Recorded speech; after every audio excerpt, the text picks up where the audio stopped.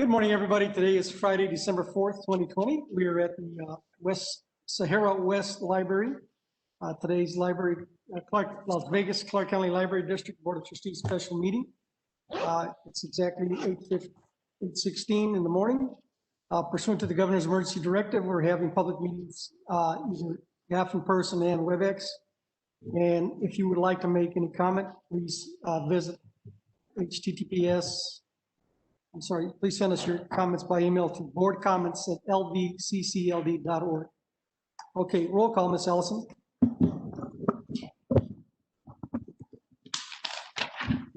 Chair Ortiz. Here. Trustee Bilber Axelrod. Here. Trustee Benavides. Here. Trustee Wadley Munay. Here. Trustee Foyt. Here. Trustee Francis Drake. Here. Trustee Melendrez. Here. Trustee Raymaker. Here. Trustee Rogers. Here. Trustee Wilson. Here.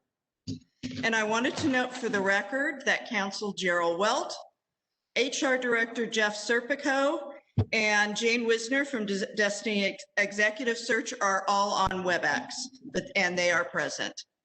You have a quorum, Chair Ortiz. Thank you very much. Now that we have a quorum, let's please rise to say the Pledge of Allegiance.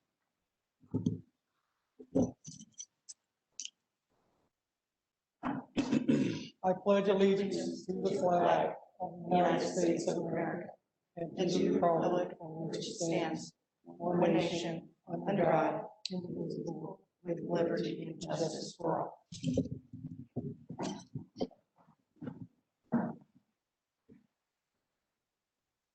Good morning. Public comment. Topics raised on this item must be limited to today's matters. If you wish to comment on the item appearing on the agenda, you may send an email to boardcomments@lvccld.org.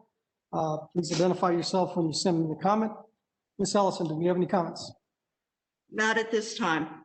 Having heard no comments at this time, we'll proceed with the agenda. Today, we have board action to accept the proposed agenda. The only thing is that we're going to remove item number 4.8 as it's not needed. So removing that item, I'll entertain a motion to approve the proposed agenda. So moved by Robin Wadley Munier. Is there a second? Second. Second by Marilyn Francis Drake. All in favor? Aye. Anybody opposed? Okay, motion carries. Thank you very much. So good morning. The library district has been in a search for a library director to shepherd our library, and so we've had a huge process in trying to get down to this to today. So today is only one part of it, and so at this time, we're going to item number 4B, discussion of possible board action regarding the interviews with the semifinal candidates for the possible position of executive director. At this time, we have 4 candidates. Originally, there were 6. 2 had to withdraw. The post schedule has been given to you individually, and so we will start with that proposed schedule. There will be a lunch break, and a short break, and some lunch breaks also in there in between. Each applicant will be asked the same 10 questions by the trustees, and there will be time for the candidates to ask questions after the trustees have finished. Once each candidate has come in, I thought you might want to say, I thought each of you might want to welcome them or say just a 30-second welcome to them to make them feel at home, okay? This is going to be a structured interview. It will last 1 hour and 20 minutes. Each trustee will be asking questions, and you have the list of questions. This is for the Board of Trustees. Make sure we have them here.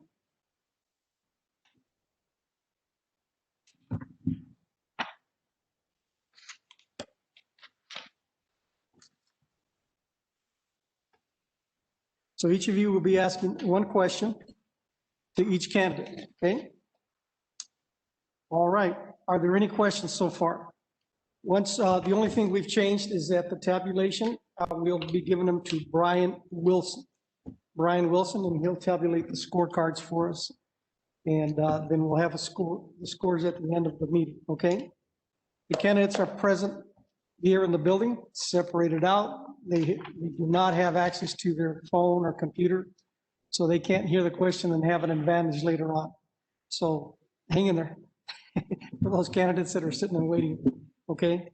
And then once they finish, they're allowed to leave, okay?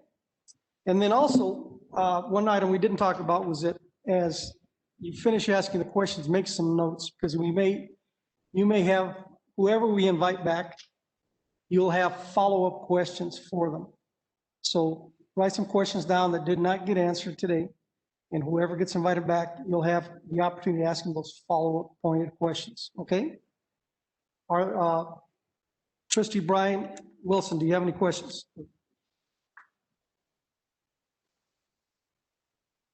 Not at this time, thank you. Trustee Rogers, do you have any questions or comments? Not at this time. Trustee Elizabeth Foy, do you have any questions or comments? Not at this time, thank you. Trustee Robin Wadley Munier, do you have any questions or comments? Thank you. Trustee Marilyn Francis Drake, do you have any questions or comments? No, thank you.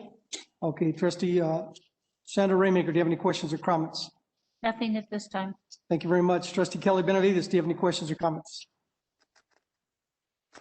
I do. I actually didn't get the list of questions. I know that when I had spoken before, not that I needed to ask a question, but are those of us that are on web, are we asking questions or just the board of trustees that are present?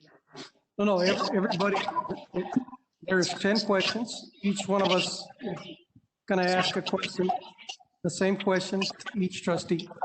So I don't have the list of those questions. okay, well, Kelly, they're going to email them to you right now. Okay. Do you have any other questions or comments, Kelly? No, just waiting for the list of questions. Okay, does anybody else need a copy of the questions? They've already sent it to her. Thank you. Yeah. And okay, does anybody else need a copy of anything? Okay, thank you very much. Trustee Jose Luis Melendez, did you have any questions or comments? No, sir, all good.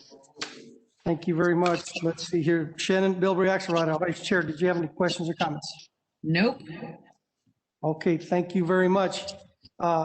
Also, if I need to step out for just a couple seconds, Shannon will be taking the chair, running the meeting. Okay, all right. Having heard from all the trustees, Ms. Ellison, who is our first candidate? It is, I'm sorry.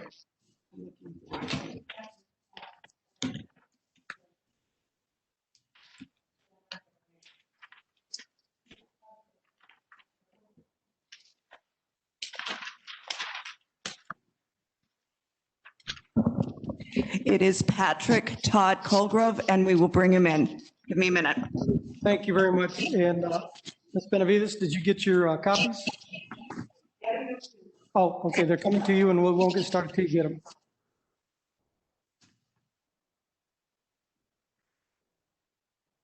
Sorry, it's okay. I actually got it forward. I have one question that I needed, so I'm okay. Okay.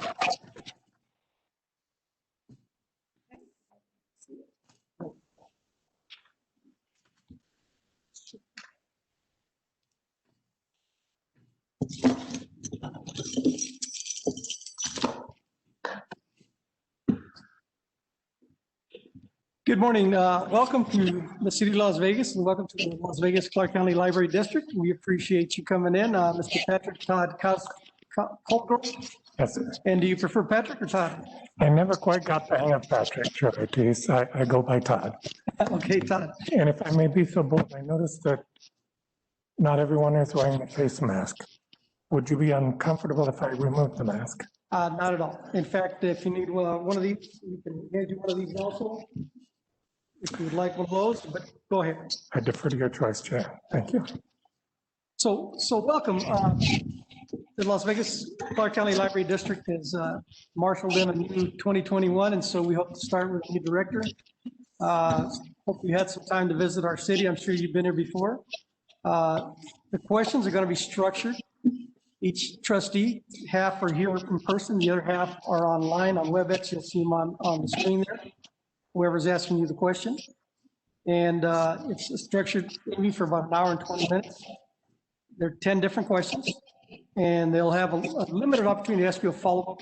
Or if not, if you're selected to the next round, then they can do the follow-up there. Okay? So 6 of the trustees are here, 4 are on WebEx. Also, we have our legal counsel, Jerry Welt, who's online, and also our Human Resources Director, Jeffrey Serpico. The first question, so do you have any questions so far? No, sir. Thank you. We did receive your information, your presentation, and so on, so please ask us when you're ready to, if you have a presentation for us to turn it on the screen. If not, we received your information, it was handed to everybody. Very good. Okay, thank you. Good morning. So today we'll start with our Vice Chair, Shannon Bilbrey-Axelrod. If you go ahead and ask the first question. Thank you. Thank you for being here today. My question is, what is your experience working with boards of directors? How do you view the executive director role as it relates to the board? Please also discuss how you develop and enhance effective relationships with board members. Thank you. Thank you, Trustee and Assemblywoman Bilbrey-Axelrod. If I may be so bold, could I ask you to repeat just the last part of the sentence? I didn't quite get that one. Sure. Please also discuss how you develop and enhance effective relationships with board members. Thank you, Trustee. My experience working with boards and directorships goes back a fair distance. As a businessman, I launched first companies and had to figure out what a board meant and how that worked in terms of trying to keep the company out of the weeds.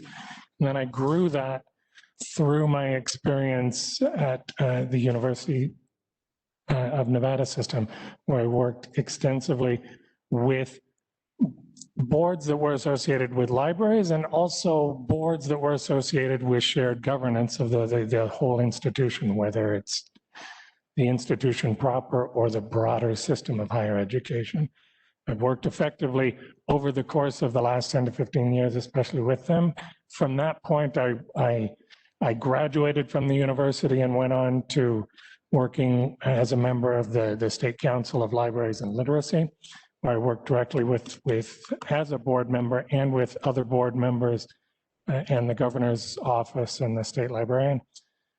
Then once appointed administrator of the Nevada State Library Archives and Public Records, all of the boards that accomplished the roles of shared governance of the 5 different agencies that are encompassed there, including statutory boards such as the State Council of Libraries and Literacy, or the State Records Advisory Board and the State Historical Records Advisory Board that is a federal board. These were all boards that I was member ex officio of and responsible not just for working with those board members and accomplishing the goals, but also in part, I hesitate to use the phrase chief cook and bottle washer, but someone's got to make sure all of the heavy lifting and all of the paperwork and the things get lined out and put together. That's a role that I'm very practiced with, and I recognize and value it deeply. One of the things that I do that works best for me is to try to develop a relationship with each of the board members from the very beginning, to begin to get a sense of who they are, what their background is, why they are where they are, because each of us has an opportunity to be here on this board or any place else, but for reasons that are very deeply personal, you're right here, right now.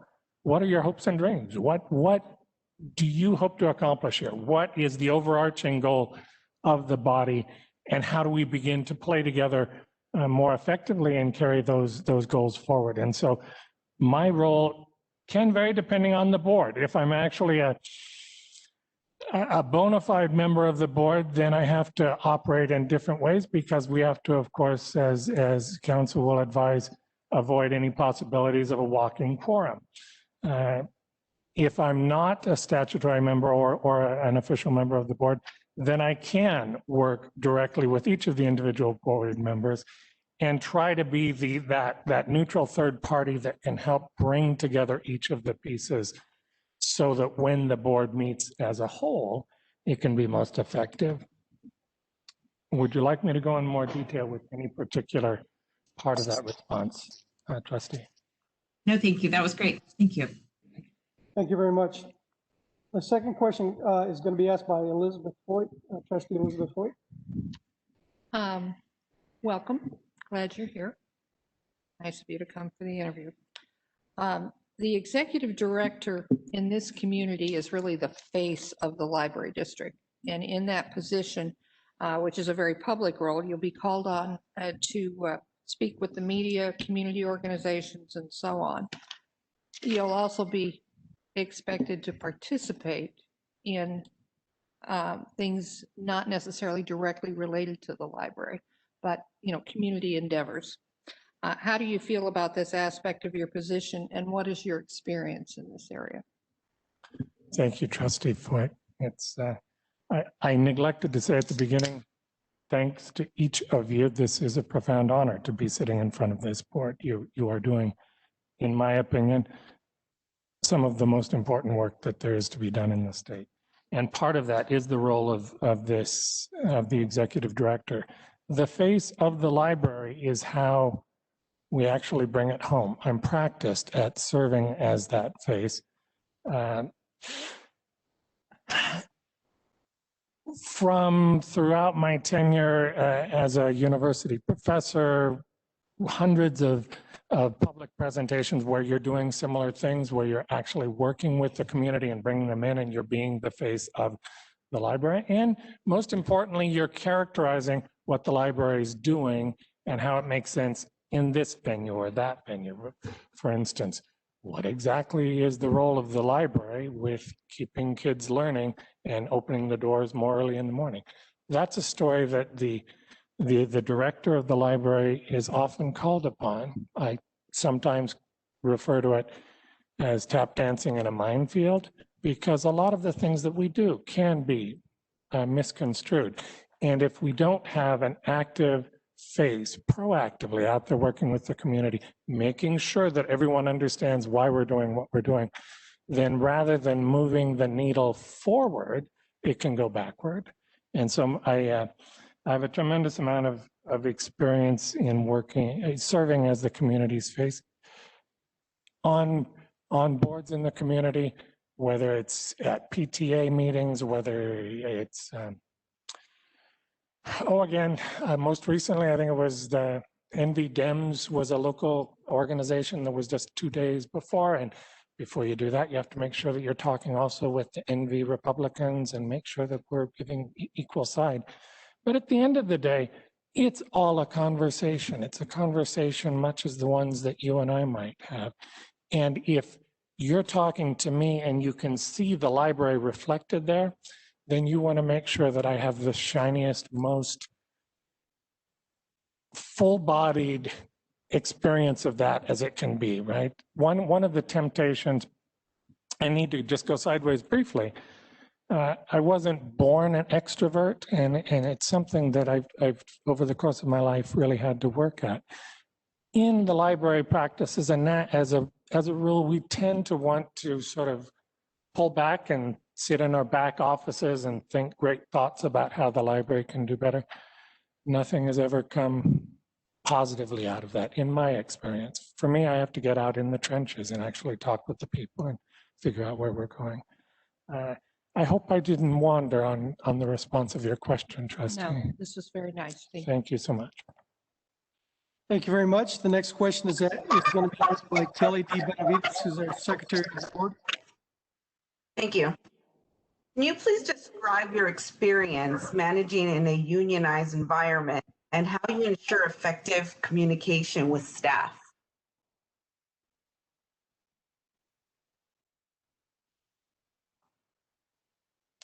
Thank you, Trustee Benavides. And thank you for indulging me as I wrote down both sides of that note to make sure that I speak to them.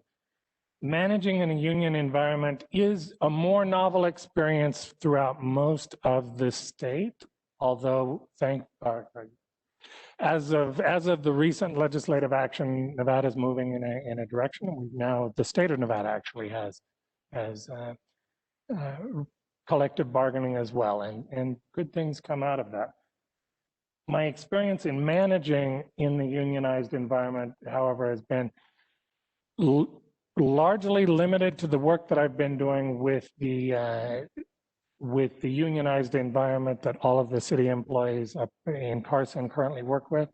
It's between 800 and 1,000, and they fall under the Carson City Employees Association. So although it's not a union proper, it is treated as a union, and we operate according to those same rules. That said,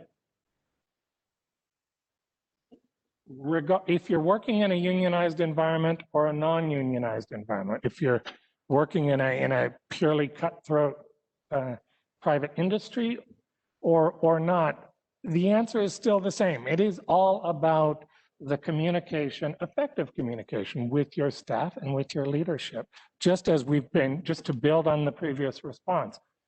If you and I aren't talking, I don't have any sense about what's going on in your world. If we're not pulling on the same rope, then the rope starts to split, right?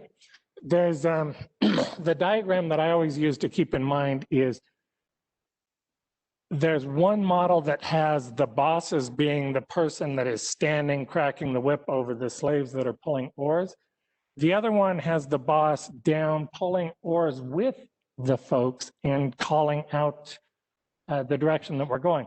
And that may be a bad metaphor here, but the bottom line is that to the extent that there's open and effective communication, then the right things can happen. It's not a case of just the boss in the ivory tower telling us what we need to do. It is more about we're moving in the same direction. And this is a case in point when I'm dealing with the CCEA up in Carson City. Almost the vast majority of the things that the staff are doing, that I am asking them to do, are not necessarily things that are condoned under the contract. As you no doubt have direct experience here in the district under the pandemic, just because the governor issued an emergency statement, that did not relieve us of the responsibilities to adhere to the strictures of the unionized agreement. That is to say, I'm not allowed to tell you as a staff member, surprise, we've got a pandemic. Now, instead of coming in tomorrow morning at 8, you come in tomorrow night at 6 o'clock. And every other week you're going to come in. Can't do that. Under the unionized agreement, we need to give a minimum of 2 weeks time before we change someone's schedule, even with their consent. But when we're talking together and we're pulling on the same rope, and they recognize that there's a need, then it's a little mini negotiation on the spot, which is to say, how are we going to do this? How might we sort this out? And the right people step up. We get the library open and we keep it going without breaking any rules.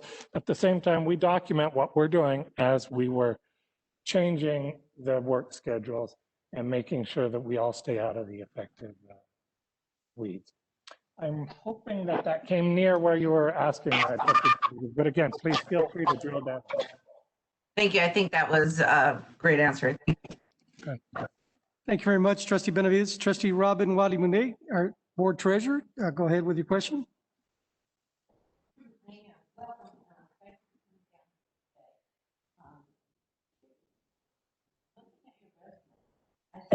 Sorry, her mic isn't on. Thank you.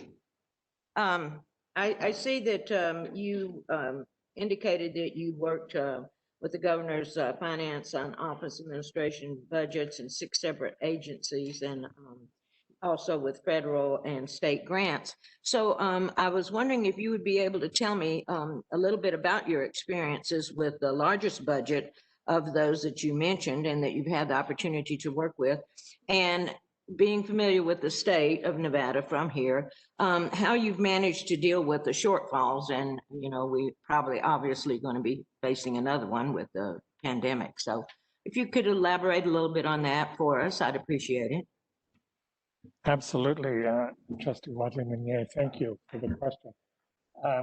These are all wonderful questions. I'd love to have this discussion in a much longer timeframe. You're absolutely right. As the administrator of the Nevada State Library Archives and Public Records, and before that on the State Council, and afterward to date as the head of the Library Association, I am the face of the library, have served as the face of the library to not just the governor's office and the governor's finance office, but to the legislature and to our representatives in Washington, D.C. And but to the point of the question with the budgets, from memory, I think we were dealing with around 30 million, 32 million in terms of the state library and archives. And when we're drilling down into that, it's an interesting process, more detail than you'll want to know, because every budget making process is a sausage factory. But that sausage factory starts at least a year and a half before the legislature is in session. And much of it is all about the relationships working with the governor's finance office itself. To play a version of let's make a deal. This is what the agency needs. This is where we need to go with that. And it's like, yeah, but you don't need any of that. Let's do something else. To getting it to the point, and all of this is raw advocacy where you're explaining and working and negotiating to the point where it gets to the governor's recommendation, and then the governor's recommended budget.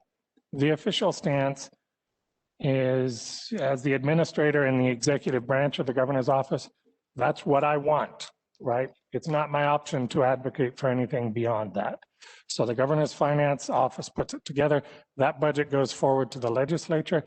Then in front of the legislature, it does become, again, a process of advocacy, of explaining what happened to the monies that were allocated 2 years ago and 4 years ago. Where do we go with that?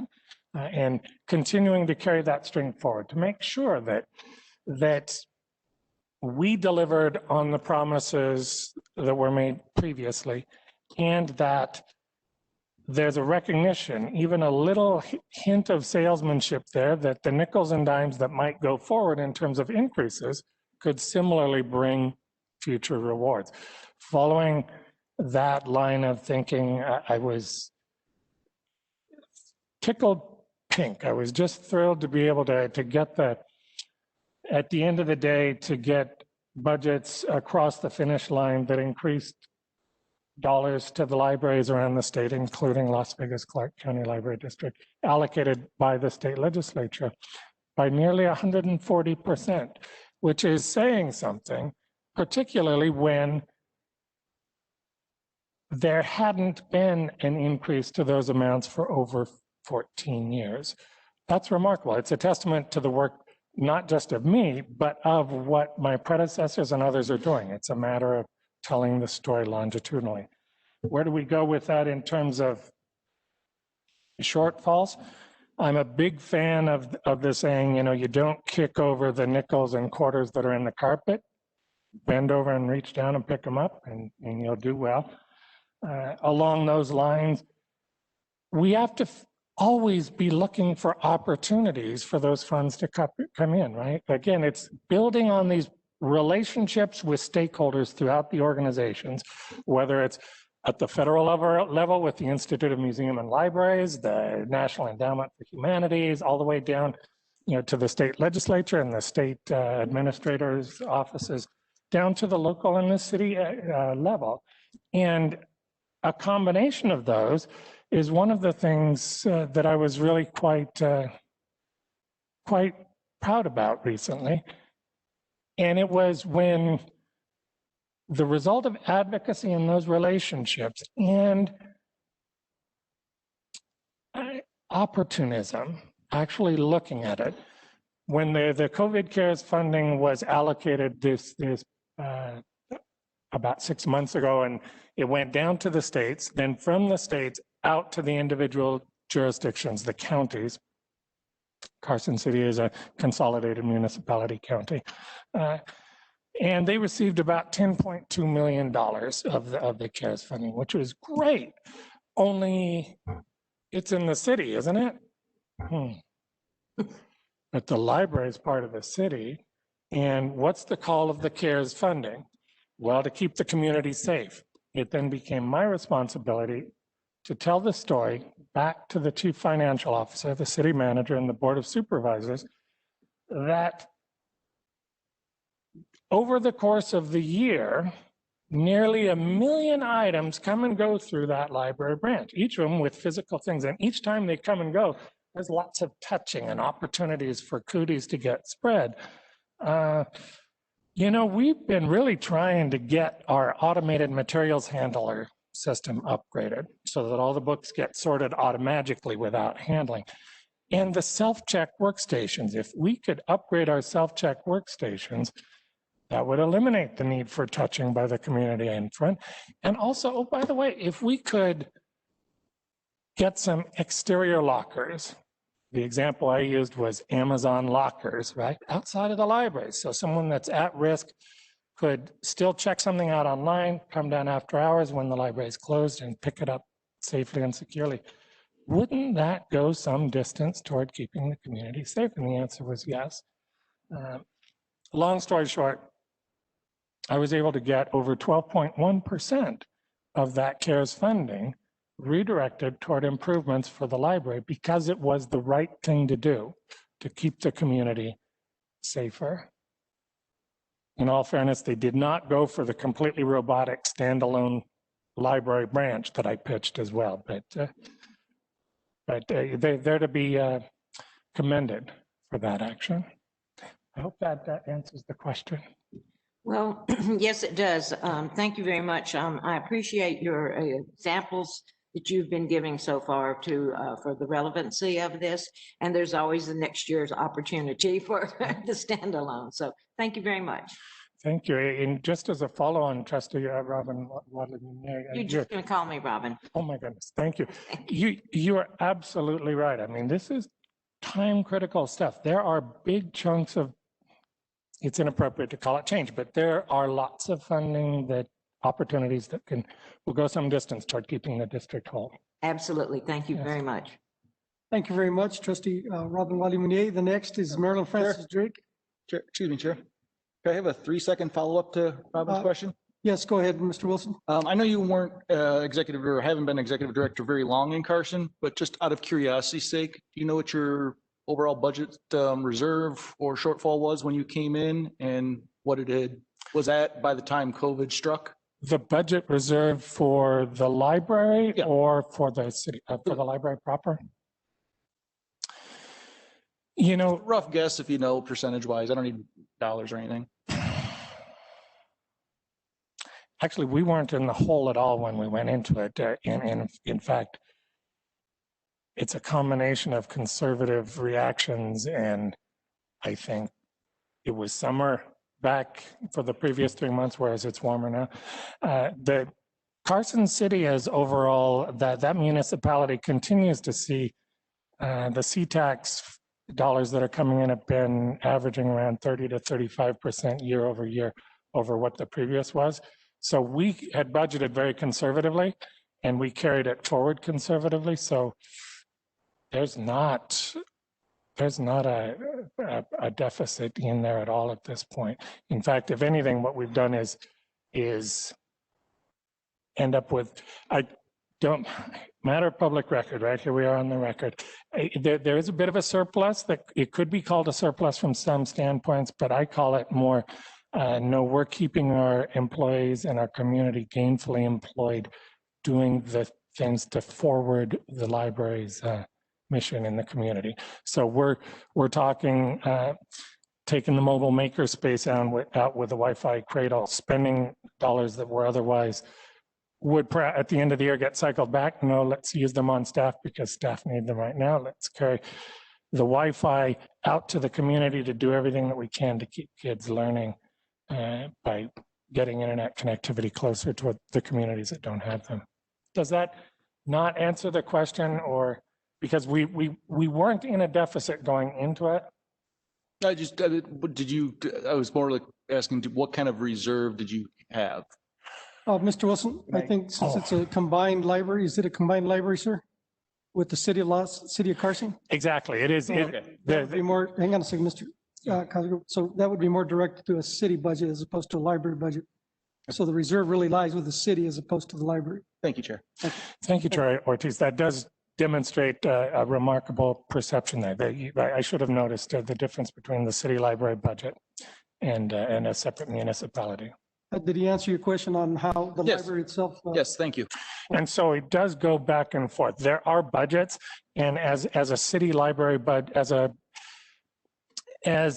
department of the city, those funds are budgeted and allocated a year in advance. We do an augmentation mid-year and then a truing up again 3/4 of the way through. Funds that aren't utilized get swept back to the city and roll forward.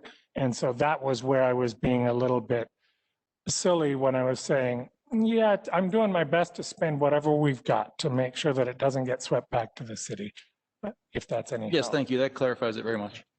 Thank you very much, Mr. Cosgrove. Next question is being asked by Marilyn Francis Drake, trustee. Yes, welcome to the South. We tried to keep some nice weather for you, but you must have brought it with you, a little bit of colder for us. What is your experience in developing and maintaining business and organizational partnerships and relationships that will best serve the need of the library community?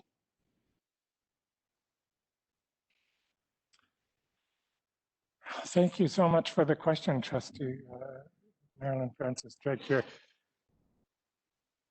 My apologies for the weather. When I landed last night, I thought, this is so much nicer than when I got onto the plane. When I got up this morning, I thought, oh dear. But my experience in developing business and organization partnerships, as I alluded to earlier, goes back to my roots. I think of myself as a businessman first, someone that wants to give back to the library so much that I went back and got my library degree in order to carry this forward. So in terms of when you're first starting businesses, especially if you're doing it from a scrappy standpoint, it's all about partnerships. It's all about it's about the art of the possible. So I'll use an example. 4 or 5 years back, I was awarded I was awarded by the Economic Development Authority of Western Nevada, which has its counterpart down here in the southern part. But the whole point of the award was the fact that the library was a springboard for new businesses and new ideas, new innovations, new creations. In fact, so much so that the university stole that idea. And I say that quite literally because the vice president of research and instruction, within 2 weeks after being hired into the system, I caught him standing in the middle of the atrium wondering, why is all this going on in a library? And we developed a friendship after that. And the Innovation Center up north was built in partnership with Switch, which is based down here. And that innovation center, just over the last couple of years, has brought in, it's between $300 and $400 million of venture capital, which is saying something, and nearly 80 different brand new businesses that all formed out of the raw stuff that partnerships come out of, right? And it all that raw stuff is this conversation, talking with one another, understanding and knowing your community, being a deeper part of that community. The executive director of the library district down here is an integral part of this community, but this community has millions of people. There are certain people that the executive director does need to get connected with. And this board is a huge part of that. It's a force multiplier, just as the leadership team that this director pulls together is a force multiplier for extending the network of this conversation so that we can connect people together and to the resources that they need when they're moving to the next step. That, in a nutshell, is what libraries do. And it's what gets me out of bed in the morning. I mean, it just drags me out of bed, and I can't wait to see where we go. Thank you. Thank you very much. The next one is brought to you by Trustee Jose Luis Melendres, who's on WebEx Online. Mr. Melendres.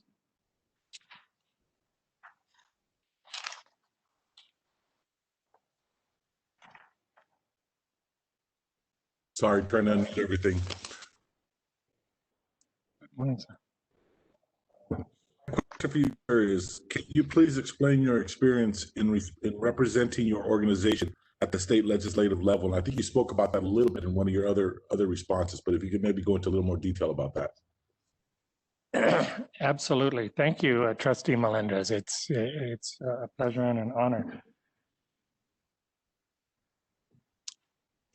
In fact, I'll preface that by saying that part of that is something that I'm quite excited about just as of yesterday, because it brings together these connections and associations and leveraging them for the right thing. I'm delighted to report that with just the tiniest amount of arm twisting that we now have a new nominee coming in as president-elect for the Nevada Library Association. I say that because beyond my role as state librarian or as member of the State Council on Libraries and Literacy, or frankly as a faculty member of the University of Nevada and the Nevada System of Higher Ed, where the lobbying rules are a little more complex, to a private citizen. It's all politics are local politics, all relationships are local relationships. It's a matter of this conversation, one-on-one, and knowing who's valuing what and carrying it forward. At the state legislature, I've had the pleasure and the honor to be on the hot seat, as well as advocating and representing these things. We're carrying that forward now.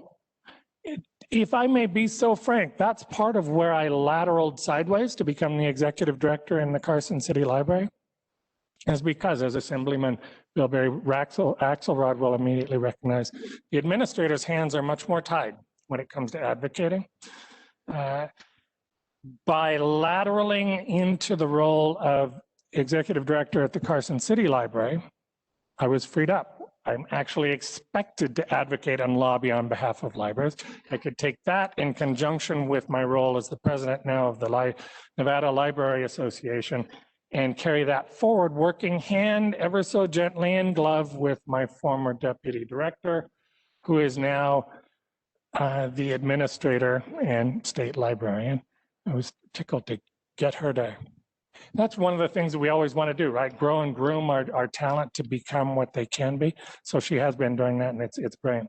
But working together with them. So now, as the incoming president of the Nevada Library Association, advocating with our legislators and all up and down across the state, and as of January 1, as the president of the Nevada Library Association, I'll be advocating arm in arm with the incoming president of the Nevada Library Association, the outgoing president of the Nevada Library Association, the heads of the school library associations, who I'm proud to say I'm colleagues and friends with.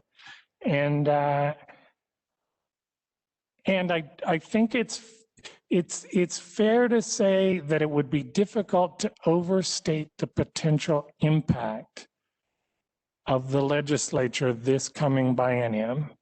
It's not a surprise to anyone, the dramatic cuts because a lot of them are being powered by the drop in revenues down here. One of the first cuts that can happen to those are libraries, but there are also a number of major issues that we've already advocated for that are going forward that will connect. This potentially will connect the library district directly with the school district in terms of kids having immediate access. Wouldn't it be great if our kids would have the ability to access all of the library resources just by enrolling in school? They've got a student ID. Why doesn't that ID work as a library card? That magic is solved. There's a BDR underway. I'm actively working with the Department of Ed for that. If we can carry that statewide, that's wonderful. The right things happen. Would have been nice to have before we went into the pandemic, but it will be even more helpful when we go forward. Trustee Melendres, that's a long answer to a short question, and I hope that I came near the heart of it. Yes, thank you. Thank you very much, Trustee Melendres. Trustee Brian Wilson, you have the next question. He's here in person. Please describe your current leadership structure, including the size and function of your management team. Have you been responsible for any specific functional reorganization to ensure effective, efficient operations of the team?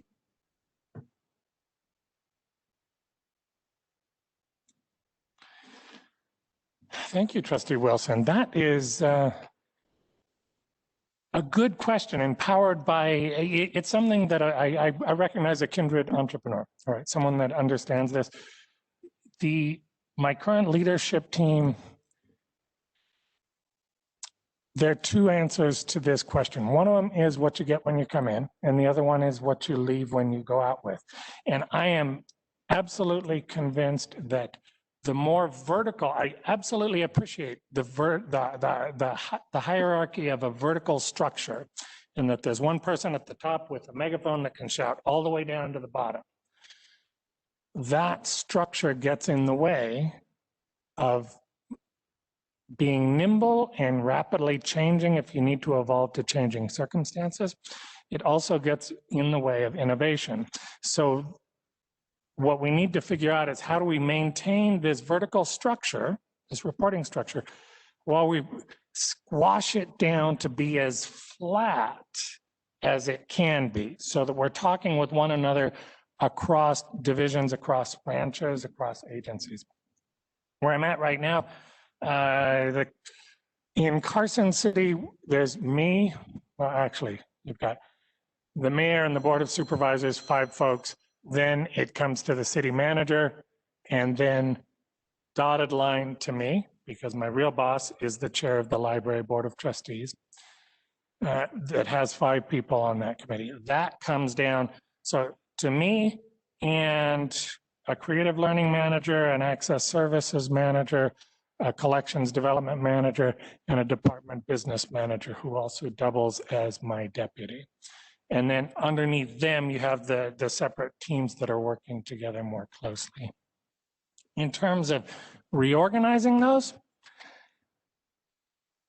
I'm not sure that that's broken right now. And I'm not a big fan of coming in and changing just for change's sake.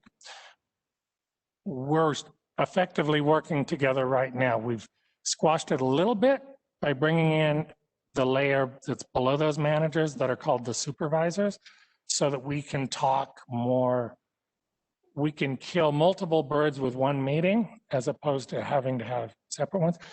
But in my practice, in my experience, what makes that work for me is that rather than having a bunch of separate meetings,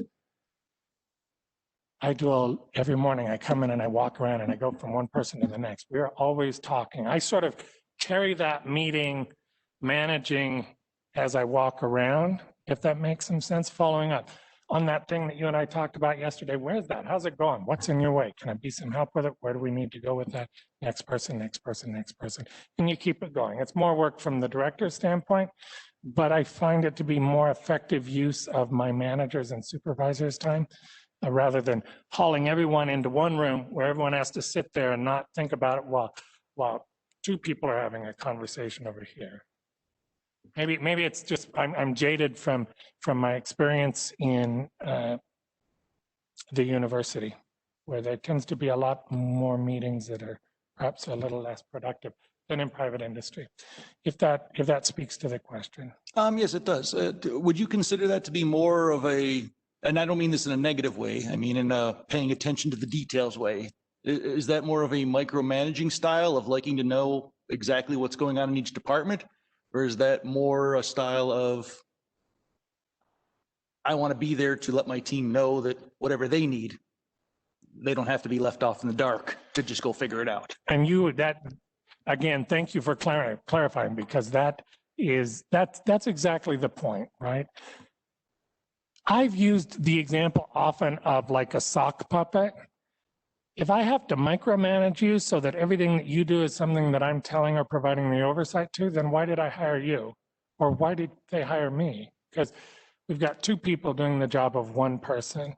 That's not effective. What I find that I'm most effective at as a manager, as a leader, as a supervisor is to work with someone. Again, every single one of us got into this line of work because A, we had a choice, and B, we believe in the library in some way. We want to be here.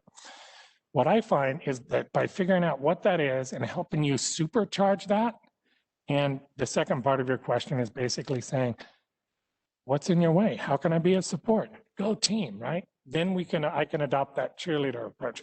So I absolutely am not the guy that comes in and micromanages you and says, why isn't this done? Unless it needs to be, right? Because I much prefer to come in and say, how's that going? Where's it going? What are the things that you need from me? And if it turns out that the thing that I've asked you to do, or that the department needs you to do, is something that you're not motivated enough to do or to want to do, then maybe there's a different role for you in the organization. Maybe this one isn't the one that you need. Maybe access service manager isn't your thing. Maybe your heart really is in another branch of the division.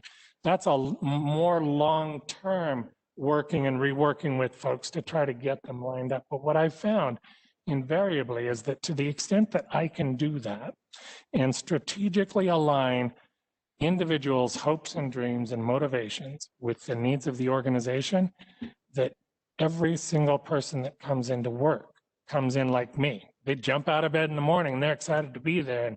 And what I find, dirty little secret, is that I get 150% out of that employee. Whereas if I have someone and I hire them and I have to tell them and I have to nudge them and try to keep them going, I'm lucky to get 30%. So I do that because it's most effective for the organization. It gets us more bang for the buck. I don't do it because I have a love of nudging them. I do get a bang out of seeing them rise and become what they want to become, though. Thank you. Mr. Chair, Yes, go ahead, Robin. may I have a follow-up question? Yes, please. Would you describe your management style, something that you probably learned from your business experience? And do you feel that that type of communication helps you to better know the individual and open up a better line of a two-way communication between them? Having been in business myself, I kind of identify with that. Absolutely. Thank you, Trustee Robin Wadley. Robin, you're absolutely right. I sometimes say I find it hard, and maybe it's scar tissue, but I find it hard to look at a room full of people sitting there, each and every one of them drawing a paycheck, and not think, is it worth it? I mean, are we going to spend $10,000 on this meeting? Are we going to get $10,000 out of it? So you're right. I mean, that is something that has driven me from the get-go, because when you're starting your own business, when you're running your own business, or even when you're working for others and you're working with VC, it's not, you don't have the luxury of saying, hey, we're all just going to get paid because we get paid. You have to be effective. And each and every choice that you make is a choice that makes that employee and the organization either more effective, moving in the direction of its goals, or less effective. And in private industry, if it's less effective, you go out of business. So it's kind of an acid test. And that is something that drove me. In fact, that's what landed me back in this after, multiple careers and C-level, positions. I finally was like, I need to give back to the libraries because the library is what made that possible for me. And so I've spent the last 15 years doing that, doing what the best that we can, trying to transform libraries and transform the individuals, because that's how we transform our communities. Thank you Thank very you. much. Thank you, Trustee Robin Wiley-Meunier. The next question is Trustee Dr. Keith Rogers. He's over to my left here. He'll be asking the question. Go ahead, Dr. Rogers. This position requires leadership skills that promote professional development of staff and a motivating environment. How would you describe your management style? What is the largest group of employees you have managed?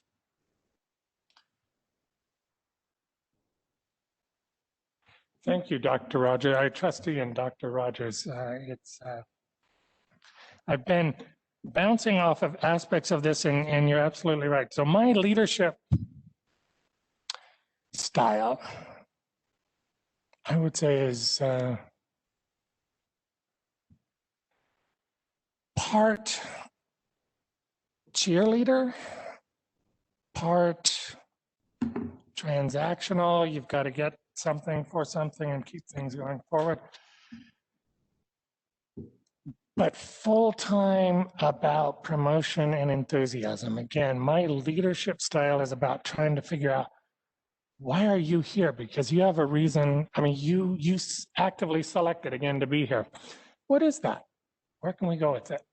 How can I help you realize your hopes and dreams in the position that you're here for? How can I help you become more fulfilled as a human being, as an employee? And then stepping up one level, what does that look like from the organizational standpoint? Because the organization itself has hopes and dreams and goals and visions. Lining those things up so that you can become the thing that you want to become while the library becomes what it becomes. I mentioned earlier, our current state librarian is someone that would actively identify me as a mentor. So I guess my leadership style is part mentorship, part inspirational, part transactional, depending on which facet needs to come into play. Not just our current state librarian, but many of the people that work there at the state library now see it that way. Many of the librarians across this state, in fact, many librarians across not just this country, but internationally. My wife sometimes teases me when I go to a conference and I'm speaking, because she calls me Mr. Motivational Speaker. And she's right, but it's just a matter of waving my own geek flag. I truly believe in what we're doing, and people resonate with that. And if they don't resonate with it, perhaps they might not want to be there in the first place, because sometimes that's part of it, right? Sometimes it is. The fact of the matter is that there was, in one library I came in that I effectively turned around, there was one employee that had been serving as the previous director. And she was just disgruntled and unhappy all around. And one of the first questions I had was, wait, there's a no food and drink policy in this library? Tell me more about that. What's that mean? Because kids and faculty members are known for a lot of things, but probably going without food and drink for a long period of time isn't high on that list. And she was adamant, and it turned out, sometimes there are people that in the library business, there's a stereotype of the shushy librarian. There's a subset of people that actually might get something out of going around shushing people. And when that's the case, you need to have, as the leader, hearts to say, I know that might do something for you, but it's not going to do something for you here. How do we change that? How do we? And I'm quite proud to say that person did turn around, as well as the library, and she went on to become a high-ranking member in state government. Similar to you, Dr. Rogers, at this point, not just in libraries, I've had the honor of teaching and serving as a mentor to many thousands of kids that are now They think of me as mentor. Sadly, we're connected on Facebook and LinkedIn, so you have to keep up with that. There's a lot of work, but they are placed in offices around the country, right? From, again, our congressman's offices to the Legislative Council Bureau in the state to city and community government. It is really helpful to be recognized by a member of the staff in the organization that you're trying to work with as a good guy. And that's all that comes out of it for me. Again, apologies for running on, Dr. Rogers. Does anybody have any follow-up questions? Thank you very much, Dr. Rogers. The next question is asked by Trustee Sandra Raymaker over here to my right. Good morning, welcome. Based on your previous leadership experience, what role have you had and played in developing a formal vision and strategic plan for your organization? And what is your vision for our library district? Thank you, Trustee Raymaker. If I may briefly say, I neglected to give the one simple answer to Dr. Rogers, which is the largest number of staff that has been under my purview, and it was 160. So it's certainly not the size of the district, but it's a large enough herd of cats to know that there are skills that can likely scale. And one of those skills that scales, Trustee Raymaker, is absolutely all about the formal vision and strategic plan documents that this body pulls together and uses as the mechanism by which the district, 25 different branches, right, 1.9 million people, how that can come to life. And I've had lots of experience with that over the course of decades. And again, going back to private business, where the vision statement of my very first company was an internet service provider company that had built out large chunks of the internet that are still in use today, actually, across the state, was to connect people to one another and to the resources they need. And realize that at the time I was separated at birth from this family of librarians, because that's kind of the mission of libraries, right? We connect people to each other and to the resources they need. So that mission, that vision drove the statement. I'm a firm believer that that needs to be short enough to stick in your head. Otherwise, if I can't remember it, none of my staff will remember it, none of the community will remember it. So I built formal vision and strategic plans for university libraries across multiple branches and again, 160 staff. And I've worked with libraries around the state to help them, their boards of trustees, develop strategic plans, because as you know, that's one of the requirements of the Nevada revised statutes. And I've in particular used that actively to rethink and reimagine right now. I'll describe the process where we're at.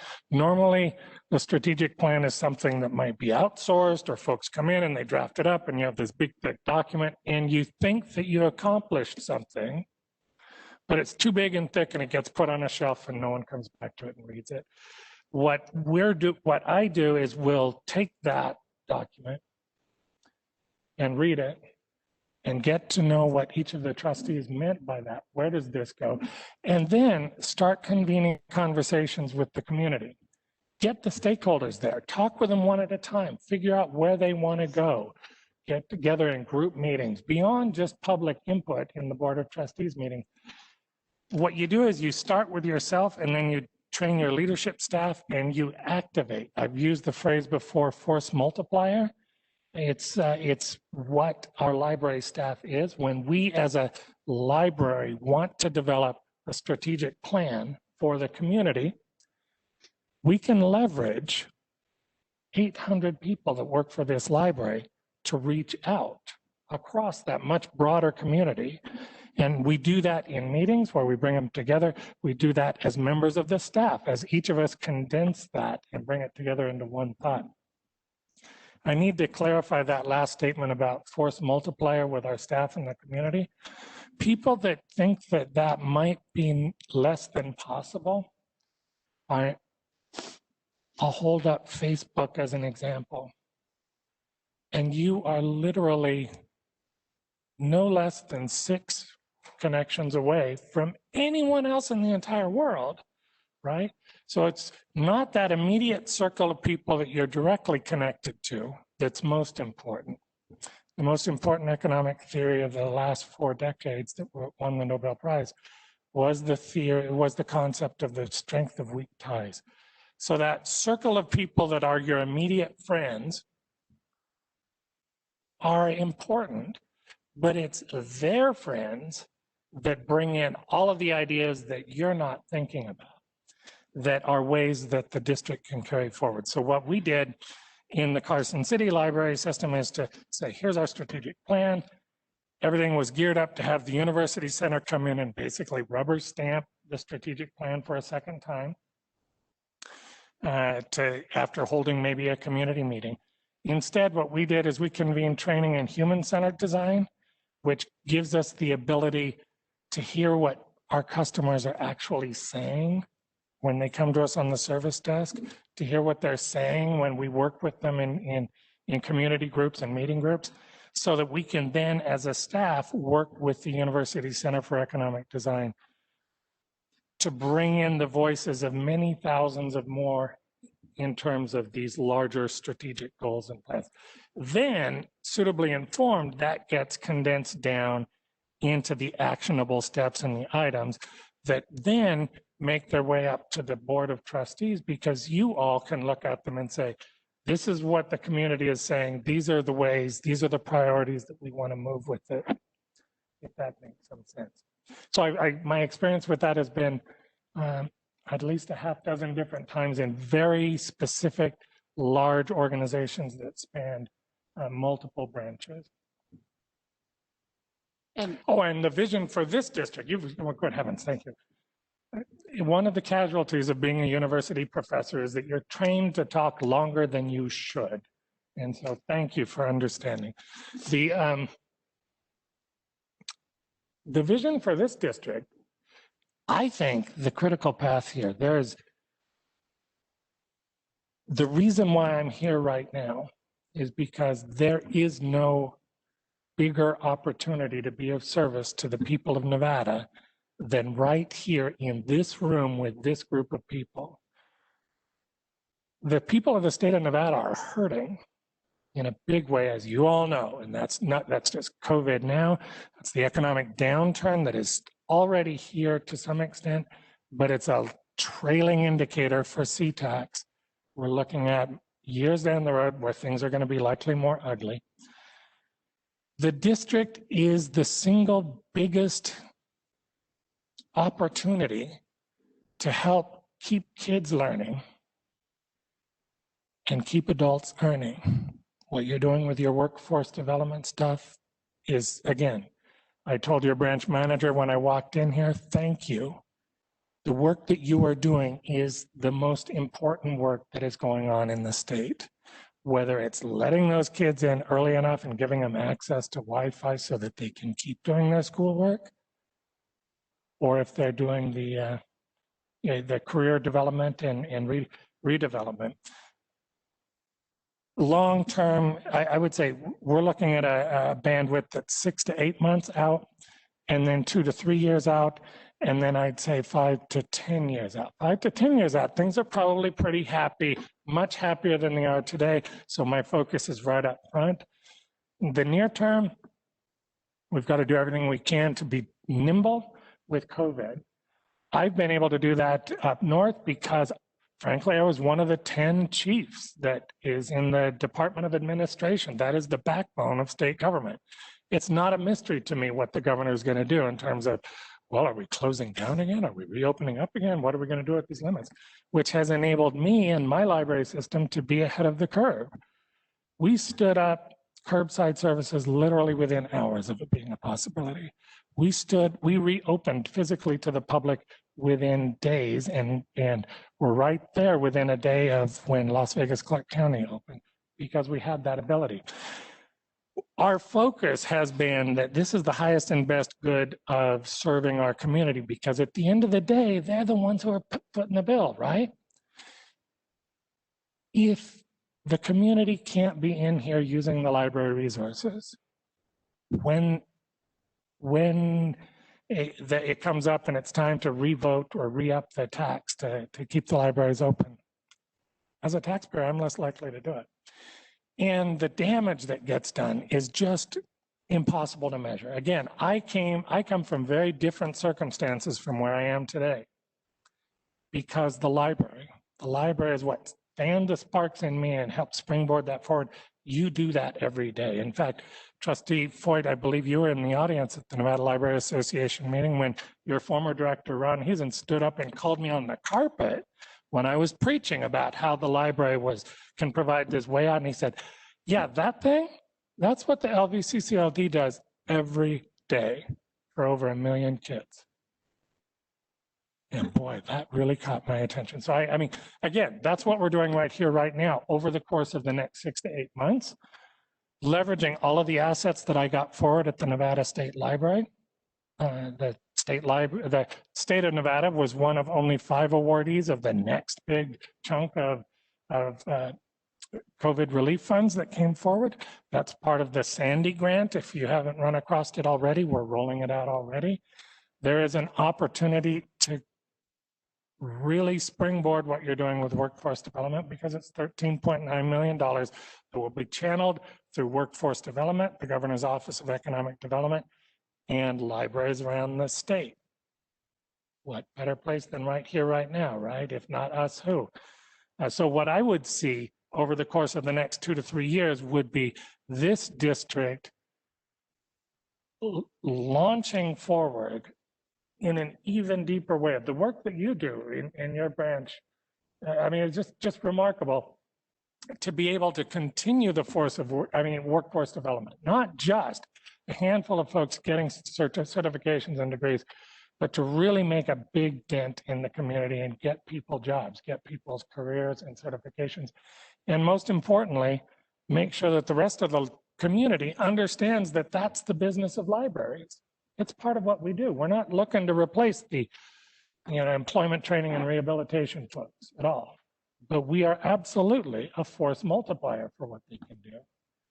Beyond that, the crystal ball is very fuzzy, and I would really hesitate to call out any future direction without insight of the entire board, because it's not my place to do that. It is the place of this board, however, to set that strategic vision and mission. Thank you. Does anybody have any follow-up questions? Okay, thank you. I get the last question.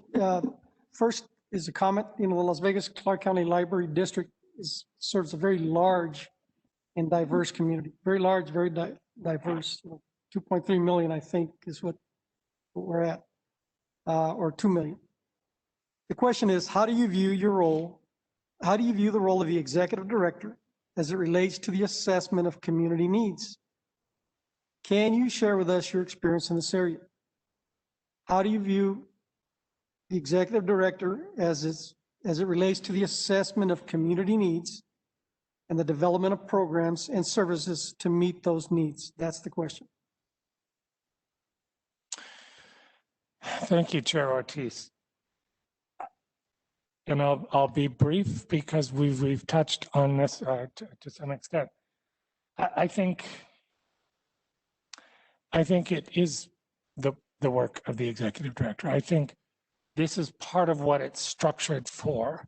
It's not the role of the director to decide what the community needs. It's the role of the director to catalyze and leverage the leadership team that he or she builds and brings together to explore what those community needs are, and then to try to figure out how to get forward on those and to implement them. Workforce Connections is an example. There are opportunities, though, where they come together.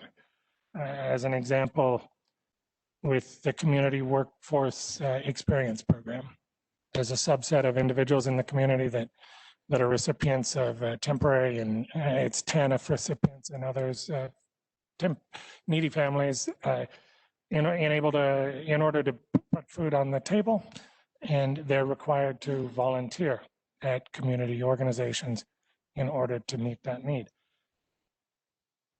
In our libraries, we had a need for more help to do things that we otherwise didn't have staffing for. So we partnered up with the Department of Employment, Training and Rehabilitation, entered into the Community Workforce Experience program so that we can bring those volunteers directly into the library and work with them to kill two birds with one stone. It gives them experience in a real job, experience having to show up at a time, dress appropriately, do things to move them forward. At the same time, they might discover a career. At the same time as it gives us an opportunity to explore new needs for the community and to implement those. And it doesn't hurt that it doesn't cost the library any money to have the additional staff. So that, in conjunction with the leadership team, what we do is we go out and we figure out what those needs are. And it is, however, bless you, it is, however, I think, a big part of the role of the executive director to keep an eye out for the sacred cattle that exist in every library program system that's out there. There are things that we do and have done forever because that's just what we always do. Just because you always did something doesn't mean that it's relevant today. Doesn't mean that it matches a need in the community today. I'm thinking of New World Book Encyclopedia in print in every library branch. Maybe, maybe not. But those are things that we don't know. I don't know. But I do know that by talking with the community, by empowering my community, my leadership team to work with the community, that we can develop this network of knowing so that we can figure out what the needs of the community are and be proactive and implement them. Thank you. I do have a follow-up question. Yes. Let me help you out a little bit. Yes. The key word there was diverse. In Southern Nevada, we have a large senior population, a large African-American population, large Latino population, a large Asian population, large LGBT community. Can you give me an example of when you worked with, it was already in the question, so I'm just doing a follow-up. Yes, sir. Same question. Give us an example of when you worked with any one of these groups. You bet. In fact, several of them, you'll have noted on my resume that I'm multilingual. Spanish is one of those languages because it's a big part of our community too, and it's important. And if I can't speak the language, I don't stand a chance. Similarly, although Asian Chinese is not something that I would claim, I do speak defensive Chinese.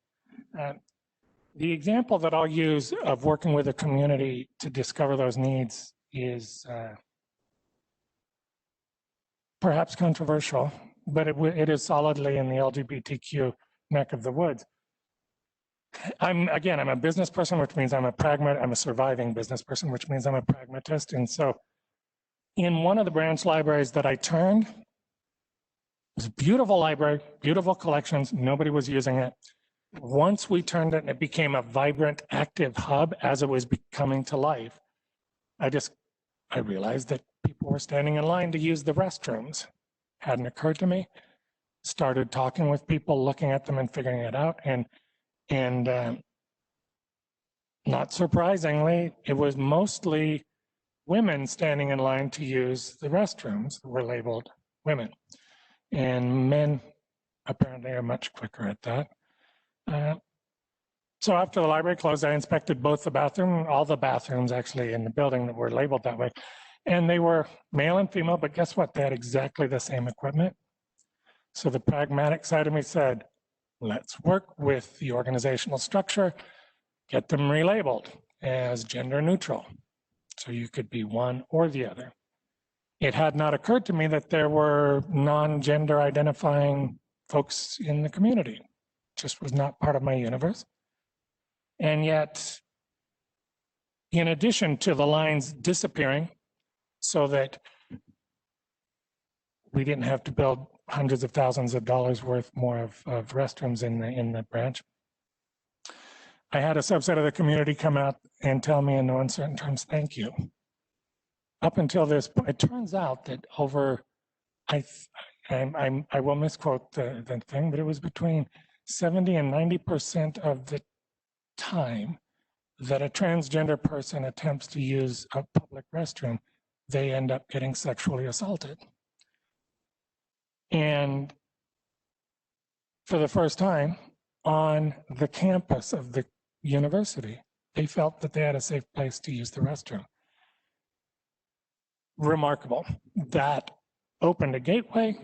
I from there went on to be was named by to the diversity action and the LGBTQ action board on the campus, just to make sure that there's a voice and we can begin talking about this. So the most controversial one that I could think of was that one.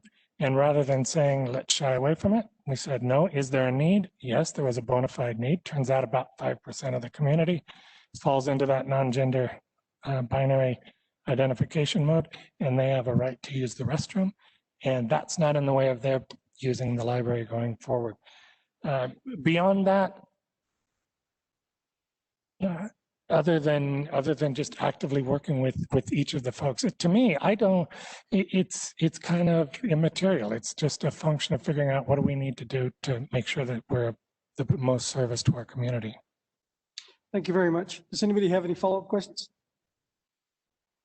Okay. Oh, sorry, Trustee Elizabeth Foy. I'm just curious. I'm sure you're very much aware that there's the North and the South. Yes. And I don't believe that you've lived down here before. How do you perceive a change? Thank you, Trustee Foy. And you're quite right. There's a North and a South, both geographically and politically, and I think that that's one of the strengths that I bring, frankly, especially when it comes to advocating with the legislature in the state, is the fact that the folks in all the rurals see me as one of them. The folks in the North see me as one of them. Frankly, I have extended family. My wife grew up here in Las Vegas, so I spend a fair amount of time down south as well. So I have also a lot of connectivity with not just the library community, but the university community as well. I'm quite tickled to be part of that. I will, to be quite honest, when I was building out large chunks of the ISP to begin with, I was surprised that it gets so hot down here in Las Vegas that the plastic wire coating on the outside of wires will peel off. But beyond that, I would look forward to the opportunity. This is a remarkably diverse and rich area. It is. And it's full of a remarkable and diverse people, if I can say that, not excluding my immediate family members. Thank you. Thank you very much, Trustee. Trustee Elizabeth Foy. So that's it for the questions. Did you have an end statement or any comments that you'd like to make at the end now?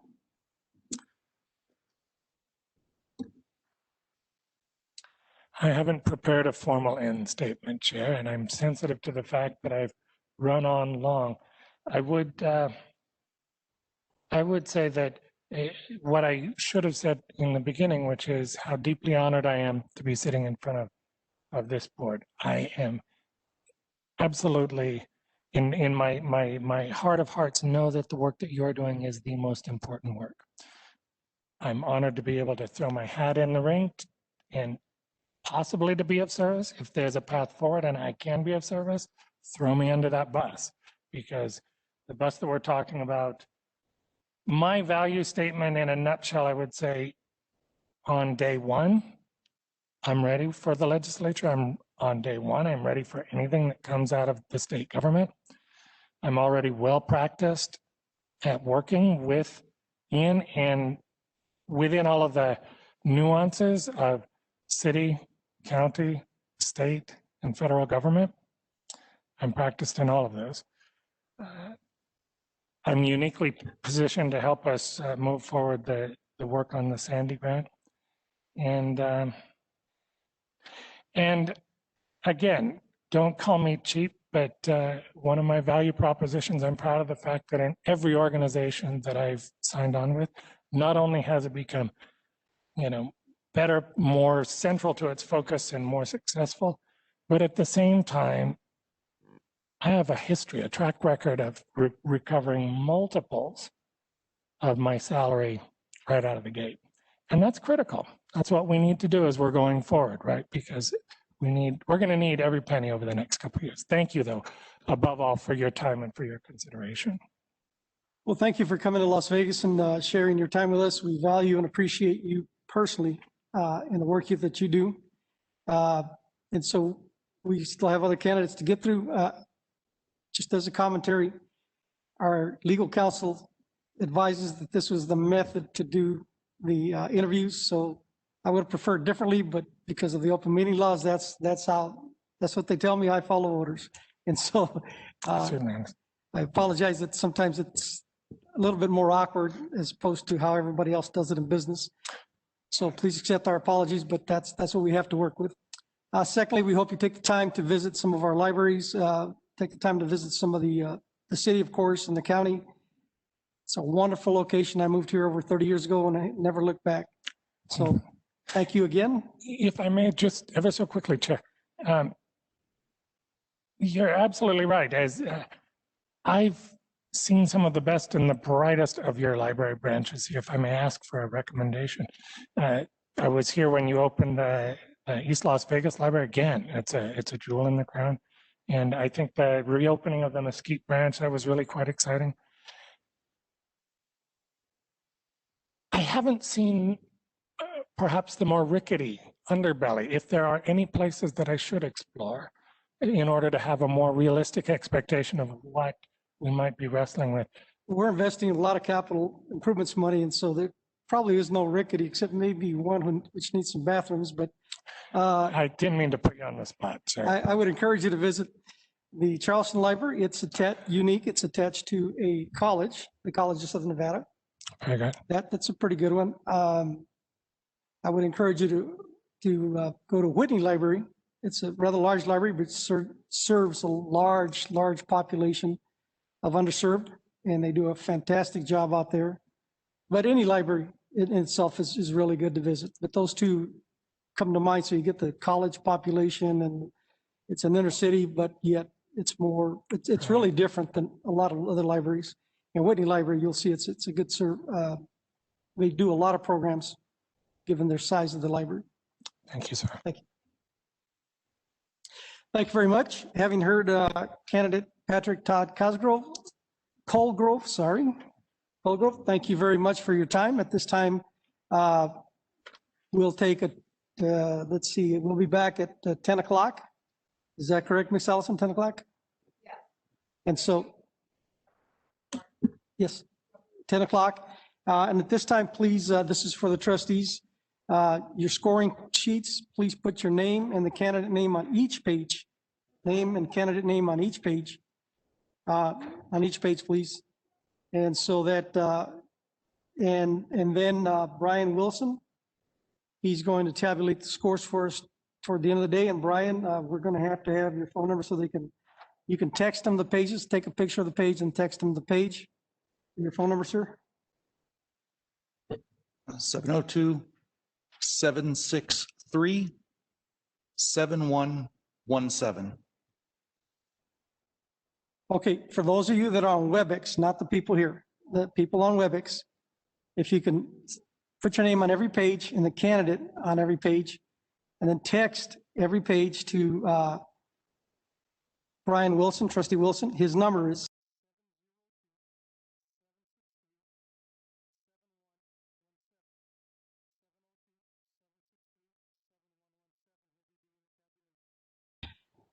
Does anybody have any questions on that?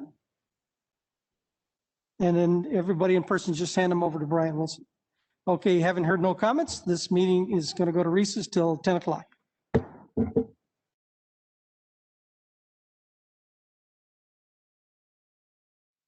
morning. This is a continuation of the December 4th, 2020 Las Vegas Clark County Library District Special Board meeting. We're interviewing candidates for the executive director's job.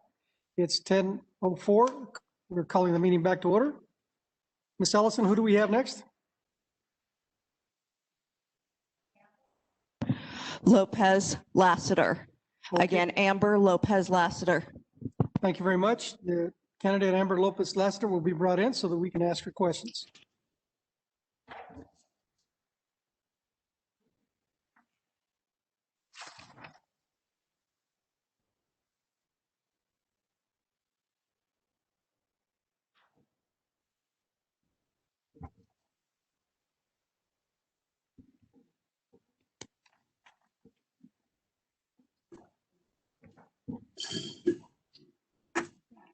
Good morning. Good morning. Welcome, Ms. Lassiter. Do you go by Lassiter or Lopez Lassiter? I go by Lopez Lassiter. Good morning, Ms. Lopez Lassiter. Yes.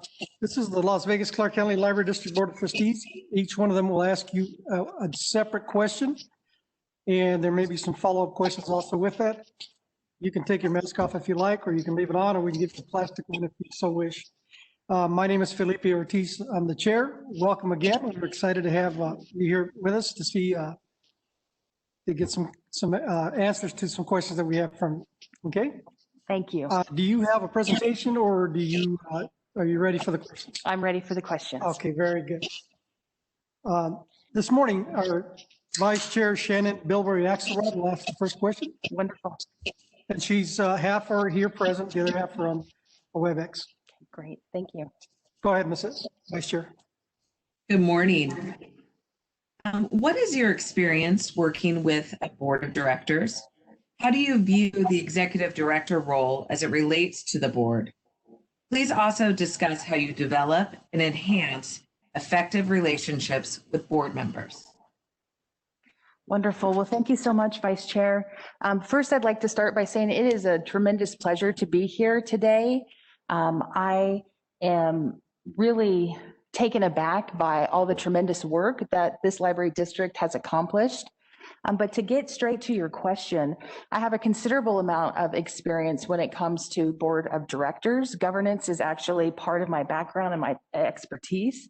That number would range from when I was at SEIU, we had a board of directors of up to 50, to working with currently the Board of Regents, the Clark County Board of Trustees, the Clark County Commission as well. I'm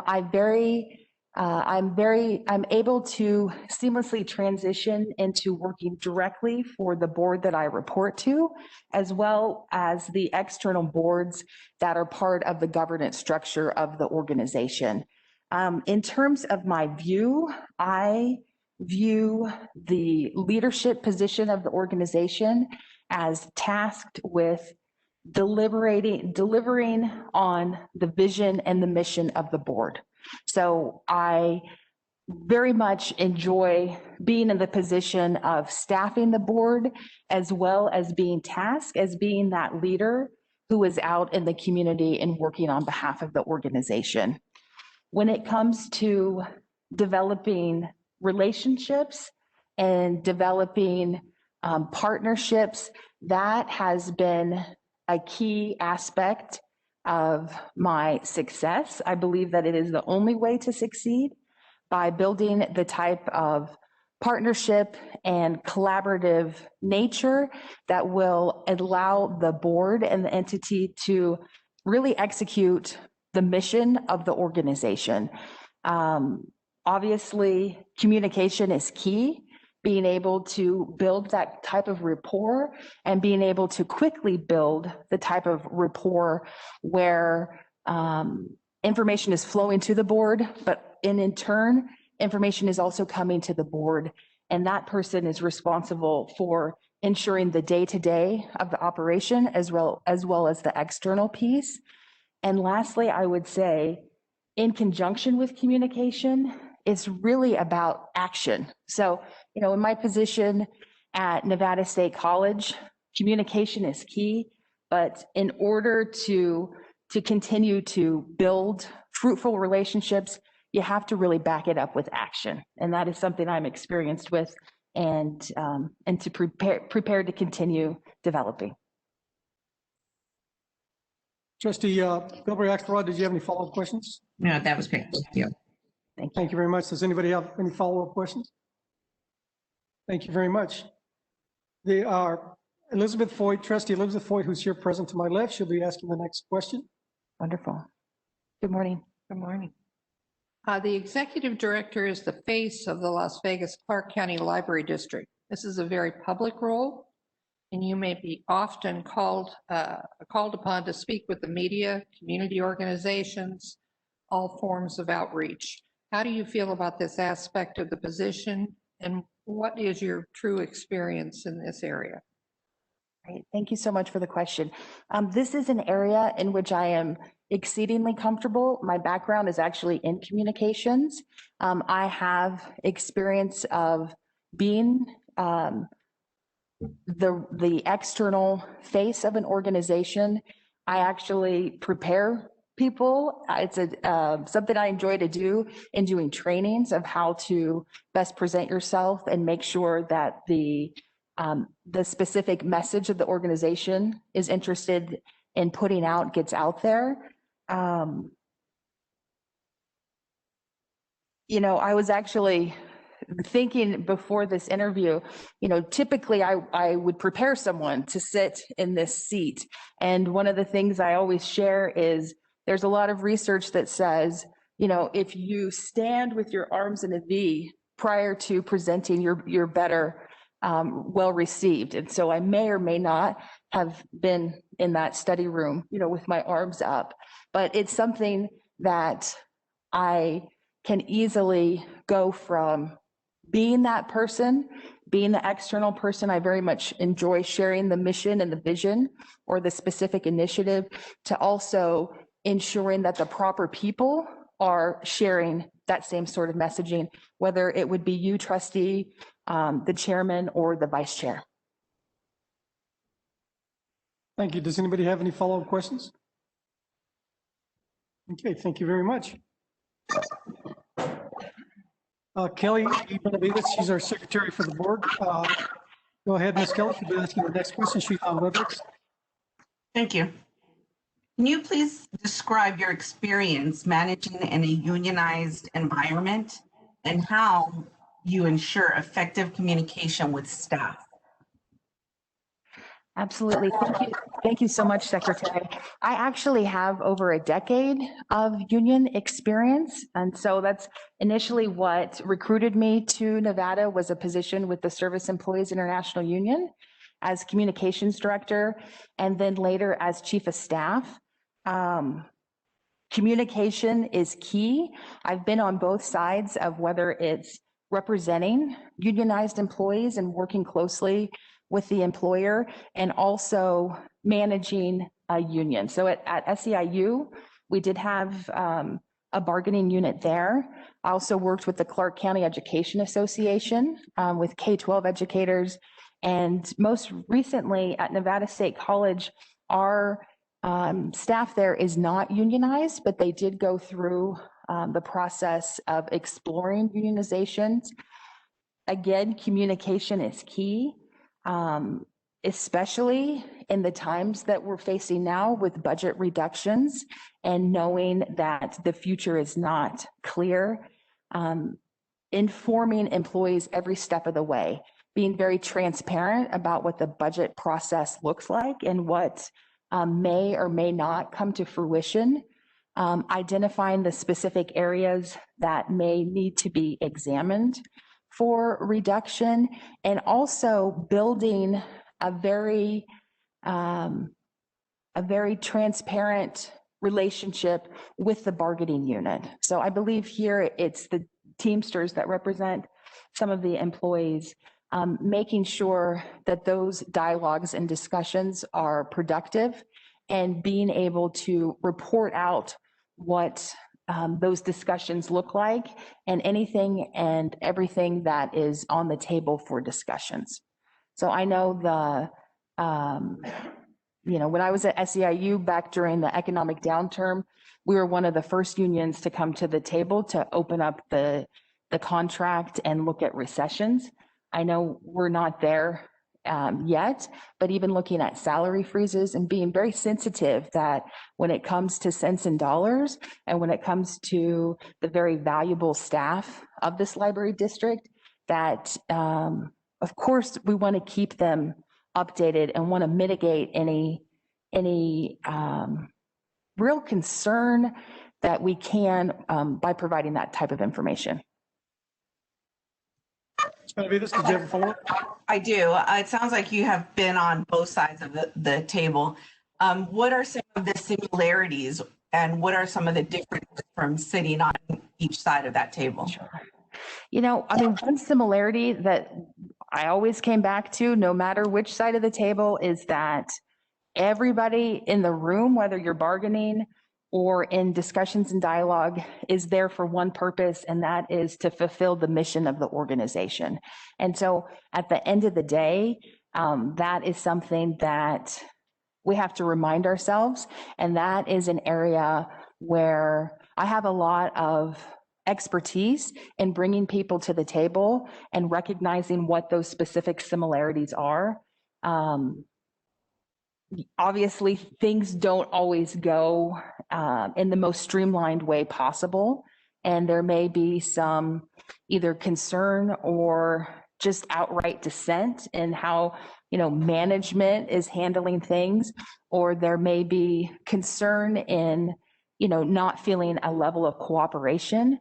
But in my experience, you have to just keep working the problem, whether it be around economics or around, you know, recognizing employees and so they feel valued. And you have to keep remembering that we're here to serve the greater good and to serve the community of Las Vegas. And how are we going to get to a place where everyone has a good comfort level and so we can continue to do what we're all here to do? Thank you. Thank you very much. Does anybody else have any follow-up questions? Okay, thank you very much. The next question is asked by our treasurer, Robin Wadley-Munier, who's over here to my right. Go ahead, Trustee Robin Wadley-Munier. Hi, and welcome. May I call you Amber? Yes, please. Okay, Thank you. You can call me Robin. Thank you. Welcome, and thank you for coming here. In going over your resume and your letter, I noticed that you list your largest budget that you have overseen was when you were with the CEO with the Nevada Affordable Housing. Was there a budget equal to that or larger than that in your previous experience? Number one, this is somewhat of a two-part question.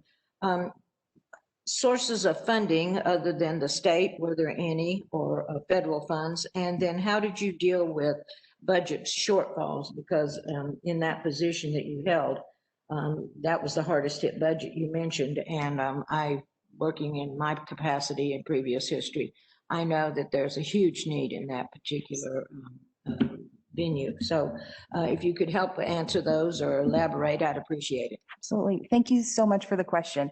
So to answer your first question, the largest amount is that $194 million budget that has been within my purview. In terms of sources of funding, primarily state funds, but also in my capacity of CCEA and SEIU, there's also member funds, so dues dollars, and the other would be grants. And so even at Nevada State College, we were the first college to receive the Hispanic Serving Institute grant at a very large amount. And so that is a piece of it.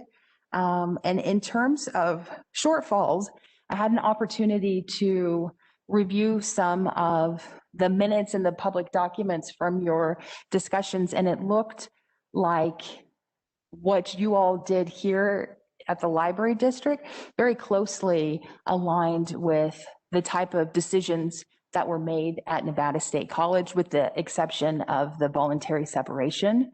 But looking at operational dollars, especially in this COVID environment, taking into account no travel is happening, is a big component. I know you all also delayed some of the capital initiatives that you had. The scenario that the entities that I have worked for is very different, where there isn't a capital budget within the institution, normally going externally.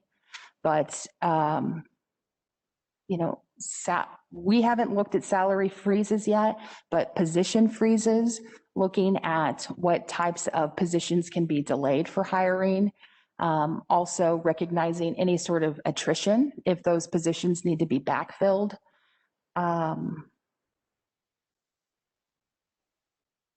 You know, furloughs is one. Furloughs right now have been mandated by the state, and so that has not been a decision that the institution has had to make, but looking at how mandating a modest rollback in salary can also help meet any sort of budgetary gap. Excuse me, but not any grants or any fundings like that in any of your positions? Yes, so grant funding is definitely an area, federal grants, state grants, also donations. So on the advancement side, contributions from community stakeholders and supporters that are interested in either scholarships or specific student support programming. Thank you. You bet. Thank you. Does anybody else have any follow-up questions? Okay, thank you very much. The next person that's going to ask you a question is Trustee Marilyn Fastis Drake. She's over here to my right. Go ahead, Trustee Drake. Yes, thank you for coming. What is your experience in developing and maintaining business and organizational partnerships and relationships that will best serve the need of the library community? Thank you so much for the question. I have a tremendous amount of experience when it comes to this component. I am so thrilled to see what the library district is doing with your Employ Nevada initiatives and with so many different components that are happening here. I know that in my experience, in addition to the communication components, building these types of partnerships are critical in order to fulfill the mission of the entity. In fact, Nevada State College did partner with the library district in one of our initiatives to provide shuttle service to students. And it was with the your beautiful East Las Vegas library location, where in partnership with the College of Southern Nevada, there was a shuttle that would go from their campuses on West Charleston, North Las Vegas campus, the East Las Vegas library, and then come down to the CSN location and then Nevada State. These types of partnerships are what make it possible for organizations to make the greatest impact. And they also allow us to identify areas that may be barriers to access or maybe barriers to overall achievement and success. The one really positive thing that I would say that has come out as a result of this global pandemic that we're in the middle of is the level of collaboration between a whole myriad of partners here in the state. I know that the library district was part of the federal grant, the $13.8 million that the Office of Workforce Innovation is administrating, but that relied on a partnership between the chambers, Workforce Connections, the library district, the different higher education entities. I know that K-12 is a part of that. I have since been part of the discussions with additional federal grants that are being pursued, but they're, especially in these times, it's going to take the collaboration of all different types of entities and organizations to be able to serve the community in the way that the community will need to be served. Thank you. Do you have any follow-up questions, Trustee Drake? Do you have any more follow-up questions? No follow-up questions. Thank you. Okay, does any other trustee have a follow-up question? Thank you very much. The next question is being asked by Trustee Jose Luis Melendres, who will be on WebEx. Thank you. Good morning, Amber. How are you today? I'm good, thank you. All right. So my question for you is, can you please explain your experience in representing your organization level? Yes. Absolutely. And I know that that has to be top of mind for this organization. I did see that there are already 2 bills that have been put forth that are related to property taxes. But in terms of my experience, when I was with the Clark County Education Association, I did serve as one of the lobbyists. And so that position entailed doing all of the preliminary research and identifying and working with the board there and with union leadership to develop a legislative agenda, and also working with legislative leadership to identify bill sponsors. And this all happens, of course, prior to the legislative session. Once the legislative session starts, to be able to track those bills and to develop really strong partnerships and relationships with the committee chairs of the respective committees that your bill is going to be heard by. Also, legislative leadership as a whole. So whether that's the speaker on the assembly side or the Senate majority leader on the Senate side, you have to have strong partnerships with the governor. But I have been very successful in developing and also the execution of legislative strategy to make a real impact. So when in the 2019 legislative session, that was really a historic one for Nevada State College. Of course, anyone that does this work knows that there is not one single person that does it. It really takes an entire team, and often all of your community support to move legislation. But we were very fortunate to secure $57 million for capital that is currently being used to build a 65,000 square foot education facility. The legislative process doesn't ever stop. So some of you may have seen that the economic forum happened yesterday. So there's projections right now of a $400 million shortfall. So taking into consideration, you know, your traditional session, everyone is trying their best to have so many very worthy issues moved in terms of funding. And this session is going to be like no other, in that you're going to have all of your traditional jockeying for funds, but unfortunately the pie is not as big, and it will be very difficult for our legislators and for Chairman Bill Bray Axelrod in her role too as chairman of the Education Committee to be able to discern how the state is going to address so many of the needs of Nevadans with a smaller amount of finances that are available. But it's a world I know well. I also have experience in working with boards and with membership or with community leaders and being involved in the legislative process. It's something I believe very strongly in.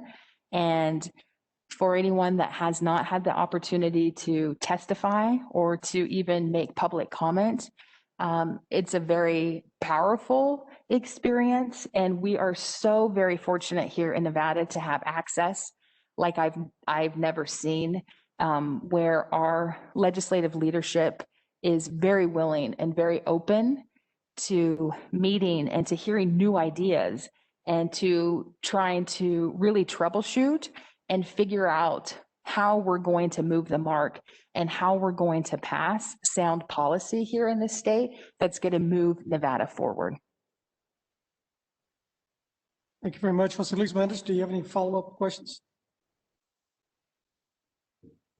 No, I do not. Thank you. Thank you very much. Does anybody else have any follow-up questions? Thank you very much. The next question is going to be asked by Trustee Brian Wilson. He's over to my left here. Hi, good morning. Oh, thank you for being here today, Amber. Absolutely. If you could you please describe the current leadership structure, including the size, the function of your management team? And more specifically, have you been responsible for any reorganization of that team to set up an effective and efficient operations for the team? Yes, so our current leadership team at the college is the president, obviously. We have an executive team there that's made up of the president, the provost and executive vice president, the vice president of community and college engagement, the CFO, the executive vice provost, and myself. And so that is the entity, or probably most commonly known as the president's cabinet, that is charged with the overall execution of the mission and the vision of the college. And then in addition to that team, we also have our general counsel, our government affairs director, and our associate vice president of advancement, who play a critical role in advancing the college and making sure that that we are on task. And then so you kind of have your general executive team and extended team. And then we also have a broader leadership team made up of leaders throughout campus. And so that would include the deans of our college. So the deans of nursing, education, liberal arts and sciences, the dean of students. We have a number of key director positions, including human resource, libraries, IT, arts and culture, who are also part of the key structure. So the executive team meets regularly, and the leadership team meets on a monthly basis to dialogue and also for briefing purposes. In the midst of COVID, we also have a COVID task force who is made up of a lot of the different folks that I just named, but that are responsible for, if we rewind back to the March and April point in time, changing a model, an in-person model, to a virtual and online model overnight, not virtually overnight, like literally overnight, which I know this district faced the same thing. In terms of the overall size, right now we have between 800 and 850 employees, and that's a mix of both full-time and part-time employees. And in terms of the reorganization component to your question, I haven't been responsible for an explicit reorganization, but I have been a part, for example, at Nevada State, because of the tremendous growth, different positions have been added. So that general counsel position wasn't always there. Of blending teams that consisted of employees and really key people that have been with the institution for a good amount of time, with new people that are joining the team, and also continuously going back and assessing of how are we doing things. So are we just holding these meetings so we can check a box and say that we did it, but really going back through and making sure that the operation that has been laid out is meaningful, and that it allows for the kind of dialogue that I spoke a little bit about, and has, produces the type of environment where all people feel like they're part of the team. Thank you. Thank you very much. Does anybody else have any follow-up questions? Okay, thank you very much. The next question is asked by Trustee Dr. Keith Rogers, who's over on my left. Thank you. Leadership skills that promote professional development of staff and a motivating environment. How do you describe your management style, and what is the largest group of employees you have managed? That's a great question. And I think it's more meaningful now than ever. I would say that my leadership style is collaborative and also ambitious. I believe that it takes everyone to be at the table in order to arrive at the best decisions and recommendations. In terms of motivation, I think a lot of that comes back to your level of communication and transparency, being forthright, and making sure that everyone feels part of the team. So in using an example, at Nevada State College, we have a shared governance model.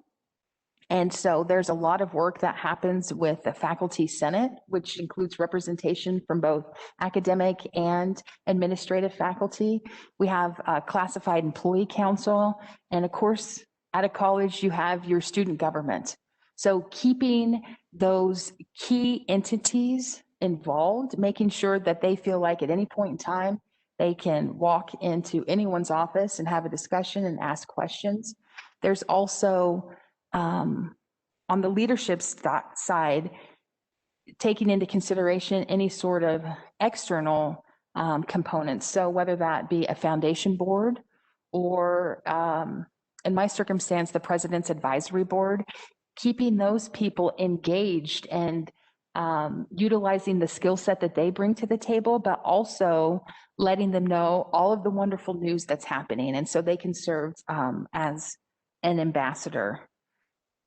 Going back real quickly on the motivation piece, I think part of the duty of a leader is to continuously assess the structure and to look to see if there are things that could increase the level of comfort. So what I have witnessed right now is just angst, right? A lot of angst of what's going to happen next, and to be very deliberate about how you are interacting with everyone, every single person that's part of this organization. And I know a lot of your employees have this amazing retention, which I think speaks so much to the culture, but looking at the type of culture that has been built and how you can further enhance the type of culture that retains fantastic employees. Thank you, Trustee Rogers. Did you have any other follow-up questions? I do not. Okay, does anybody else have any follow-up questions on this question? Thank you very much. The next question is going to be asked by Trustee Sandra Raymaker. She's over here on my right. Trustee Raymaker. Good morning. Good Welcome. morning. Thank you. So based on your previous leadership experience, what role have you played in developing a formal vision and strategic plan for an organization? And what is your vision for our district? Great, thank you. So this is a process that the college has most recently gone through. It was led by our executive vice provost, but there was a component of our strategic plan organizational culture that I was charged with being the chair of. I very much believe in strategic plans. I actually have had the opportunity to go through your strategic plan, and I also had the opportunity to participate in one of the focus groups that was held with Dr. Heason and Mr. McNally, and don't think there can ever be enough stock putting into outlining what the vision of an entity is. I also believe that strategic plans are an easy thing to, okay, let's get it done. Let's show it to the board. Let's get it rubber stamped. And then it goes on a shelf and collects dust for, until the next time you dust it off and you're going to put another one in order. I really like to see those being living, working documents, knowing that we don't have a crystal ball, that it's really intended to be a guideline of how we see the organization moving forward, but you're going to have to go back in and make adjustments. So, we didn't see COVID coming. What does that mean? What kind of opportunities has that opened? Does that mean we may want to look at, adding additional resources on the digital side? Do people have different ideas they want to bring to the table? So really building something that is your quick go-to, and that you can get the entire organization, both internal and the external stakeholders, on board with seeing a crystal clear picture of where we are and where we're going. In terms of my vision, I think that there are so many wonderful and fantastic things that are happening, that part of my vision would be to really illuminate what's already happening here in your day-to-day actions and everything that happens to move that forward. The second would be really to elevate it. So, getting a better idea and understanding of all of the ins and outs in terms of the operations, and then looking at ways that those can be elevated and built on. And also looking for key opportunities that will arise because of the circumstances. So there will be, and there will continue to be, a number of windows of opportunity because this library district serves such an important purpose, to see how the mission and the vision can continue to grow in a way that meets the community needs.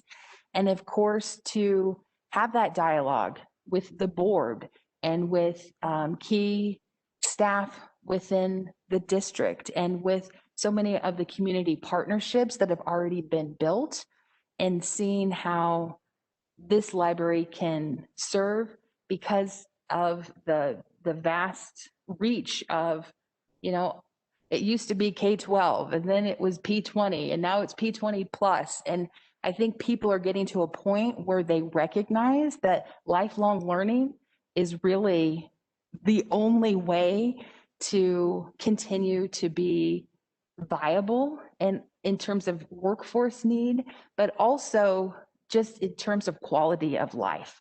And the library offers that entire spectrum in a way that no other organization does. Thank you. Thank you. Does anybody else have any follow-up questions on this question? Thank you very much. Okay, Ms. Lopez Lassiter, I get the last question. Okay, great, thank you. The Las Vegas Clark County Library District is a very large and diverse community. How do you view the role of the executive director as it relates to the assessment of community needs and the development of program and services to meet those community needs? Can you share with us your experience in this area? Great, thank you. Absolutely. I mean, on the diverse community component, I spoke to that just a little bit in the answering the previous question, but I really don't see any other entity having such a broad reach, from cradle to grave in terms of impact. And, when it comes to really building on those components, again, what you all have done here with Workforce Connections and with the one-stops and with the Employee Nevada is just added another really valuable tool and are fulfilling a need of the community. So there are a number of players that are involved with that, whether it's the chambers or K-12. Those are all players that I know very well, but I would put forth that more importantly, they know me and they know my history and my track record and I think would allow for me to come into this position and to continue to build a relationship and with a partnership, being very mindful that Nevada, and especially Southern Nevada, Clark County, is one of the most diverse areas. And we have an obligation, more so now than ever, to ensure that all of those different communities, that they're having their needs met. I will share also that I am in the final leg of my doctorate in public policy, and my focus has been on workforce preparedness as it relates to technology disruption. And so looking also at the digital divide and how the library is meeting that need, and looking at it through the lens of diversity, and ensuring that specific community members not only have the access, but they understand how to use it. I love how quickly the library was able to come to the plate and open your doors literally to the K-12 system, knowing that so many students needed someplace to go in order to be successful. And I often judge, how great the team is doing in terms of how nimble the team is and how quickly things can move in order to meet a need and to get specific programming going. Thank you very much. I guess the question was phrased, I'm looking for diverse communities. Just as a follow-up in the same question, give us an example of if you work with the senior population, the African-American population, the Latino population, the LGBTQ population. Doesn't have to be all, but just an example. Certainly. Thank you for the follow-up. So at Nevada State College, we have an incredibly diverse student population. It's one of the most fantastic things to be able to work with these students. Over 60% are the first in their family to go to college, and we are a majority Latinx student population.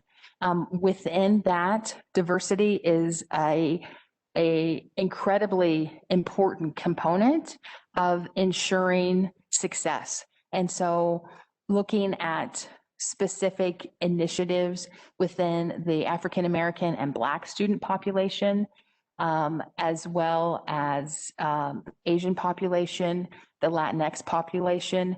We do have a college and community engagement division who is committed to meeting the needs of a broad array of diverse students and also stakeholders. In terms of specific programs, recently the college announced a collaboration with the Collegiate 100. And so it was $22,000 donation that was given for scholarships and really targeting African-American students and retention. Also have been very diligent about having open dialogue with Black faculty and staff and listening to what the experience has been, what it is that keeps those individuals at the institution, as well as what we can do better. Because I do believe that even if every single effort is being given in terms of diversity, that there is always more that can be done. And part of that is listening. And then again, so much of that is action. And so demonstrating, not just sending out an email that has the check marks of saying all of the different components, but really being able to demonstrate that with action, whether that be the dedication of fiscal resources or possibly dedicated staff. Thank you very much. Do any of the trustees have a follow-up question? Online? Okay, thank you very much. First of all, thank you again. We value you coming in and choosing us to apply. That's important, at least to me, and I'm sure it's important to the rest of the trustees, because people have choices. Secondly, I invite you to go visit some of our other libraries. Absolutely. They're all doing fantastic work, whether they're in Mesquite or, I'm drawing a blank, the Harris Library, the library in Harris, the El Dorado Library. What's it called? The library on Harris in El Dorado. What's it? Sunrise. Sunrise. Yes, and I actually had I've visited several of the different locations, Okay. and it's remarkable to me because a lot of the locations have the feel of a college to me, but it's also quite remarkable how each location has its own, specific feel and kind of specific culture, which I think is fantastic. Thank you. And lastly, is there anything you'd like to share with us about you? Yeah, I mean, I hope I have been able to successfully make the case that I have a very unique background and skill set. I have been very fortunate to always have value-based work, and I see this opportunity as an extension of what I have done. With my background in higher education and K-12, and now, more recently with my doctoral work on workforce, also having some labor background, I feel like I have a number of the qualifications that you're looking for. I know what it entails to work with a board. I've been here in Southern Nevada for almost 15 years. It's where my family is, and I am up for the challenge. Thank you very much. Thank you very much. We appreciate that. You have a good day. Having heard that, no other questions from the trustees? Okay, very good. I appreciate it. Thank you. Very nice to meet you. Lopez Lassiter.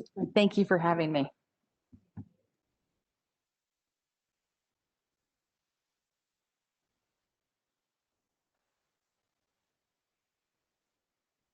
So having heard that, go ahead and score your cards. Take your time and then text them to Brian Wilson. And if you need his number again, we'll send it to you. We'll be doing the final tabulations. At this time, it is approximately 10:52. Will lunch come back at 12:30? If you want to take that one, or do you want to go with the next person? No, let's see here. Okay, so we have a choice. We can, the next person is here. We can do that or break for lunch. I would move forward. We are still in the process of getting back. Okay, so that's a good reason. Hang on a second, guys. Hang on a second. Go ahead, Elizabeth.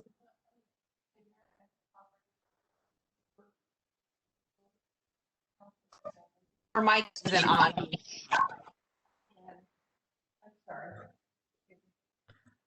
Marilyn Drake, Francis Drake, our trustee, who also volunteers with the foundation, has offered those of us who are present a tour of the facilities back there and how the intake for the foundation and where a lot of money comes from that benefits the library, as well as the fact that we do have the bookstore here today, and it is First Friday, where they're having a sale, as they do every first Friday. So I think this short pocket of extra time that we have could be put to good use to that purpose. We have a couple issues. Lunch isn't here yet. Yeah, that's okay. So let's take a 5-minute recess and start with the next candidate at 11, and then we'll break at 12:30 for lunch.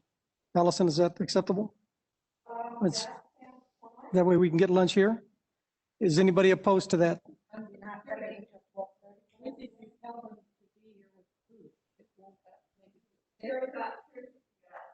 So 5-minute break. So it'll be here at 11:30. Felipe. Yeah, Solis, go ahead. Yeah, I just want to, I was working on the earlier schedule. I was going to have to go pick up my child at 12 o'clock from school. He has a half day today. Gotcha. Yeah, no, I agree with moving forward with the next candidate, but I might have to I might have to step away for 15 minutes to go pick up my son and then back on the calls. Okay, so, okay, who would like to, Robin, what would like to take it to a vote, whether we interview the next candidate now or we break for lunch? Go ahead. What is your motion? Is your microphone on?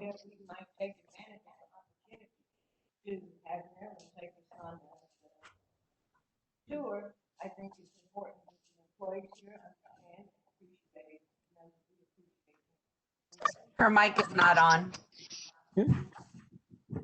And what would you like to do, Okay, Rob? I would like to ask if we could go ahead and take the 30-minute time that we have allowance to tour that part of the library and meet some of those employees as the board members.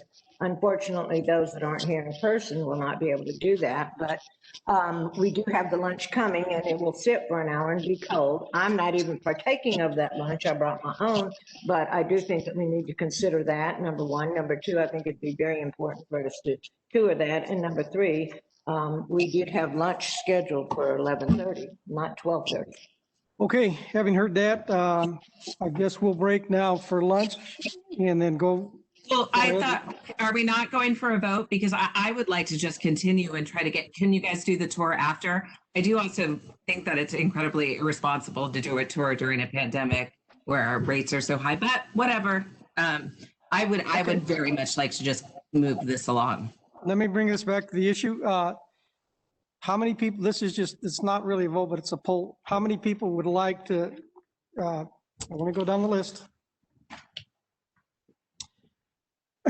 Shannon, Bilberry, Axelrod, would you like to break now or go continue with the next candidate? I would like to continue. Okay. Robin Wadley Munier, how would you like to do, go now or? I would like to stick to our schedule and utilize the time for visiting and the other thing, using our masks and other things, of course, keeping our distance. Thank you very much. Jose Luis Melendres. I vote to go forward with the interviews. Okay. Trustee Raymaker, how would you like to proceed? I'd like to move forward. Okay. Trustee Merlin Francis Drake. I'd like to stick to the schedule. Okay. Trustee Elizabeth Foyt. I'd like to stick with the schedule, please. Okay. Trustee Brian Wilson. I'd prefer to stick to the schedule. Trustee Dr. Rogers. Okay. Let's see here. Kelly Benavides. Move forward with the interview. Okay. And so did I miss anybody online?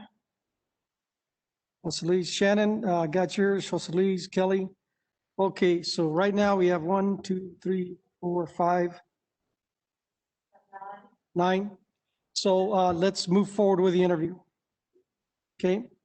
But let's take a 5-minute break. Chair, while we're on break, can maybe Allison figure out a way to keep Jose in the loop while he has to go maybe on headset or phone? I just hate for him to miss out on a candidate even for 15 minutes. If we can at least get him listening on a phone while he's picking up his. Jose Luis, I'm going to ask Shannon Bilberry Axelrod to ask your question. Would you feel comfortable voting based just strictly off the resume, or would you like to continue online? No, I can, to Trustee Wilson's point, yeah, I mean, at the time that I have to cut off the video, I call in and stay on the call, but if Shannon's okay, she can ask if it comes up, she can ask my question, but I'll be on the call listening. So Okay, very good. Absolutely. And Chair, you didn't indicate how you voted. I voted yes. Let's continue on. Thank you. So there was already 1, 2, 3, 4, 5, 6 to continue. 1, 2, 3, 4 not to continue. That makes 10. Yep. Okay, so we'll take it's 10:59. We'll reconvene. Trustee Melendres, I'm going to send you a phone number to call in when you leave when you have to go drop off your son or pick up your son. Okay, thank you, Allison. Thank you, sir. Elizabeth Foyt, did you have a question? Yeah, thank you. Okay, it's 10:59. Let's reconvene at 11:05.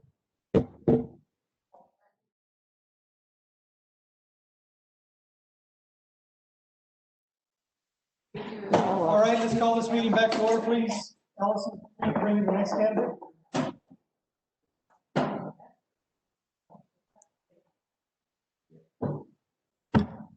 Thank you very much. Ms. Allison, bring in the next candidate now.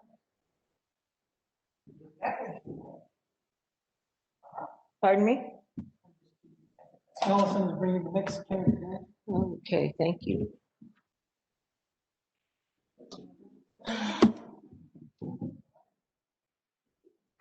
I should have gone to meet this guy in person, huh? Hey, you know, that's the first time I've ever flown. And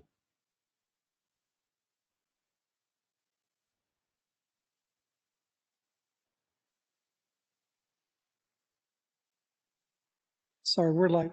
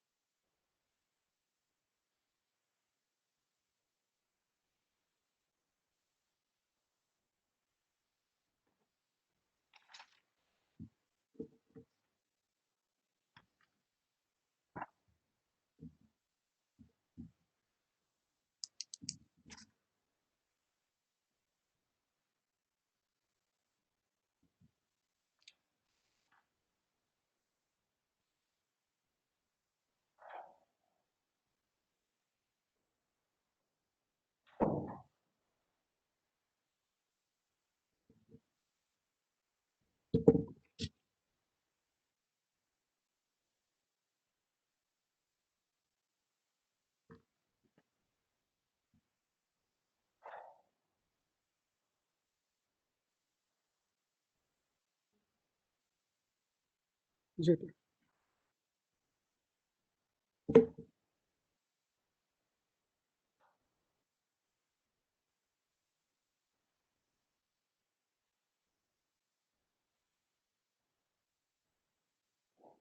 Good morning and welcome, Mr. Kelvin Watson. My name is Felipe Ortiz, and I'm the chair of the Las Vegas Clark County Library Board. You're welcome to take off your mask or leave it on, whichever you like. Half of the board is present, and the other half is on WebEx. It's so welcome. And again, absolutely. So this morning we're going to ask you the same questions we asked every other candidate, and so we'll start with that. Okay. Turn it on. Okay, great. Thank you. So good morning again. And Shannon Bilberg-Axelrod, who's on the monitor, she is our vice chair. She'll start with the first question. All right. Hi, Shannon. Good morning, Kelvin. It's still morning. Yes, thank you. What is your experience working with board of directors? How do you view the executive director role as it relates to the board? Also, please also discuss how you develop and enhance effective relationships with board members. So my experience working with boards is twofold. Currently, I work as the Broward County Library's director, and I work with an advisory board, but I also work with the County Board of Commissioners. So the advisory board they're not a governing board, but they advise me on library issues, provide me feedback from the community. We work very closely together. It's a very diverse board that I work with. My other experiences with boards have been with the Queens Library when I was in New York. I worked very closely with that board. It was a governing board. I had several roles, including chief operating officer. That board was made up primarily from, they had a mayor representative, other representatives from the community. And so I worked with them demonstrating new products and services that we were offering from the library. We get their feedback. They also were our partners. So I feel that the board we work in conjunction in providing the services that we need, that the community needs. Other experiences with boards, I currently am the ex officio for the Broward County Libraries Foundation Board. I serve on numerous other boards as well, where I am a board member. So I get to work on both sides, board, serving with boards and working with boards, but I also serve on the Cephalin Board, Southeast Florida Library Network Board. I am on two other foundation boards, my fraternity board and two fraternity boards. I also am on a book industry study group board as well. So again, whatever boards I've served on and the boards I work with, it's in coordination with serving the constituents that we're providing services for. We learn from one another. We work together, and so I think that's my answer. Thank you very much. Shannon Bilber Exrod, is there any follow-up questions? Thank you very much. Okay, any other trustees? Is there a follow-up question to this question? Thank you very much. The next question is asked by Trustee Elizabeth Ford. She's sitting here to my left. Okay. Hi. The executive director in this community, at least, is the face of the library district. As such, this is a very public role. You'll be called upon to speak with the media, community organizations, to participate in community organizations. And how do you feel about that particular aspect of this position, and what is your experience in this area? Well, as director of the Broward County Libraries, I serve in a very similar role. I feel and know that I am the library director 24 hours a day, 7 days a week. I was recently recognized in the community as a community hero because of my work in the community as the director. I also work with numerous organizations in the community, Urban League. I'm a member of the Kiwanis. I work with the Broward Business Alliance. I work with, so those are some external entities, but I also work very closely with the internal county agencies as well. So I work very closely with our transit director, parks director, airport director, and our seaport director, which we've actually launched projects as well in partnership. Land, air, and sea is what we call it. So library services on all those entities. So I partner with internal, external agencies to expand the services. So my role as executive director is again in the community, and also working with friends groups. I have 31 friends groups that I work with in the 30 cities in Broward County. So I work very closely with them as well. So again, I don't have an issue with that. I'm out, and I'm a very seen director. For example, I have a director's book discussion group that I move around and go. Pre-COVID, went around to every library system and we discussed books. So that was my way of another way to connect with the community. With COVID, we've actually now moved that, of course, online. So no issues with that. Very, very well published in the newspaper broadly, not only locally but nationally as well. Well, thank you. That's a great response. Thank you. Is there anybody else with a follow-up question to that question? Okay, thank you very much, Trustee Ford. The next question is asked by our Secretary, Kelly D. Benavides. She's on the WebEx. Okay. Hi. Hello. Your question today is, can you please describe your experience managing in a unionized environment, and how do you ensure effective communication with staff? Okay, all right. So my experience working with unions, when I was at the Queens Library, I worked with DC 37, which is the union that is represents employees in the New York City area. We had a specific Queens Library arm. I participated in contract negotiations. Actually, Queens Library union representative was a part of my reporting structure. So I worked very closely with him when we would talk about implementing changes, and we would actually discuss things prior to them moving to grievance or arbitration. We would actually work things out before they got there, and he could ask me questions and vice versa. At the Broward County Libraries, the county has numerous unions. I work with 4 unions, and so I am in conversation with them a lot. I am also the step 1 grievance hearing officer at Broward. So I again communicate with them as well. Communicating with staff, that's ongoing. I'll use the opportunity to talk about the Broward County Libraries and how I've worked over the past few years to increase communications with them, including regular communications from me as the director, to talk about our vision, our mission, to actually talk about the changes in libraries and how we need to continue to work on providing better customer service. I also have people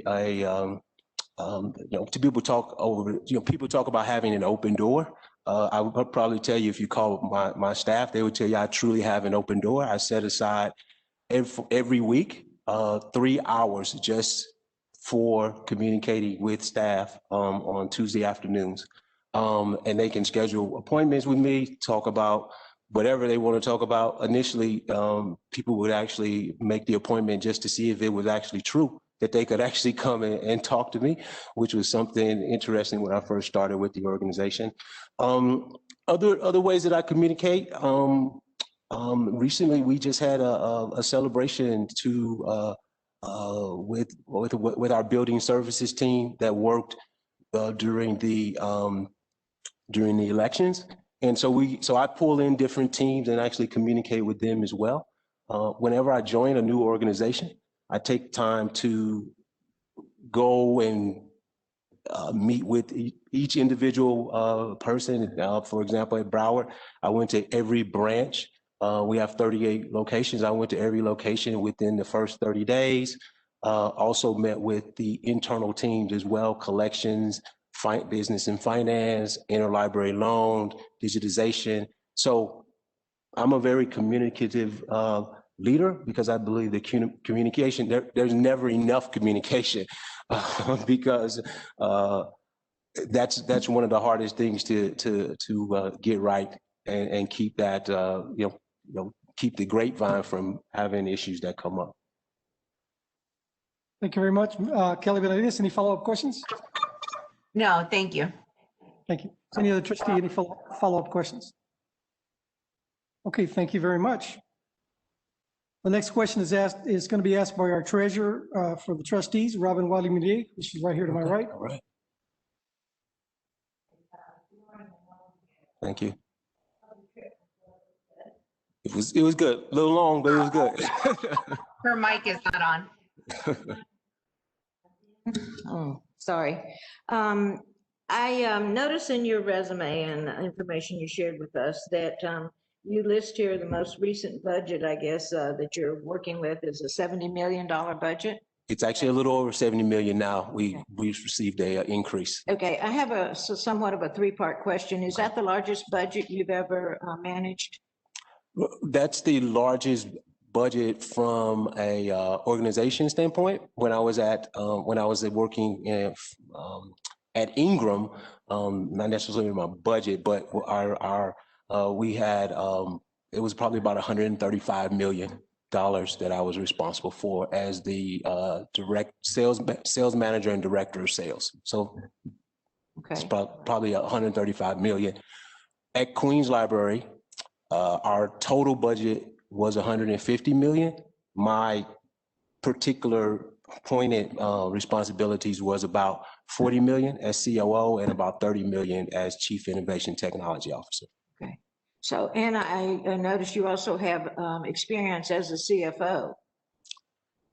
I've done some work very closely with, I have a business degree. And so as I guess I would say director of the library currently at Broward, I don't, even though I have a business manager, CFO working with me, I meet with him on a bi-weekly basis to go over the budget, where we stand with the budget, and so that we can be nimble, especially, it really came in handy with COVID, where we had to actually move some money.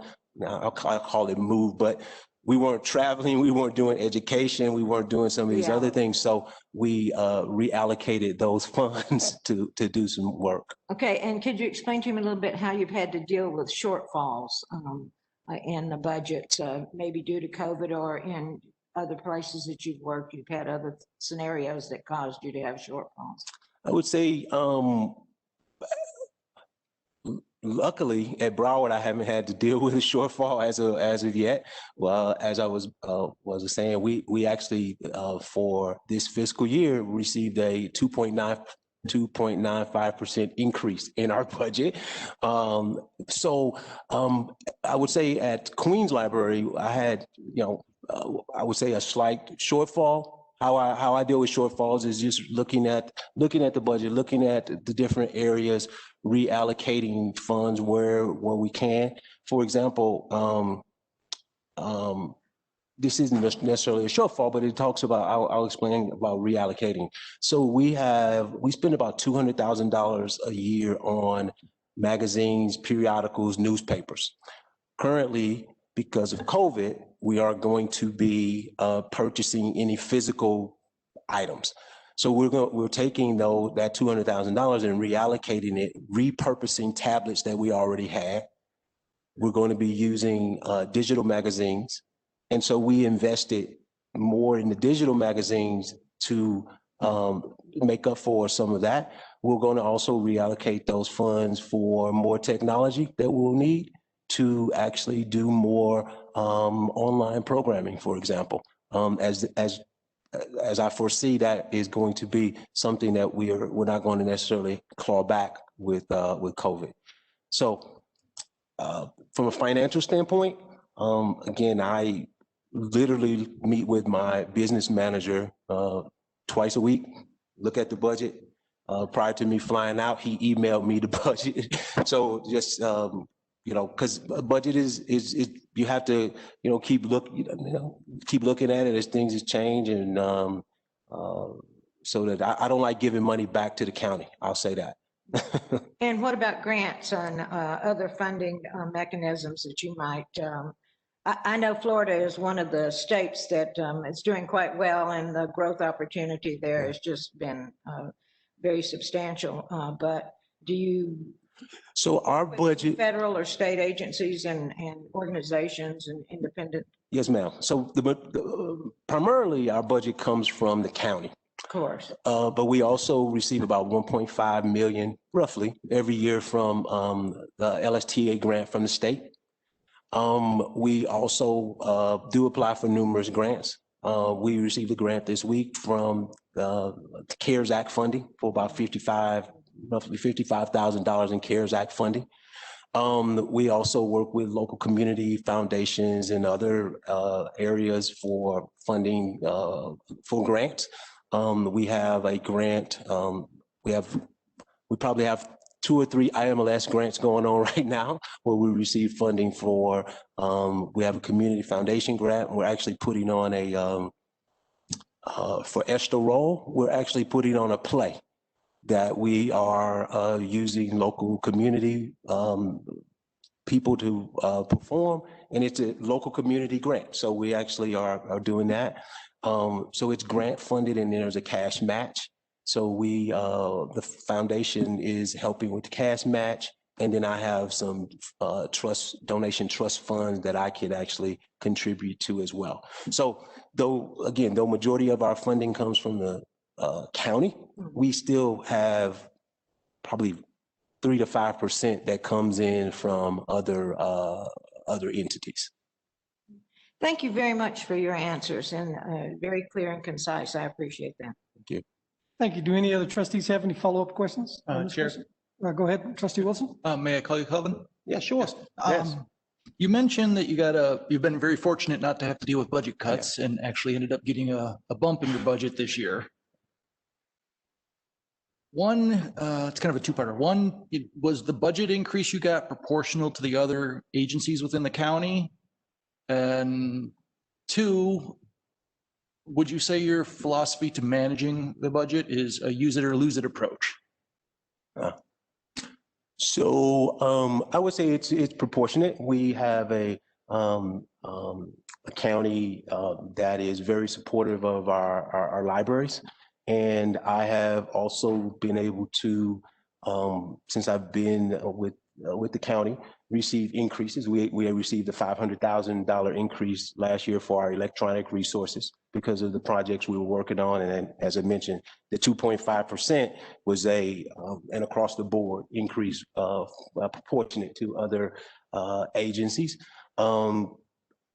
Next year, I don't know if that would actually be the case based on the tax revenues and the decrease in restaurants and other. That's how the county receives its funds. So we probably would get a cut next year, more than likely, or we would be not receiving any increase. I would say my philosophy, because depending on the agencies, at the Queens Library, and probably very similar to, I would say, to Broward, it's use it or lose it. All the funds went back. Whatever we didn't use goes back to the general fund for them to reallocate for any shortcomings across, for example, in ports, because seaports aren't going out. That money would go back. I'm just from the philosophy, I guess, from being in business, being in the military and others. I like to use as much of the funding as I possibly can, because but not on frivolous things, right? It needs to be on things that we actually need. So it's use it. My mindset is always going into use it or lose it, because the funding, as we see, as I was just explaining, that money may not be there next year for us to have invested in the technology that I just recently invested in Broward. It may not be there next year. Thank you very much, Brian. Thank you. Just to be clear, Mr. Watson, Broward County is a part of, the Broward County Library System is part of the county. Yes. It's not a separate taxing agency? No, it's part of. Raise your own taxes? Okay. No, it's part of the, it's part of the county. It's a county. So the county agency. determines the budget, and whatever they want to do, take away, give, they do it. Okay. And I have to go and advocate that it remains the same or it increases. Thank you very much. Any trustee have a follow-up question on this question? I do. Go ahead, Robin. Are you aware of here in Nevada that we go to the state legislature? Yes. So you would be prepared to do the same? I'm prepared to go and have any conversations that need to be had when it comes to supporting my agencies. All right, thank you very much. Thank you very much. All right, the next question is going to be asked by Marilyn Francis Drake over to my right. Trustee, go ahead. Yes, welcome to Las Vegas. In 1982, my husband and I moved here from Tarkio, Missouri, so I'm familiar with Jeff City. Oh, great. I like your sweater as well. Thank you very much. My question today is, what is your experience in developing and maintaining business and organizational partnerships and leadership that will best serve the needs of the library community? So from a business and organizational partnership, I talked earlier about the partnership or the participation I have with the Broward Business Alliance. So that is, we participated probably more than ever since I've been with the organization. I also work very closely with the Black Business Chamber of Commerce. There's an organization called CABA that I work closely with. We work closely with business chambers of commerce as well. I work with other city agencies or quasi agencies like the DDAs and CRAs as well in our area. We have quite a few colleges there as well in Broward. We have Broward College, Florida Atlantic University, Florida International University, and Florida Memorial University. So I work very closely with them as well in partnering on different projects. But I also work very closely with schools. Broward County Schools, we have a partnership where we share collections. So I share the Broward County Library's collection with digital collection with the school, and we have a seamless partnership that they actually fund a portion of. So I mentioned like a lot of those organizations. The library, we're actually members of ACAPA. We're actually members of the Broward Business Chamber. So it's not just participating with those organizations, but we actually are members. We're at the table with them. And so my thoughts about that is I need to be at the table. I need to be participating. I need to be understanding what the needs of the community are, because the business leaders and the small business and entrepreneurs use our library services. So this is actually a way for us to work closer with them, hear what their needs are. We also have something similar to what I saw here. We have we call it Creation Station Business. It's one of the only free co-working hubs in our area. So you can come, if you're an entrepreneur, we have a business space that's available. We have office space that's available, conference rooms that's available as well. Poster printing, you name it, we got computers. It's our, during Hurricane Irma, we had businesses actually using our Creation Station Business because they weren't able to use theirs. And this is a way, so there's another way that we work very closely with them, with businesses. We also recently won a ALA Google grant to work with small businesses as well. Thank you. Thank you. Does any other trustee have a follow-up question? Okay, very good. Thank you very much.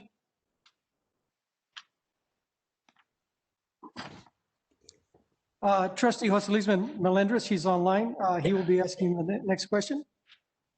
All right. Thank you, Mr. Watson, for your responses so far. Can you please explain your experience in representing your organization at the state legislative level? Sure. So at the state legislative level, I work closely with a lot of our state representatives, including going to Tallahassee to advocate with our state librarian for, of course, since we receive those LSTA those funds, going to Tallahassee as well. We have at Broward County, we have an area called our Intergovernmental Affairs. They are actually in the library. Their offices are actually right next to mine or near mine. So I work very closely with them on different library issues, not just as it pertains to the state, but also as it pertains to national library issues as well. If you may see from my resume that I also am on numerous American Library Association boards.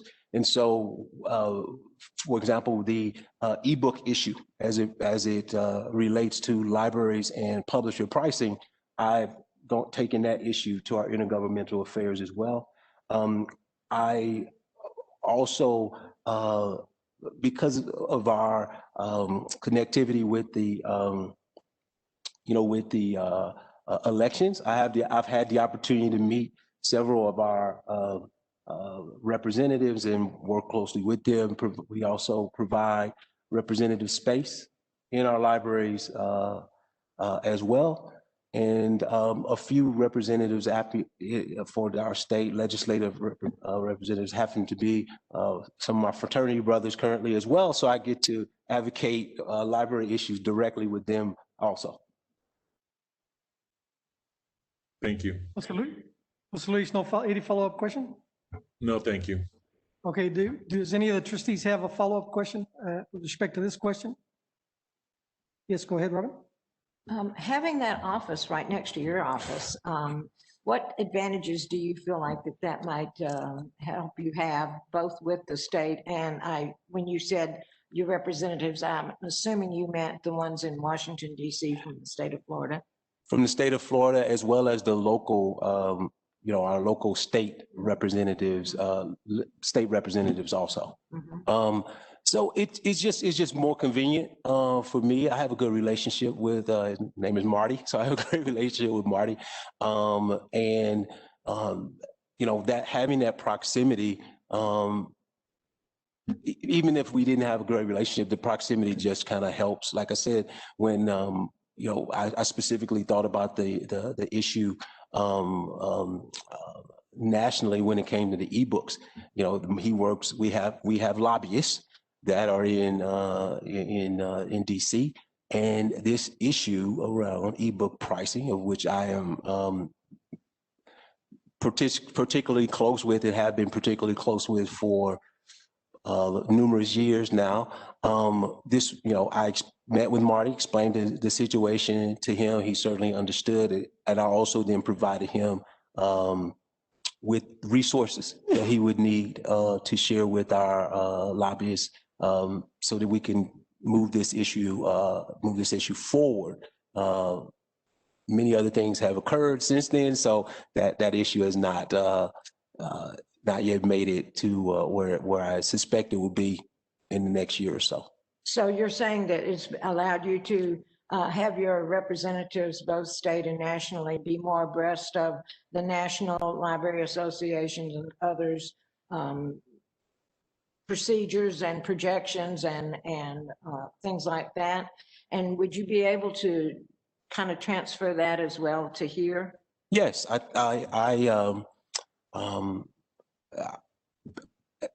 being ALA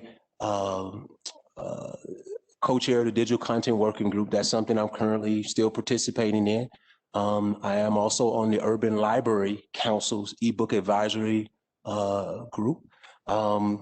I also am a board member of the Book Industry Study Group, which is a supply chain group that and I am the library representative. Actually, I represent all libraries here in the United States in that role.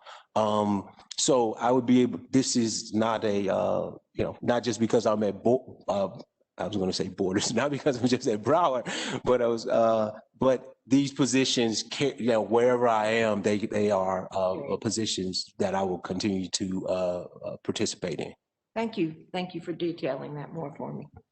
Thank you very much. Trustee Brian Wilson over to my right. He'll be asking the next question. Could you please describe the current leadership structure, including size and function of your management team? And have you been responsible for any reorganization of that team for effective, efficient operations? Okay, so currently my team at Broward, I serve as the executive director or director, and then I have 10 direct reports. So I have an assistant director that is responsible for public services. So she handles primarily all of the public service issues, working with the public services team, the branch managers.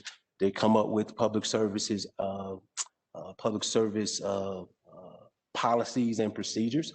I certainly participate in them, but I'm not knee deep in those conversations with her. That's her opportunity to lead that.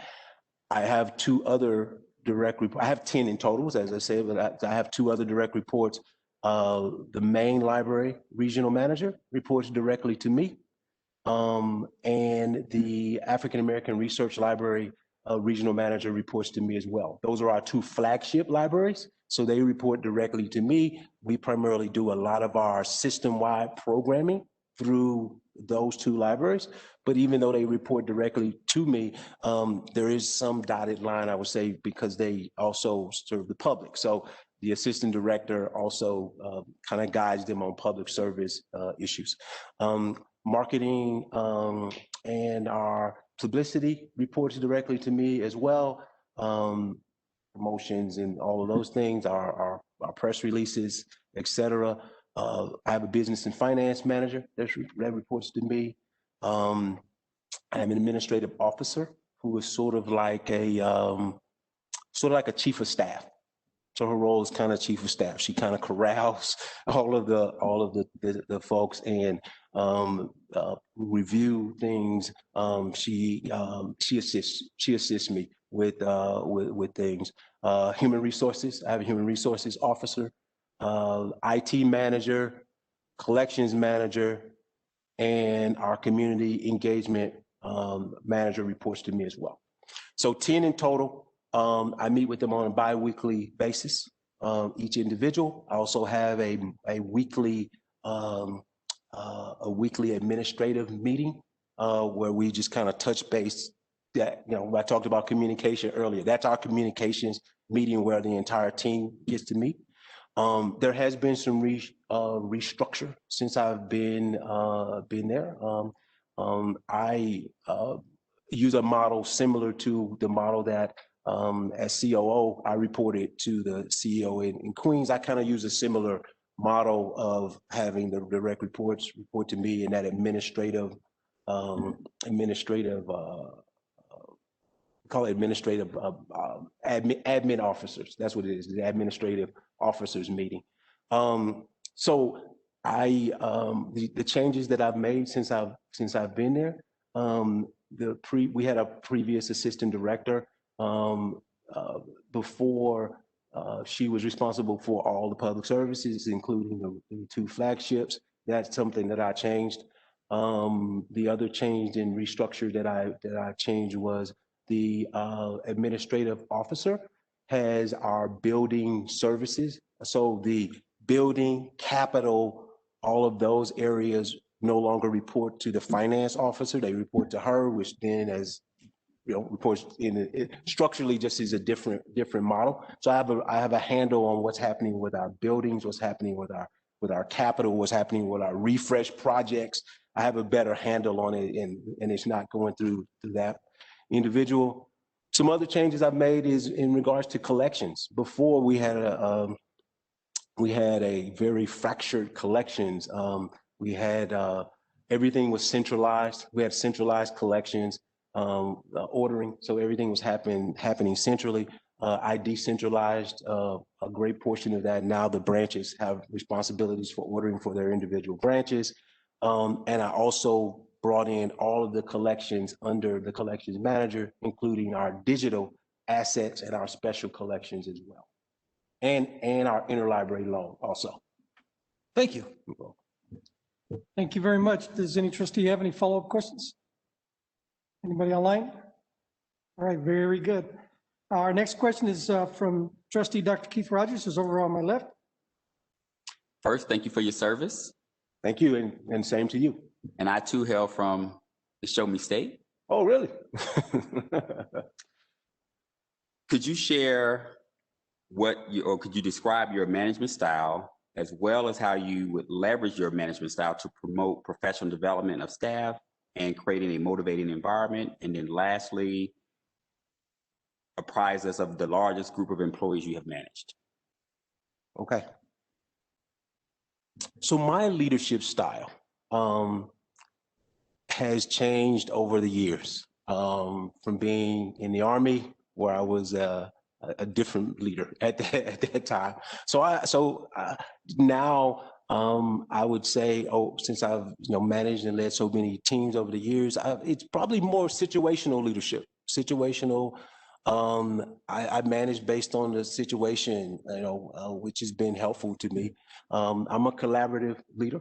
I allow and have my teams function with primarily without me. But they know that they understand the mission and the intent and what we're trying to accomplish. And so it's my role as director in leading them is really to remove the obstacles so that they can just get the job done that they need to do. Even though I have experience in a lot of different areas, as you can see. I'm an empathetic leader. I also I would probably say I show a lot of gratitude for people doing not just doing the job, but going above and beyond the job. You'll appreciate this, Dr. Rogers. I created I didn't know how we would be structured here, but I actually brought, so as I said, I've had many experiences. I brought some of my transformative changes to the organization, and coming from the military, when I became director of Broward County, I created a Broward County coin that I actually give to staff, including just a few weeks ago, when I gave these coins to our building services team for their work during the election. They had to get up a lot, early in the morning, went to go to bed late at night. And so that's who I am. I'm a leader that if I ask you to do something, I will also do it. That's how our book discussions actually started. I asked the branch managers to start doing more book discussions, and I guess I was challenged. I'll say that. They said, "Well, why don't you have a book discussion?" So I've been doing my own book discussion for about 3 years now, and it's quite successful. I've actually received an award, or part of my award for being the 2019 Florida Library Association Librarian of the Year was because of that work and the things that I've done. The largest team that I've ever been responsible for, it has to be around 700 or so. It of course fluctuates. Broward, I'm doing, right now, about 700. When I was at Borders years ago, we had 500 bookstores, and I had numerous corporate and educational sales and marketing folks working under me, and it probably was around 700 as well. Thank you very much. Does any other trustee have a follow-up question with respect to this question? Anybody on WebEx? Okay, thank you very much. The next question is going to be asked by trustee Sandra Raymaker, over to my right. Hello. Good morning. Based on your previous leadership experience, what role have you played in developing a formal vision and strategic plan for an organization? And what is your vision for our district? So I had lots of experience on the corporate side as well as on the library side. I'll specifically focus on the library side. Just as an FYI, I have had the opportunity to read the library's, the district's technology plan, as well as the Vision 2020 plan as well. So I've taken a look at both of those. So my experience, I've created, the strategic plan for Broward County, but also, creating the vision nearly 4 years ago when I got there was about inviting the uninvited. That's what we call it, inviting the uninvited. That's kind of our, again, similar to probably what I read in your Vision 2020 is welcoming. But it goes beyond just welcoming. It goes to sharing and making sure that within our communities that there is equitable access to our resources and information, not just in the library buildings themselves, but actually outside of those buildings as also. So if you look at the things that we've done at Broward, we have taken the strategic plan, narrowed it, taken how we need to be a 21st century library and gone beyond and say, how do we get there? And it's an intentional, innovative, thoughtful process of inviting the uninvited. We have, first off, we started with tablets. So we have tablets that we provide, got 500 tablets that we lend to our customers. We looked at a specific target group with our hotspots. Being a veteran, we created what we call the Veterans Connect program. So it's our tablets, but it's also the other resources that veterans and people leaving the service, for example, would need to connect with job resources, business resources, et cetera. We also have one of the few digital libraries in our airport. So if you're in the Fort Lauderdale Hollywood Airport, we have an all digital library. We also increased access to our library cards. In Broward, we have this: if you live, work, and/or play in Broward County, you have access to our resources, not just our parks and not just other county agencies and things, but the libraries. I made sure that the library was a part of that conversation. So we streamlined our library card access so that with 4 steps, you're able to get a digital library card. We've got our digital resources, and the county is supportive of that. Other things that we've done is, I mentioned the schools. We increased that relationship, or we created it actually. And I think there's an opportunity here in Las Vegas, Clark County to do the same with Clark County schools, and that is leveraging the school system's Follett Destiny ILS system and creating a connection with the library system. We have about over 80,000 students currently accessing school resources through that partnership. So my vision for this district, those are just a few things, but my vision for the district is very similar. Again, in looking at Vision 22, very diverse area. There is library services are essential. So my vision is that would be similar to, I guess, the vision that I had at Queens and the vision I had at Broward, and would be the same here. And that is that the library is the community leader, the community anchor. The library is the equalizer. And you can be innovative and do, frankly, whatever you like to do with the library, because we're not just a book warehouse. We are a community leader. The library system, Broward, we just fed 200 families a couple of weeks ago for Thanksgiving. The library did that. A few weeks prior to that, we had a virtual 5K run. COVID allowed, we had to move it to virtual. But one of the things that we did was we collected suits from all the participants, and we donated the suits to the school's debate team. That's the library. There's other things, the library is putting on a play. The library, the library can do things that we are certainly known for, and I can talk about those, and I've mentioned some of those, but I also wanted to mention things that the library can do beyond that as a part of the community and a community leader and community partner. Thank you. Thank you very much. Does any other trustee have a follow-up question to this question? Okay, thank you very much. And Mr. Watson, I get the last question.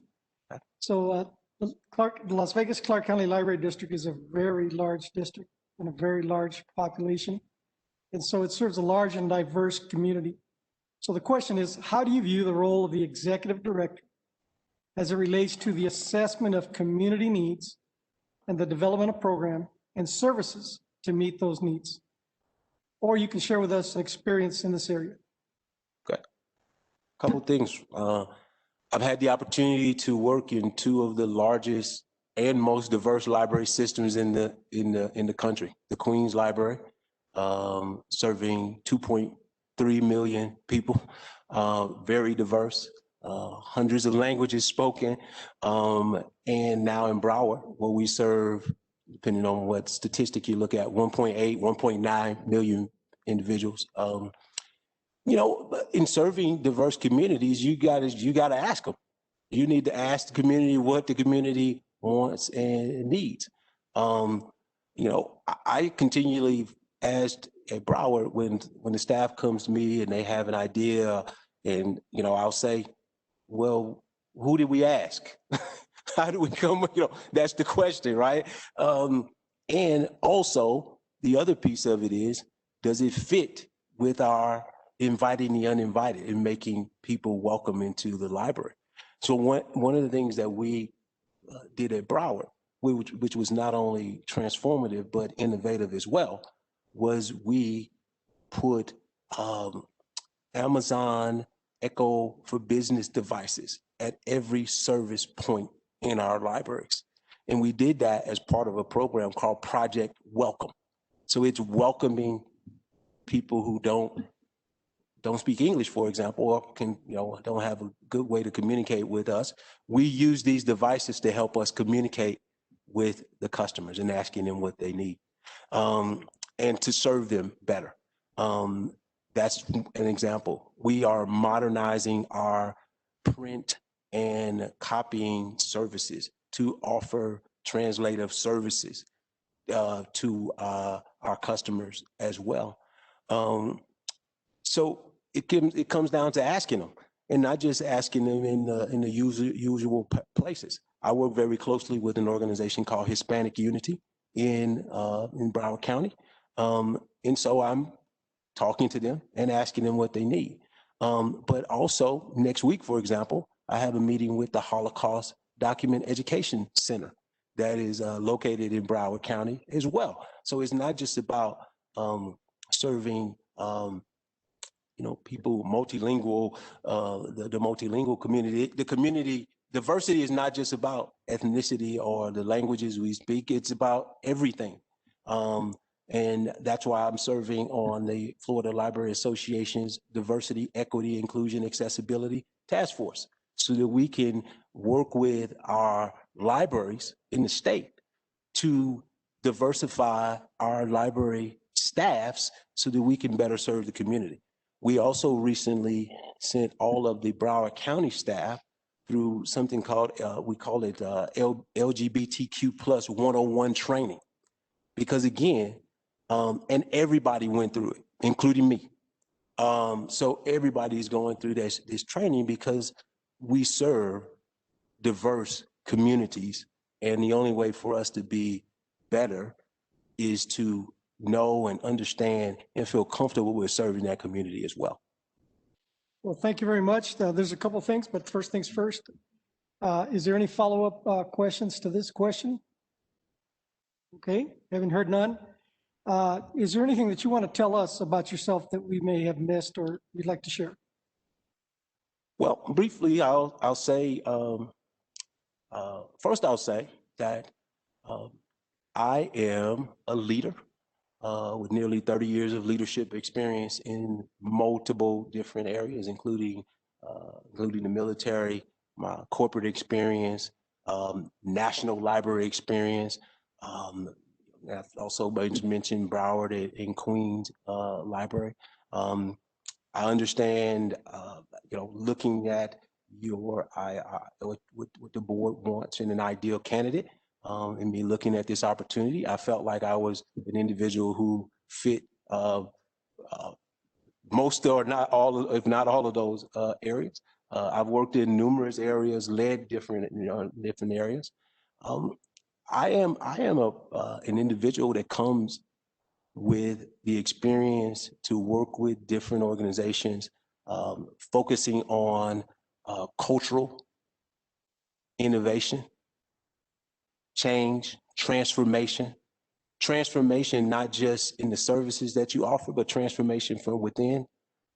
I'm a person that will lead, and I look at mission, vision, value statements. And as you can see from my resume, I turn them into results. I'm results oriented.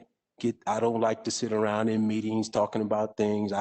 I'm very agile, believe in agile and agility and making things happen. Well, thank you very much. I appreciate that. Today's a great day. I would encourage you to go visit our libraries. Just take a jacket because 5 o'clock rolls around or 4 o'clock and it starts to get cold. We have a wonderful community.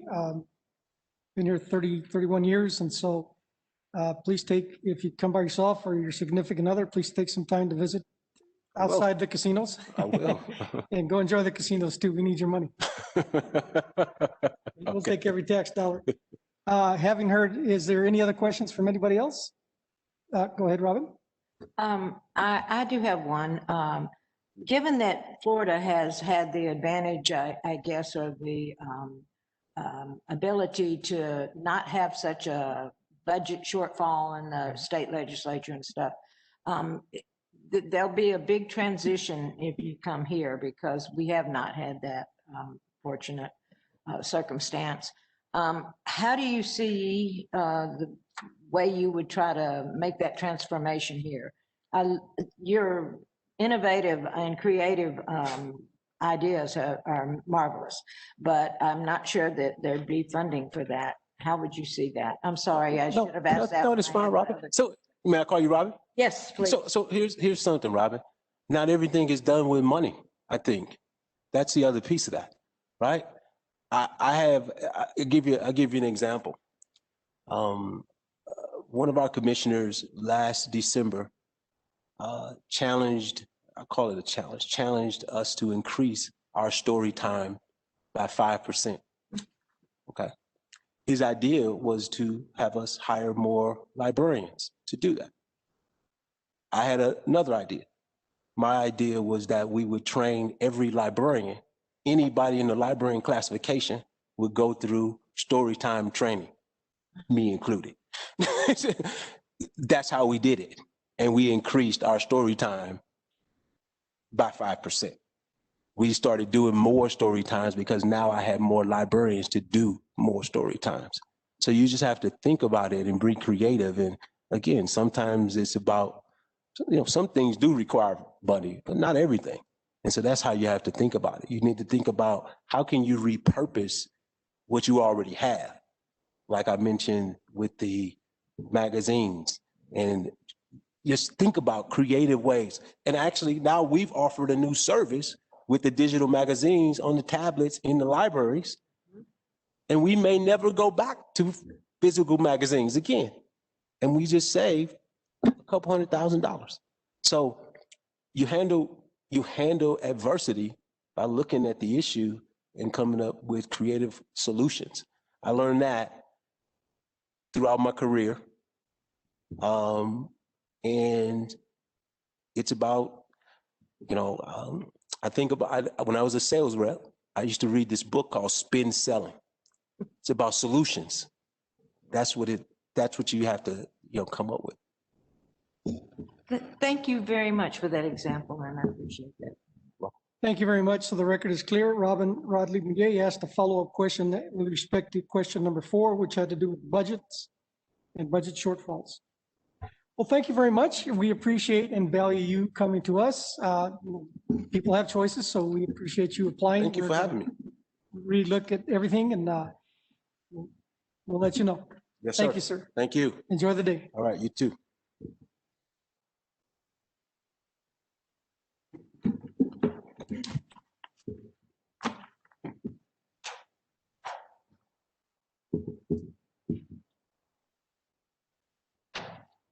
Thank you very much. One thing I learned about people is don't get in the way of their lunch.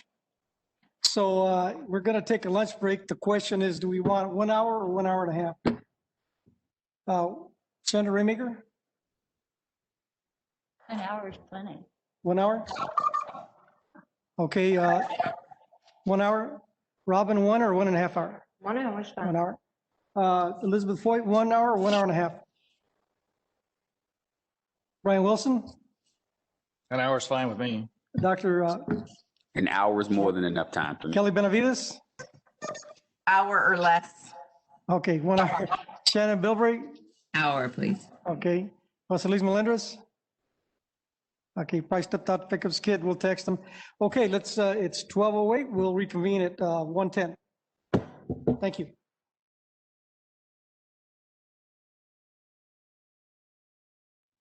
All right, let's go ahead and get started. Ryan, are we on?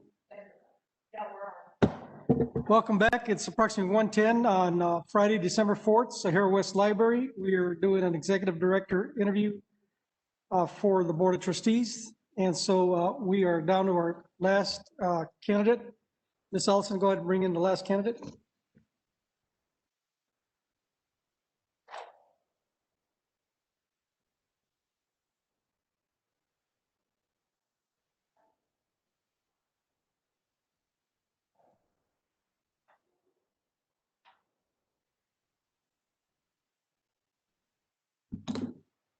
Good afternoon. Good afternoon. And three of them are going to ask questions. Good afternoon and welcome, Daniel Patrick Meidlum. Did I get your name correct? You did. Thank you very much. Today we're going to ask the same questions that we asked of everybody else. So that's how we're doing the process, and at the very end we'll follow up, okay? Okay. Ms. Meidlum, welcome. Thank you. Obviously this is the house you've been at for a long time, but being on that side might be a little bit different. So get your breath. Same questions to everybody else. Thank you. Okay, so welcome, the Las Vegas Clark County Library District Executive Director Search. At this time, I'll have Shannon Bilbrey Axelrod, Vice Chair, ask the first question. Okay. Thank you and good afternoon. What is your experience working with a board of directors? How do you view the executive director role as it relates to the board? Please also discuss how you develop and enhance effective relationships with board members. Thank you for that question. Pretty much my entire career has been working with boards. I started out in the nonprofit sector with Avance and the Library Foundation down in San Antonio, the ULC, Urban Libraries Council in Chicago for 8 years, worked with a major board there that was comprised half of library trustees and half of library directors. And of course, I've had the great pleasure of working with the many boards here at the Las Vegas Clark County Library District. I've also sat on many boards. I've been part of the Gates Advisory Group for Libraries. I sat on Effluent Guidelines Task Force for the EPA, and I was a board member of the San Antonio Water System Board. So I understand the role of the board being around pretty much 4 things. You are primarily the vision makers for the organization and vision confirmers. You are in charge of compliance and making sure that the organization is working within the rules of the bylaws or the legislative parameters. And you are the connectors to the community. You use your circles of influence to build the relationships that the organization has out in the community. And you bring your own expertise and your own perspectives to the board. And I think that a good board is really one that works well across all of those areas. In terms of an executive director role with the board, I think it's really important to have a board that works together and works conversationally, because we're working with very complex issues and we're working with a big organization and we're working with a lot of different issues that change from board agenda to board agenda. So it's very important for the board to be familiar with each other and respectful of each other, and understand that the strength of a board really is the diversity of perspectives that come together. I think I read once that one of the major faults, or one of the major reasons airplanes crash, is because of the lack of perspective on a critical situation. And so I, as an executive director, would be very interested in how the perspectives come together and lend information to the kinds of issues that we're all working on. And I respect a diversity of a board. I respect the sometimes difficult conversations that a board needs to make. And I think I respect the outcomes when a board works together well. And so as an executive director, I think it's a very big privilege to be working for a board and to be sitting as part of that board and making sure to facilitate that kind of board culture. Thank you very much. Shannon Bilbrey-Axelrod, do you have any follow-up questions? No, thank you. Thank you. Does any other trustee have any follow-up questions on this question? Okay, thank you very much. Trustee Elizabeth Foyt, you have a second question? Yeah. The mic isn't on. Your microphone, please. I needed to start over. The executive director is the face of the Las Vegas Clark County Library District. This is a very public role. It's a role that doesn't shut down when the library closes for the evening. And you may be called upon to speak with the media, community organizations, etc. How do you feel about this aspect of the position, and what is your experience in this area? So just one more time, sorry. Sure, no problem. The executive director is the face of the Las Vegas Clark County Library District. This is a very public role, and you may be called upon to speak with the media, community organizations, etc. How do you feel about this aspect of the position, and what is your experience in this area? I am super excited about being the face of this organization. I have had the opportunity to work with board directors here, and I think that Las Vegas is a very interesting community to work with because when I first got here in 2008, it really was a community where institutions sort of had their own castle. And I didn't see the library really out there in the community telling its story from the executive director level. In fact, when we received the 2014 National Medal for Library and Museum Services, it was almost as if we didn't get anything super huge. And I was a little bit disappointed that we didn't make that a huge fanfare. I had seen other colleagues in the library world take that award and just spread it all over town. So I think that we have a very good opportunity, and I would be very privileged to be out there in the community representing this organization because we have so many great stories to tell. We go to chamber meetings. We follow obviously the work of the county and the city of Mesquite, and we have worked with a lot of organizations in town. But very rarely are we really out there in front telling our story to these audiences. And I think probably one of our biggest visibility problems is that we are not in the stream of other organizations. We sort of drive our message from our own organization and hope that it hits. But I think that we would have a lot of great success if we were out there in front of people more directly. And I have a lot of experience in that, actually. One of my earliest jobs as a volunteer in San Antonio was to lead a 40-member coalition to establish a new state park in the state of Texas. And so I regularly went to at least 4 organizations, the Water Board, the Underground Water Authority, the Texas State Parks and Wildlife, and then the governor's office to talk about this project and to talk about the need for the project and to understand where those organizations had resources that could lend themselves to the project.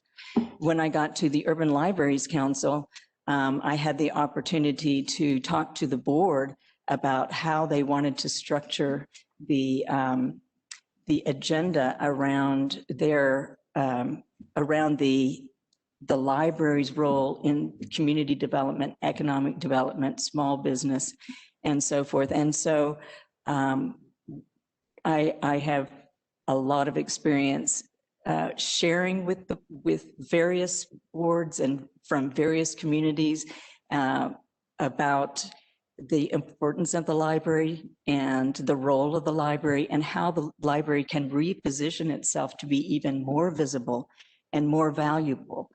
And I think if we really take this opportunity in the next few years to get out in our community and talk to so many organizations that are working on pieces of our agenda where we are actually lending tremendous resources to the community, we will get a lot more feedback and we will get to more tables to be able to contribute more to both the policy discussions, the development of programs that are effective across the various agendas that we are moving towards. And I believe that just being out there in this community makes a big difference. One thing that I've learned about Las Vegas is that it's a little bit of a difficult community to get to know. And I think before 10-1, you know, everybody thought that they could sort of do it themselves. And it seems like when we became Vegas Strong, then we've really got, in my experience in Vegas, that first sense that we were really a community coming together. Coming out of this recession or this particular pandemic situation, disruption, I think it's going to be super important because the scale of the problems in our community are so immense. And we are not going to walk out of it easily. Yesterday, we did hear from the outlook perspective of the university's presentation on the economics of the year ahead, that other places in the nation are coming out of the economic situation quickly. You know, some sectors are doing better than others, but that we have a little bit of a problem in that we have so many industries and sectors that are reliant on big events and reliant on transportation and reliant on those aspects that of the economy that have been hardest hit. And so I think it's going to be really important and extremely impactful if we are out there working with agencies who are working on housing, who are working on food, who are working on employment, who are working on small business development, and sitting at them with the table and coming into solutions together. And that only happens in Vegas if you're out there and you're talking to them and they know your face. I actually have a lot of connections and a lot of networks here in Vegas. I have a lot of friends that I have been working with across organizations as part of the work that we've done in early childhood development, school support, small business development, the Workforce Connections Partnership. And I think that one great example of what happens when you're out there and you have these already made relationships and connections is that you get things done faster and you get them done better. And one great example is the Vegas Strong Academy. If I hadn't been working with the folks at the city who had Safe Key, and we all found out, you know, 2 weeks prior to coming to the board meeting that the schools weren't going to let people into to do their usual programs, then I wouldn't have known who to speak to. But because we had relationships, we were able to quickly turn around, identify the libraries that could be used as Vegas Strong Academy sites and get that program up and started. And then as that program started to develop, work with them on things that were becoming, that weren't going smoothly or trying to get the word out more. And I think when we're all coming together like that and we all know each other, then a lot of great things happen. So I feel like my feeling about it is excitement. I love working with people. I love working at an organizational level and representing the organization's agenda. I do it well because I've done it since I was 24 as a volunteer, and I've kept doing it during my entire career.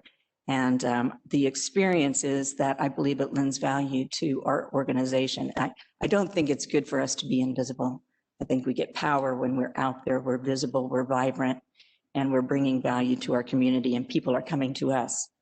The last example I would give real quickly is that the Fed Reserve called us this week and said, you know, we're working on a whole new initiative around early childhood, and you're one of 3 people that we had to talk to. get this started. So I believe I do bring that experience to the institution. Thank you. Thank you very much. Trustee Foyt, do you have any follow-up questions? Does any other trustee have a follow-up question on this question? Okay, thank you very much. Trustee Kelly Benavides, our secretary, do you have, go ahead with your question? Thank you. Can you please describe your experience managing in a unionized environment and how you ensure effective communication with staff? So my experience with the union really has been in two places. I was here during the Great Recession when we had true shortfall of resources.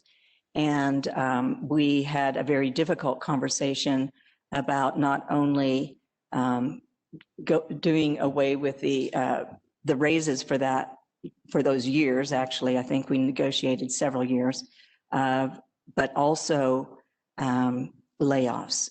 And so as part of the executive council at that moment, I was able to be part of putting together the strategy for working with the union and communicating the need of the organization to get the concessions and to try to find a way where we could minimize the amount of disruption to folks' jobs, as well as giving the organization the ability to build its resources back quickly. And so that was the first one. The second time was really this year when we had the union negotiation around getting again a concession on merit and COLA increases. And in that case, I was part of one of the conversations, bringing to the union the management side of the story, which was that we had paid $8.7 million to keep people employed over 3 months, and that the board did have a lot of reservations about that, about giving raises in the environment that we were in under the pandemic. And those conversations, go back and forth. So I think that they ended up where the board wanted it to be, and I think it was a successful negotiation. And then finally, I think as we are looking now at the situation, we are starting to put our strategy together as to, in the eventuality, should we have to close again, where would our organization be? Where are we financially? How do we communicate our needs to the union, and also come to those negotiations being very good listeners and understanding where staff have issues and where union staff feel that they have, rights and needs that need to be met, and listening to their voices. So I feel like one thing that I learned early on, I was also a co-chair of a task force in San Antonio where we were writing development regs, and I was on representing neighborhoods and the environment and media and various organizations. And the other side was sort of, we called them lawyers, guns, and money, the developers. And so one thing that I learned about that experience is that there really aren't camps. We're all in it together. We have different perspectives. And again, I think bringing our perspectives out in a good way, in a positive way, in conversation, even though those conversations are difficult, it is valuable, and we build relationships by sharing information in good ways. Thank you very much. Trustee Benavides, do you have a follow-up question? No, I don't. Thank you. Thank you, trustee. Do any of the trustees have a follow-up question on this question? Okay, thank you very much.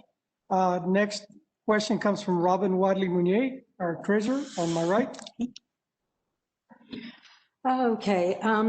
Can you please tell me what the largest budget you have directly been responsible for?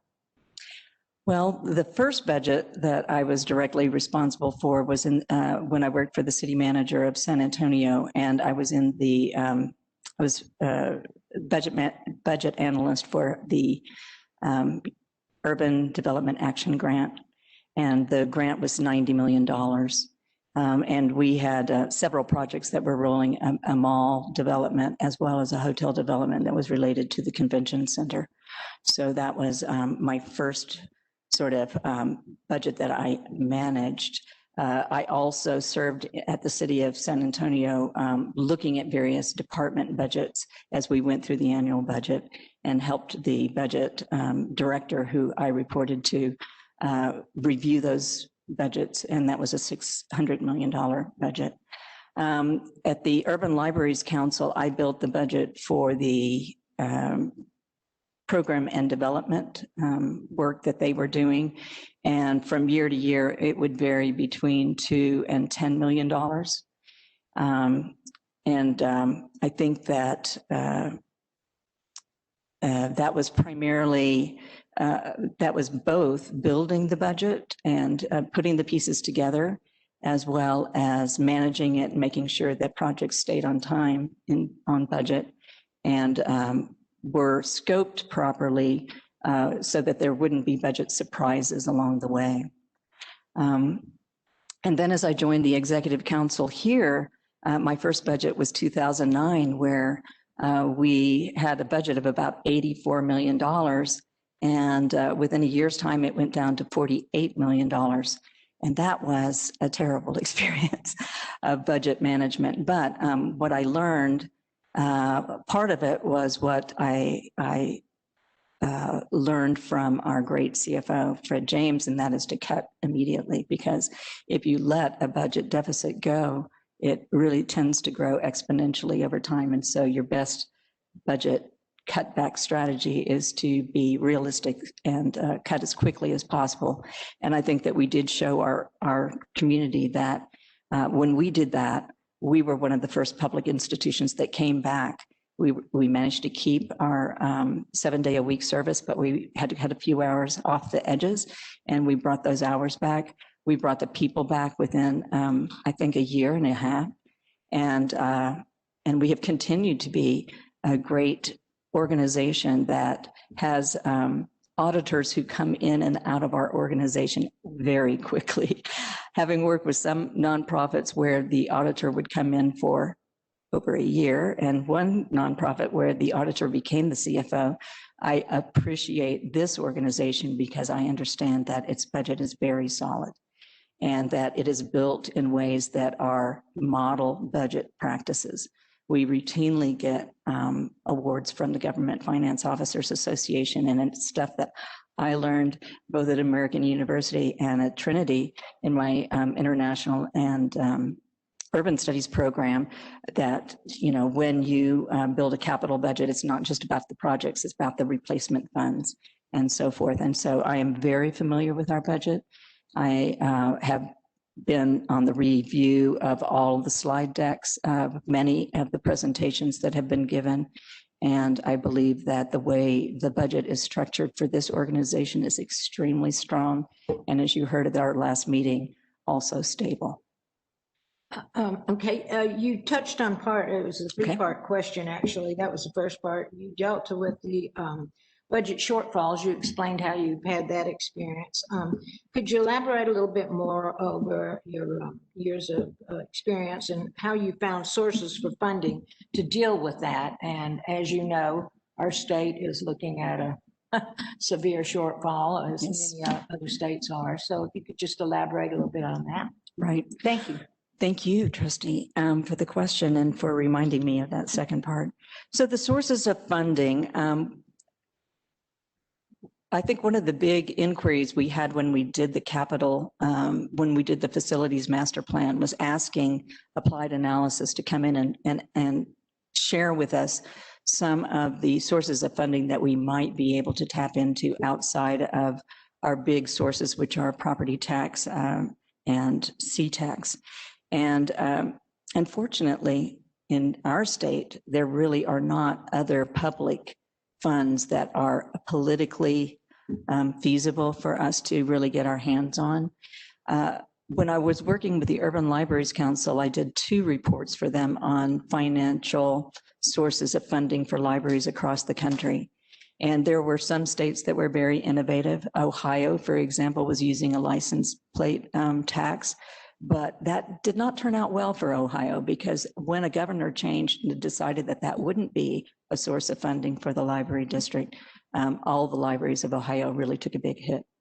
So I think I also have done a lot of research on foundations and their ability to help library and library systems find money. And what I've seen is that even among the largest ones, LA Public, New York Public, Chicago, et cetera, where they have a lot of foundations in their community, the amount of grant money that you can bring in really is less than 1%. I think LA Public, when they had the great actor who was part of their campaign, oh gosh, I'm blanking out on his name, but even when he got involved, and in DC, I think they had a lot of nice celebrity sort of fundraiser folks that came in to help.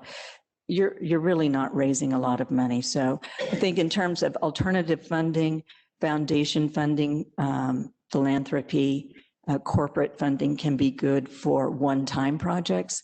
But in my experience, those sources are not good for ongoing funding. And so I think our most important strategy is keeping what we've got. And what we have is bounty, because compared to many organizations, we do have this wonderful mix of primarily property tax, which tends to be more stable, except during the Great Depression when it took the big dive. But then also we've got the C-tax, and for the city and other organizations that have a bigger share of C-tax, it's much more volatile. It's much more quick to be volatile. And as the SEBR people were reporting out yesterday, it looks like we're in good shape, that we might, even though the state will be looking at sources of funding, the property tax for now is really remaining stable, and C-tax is not taking the big hits that we had anticipated. And in fact, Floresto shared with me yesterday that our latest C-tax remittance was actually pretty much right on target, if not slightly above where we had estimated it would be. So our strategy really is to have a very conservative budget. I believe that CFO Fred James has been remarkable in that regard. I've seen him hit the mark every single year I've been here, and I've been here 12 years. He trained Floresto well. We understand where those sources of funding come from. We check in with experts such as Applied Analysis, Hobbs and Ong, et cetera. And as I understand it, they often check in with us. So I would also be relying on our own internal expertise as well as our local financial analyst. Thank you for those explanations and the detailed information. Thank you very much. Thank you. Thank you. Does any other trustee have any follow-up questions on this question? Okay, thank you very much. The next question comes from our trustee, Marilyn Francis Drake. Good afternoon, Danielle. Hi. My question is, what is your experience in developing and maintaining business and organizational partnerships and relationships that will best serve the needs of the library community? Thank you for that question.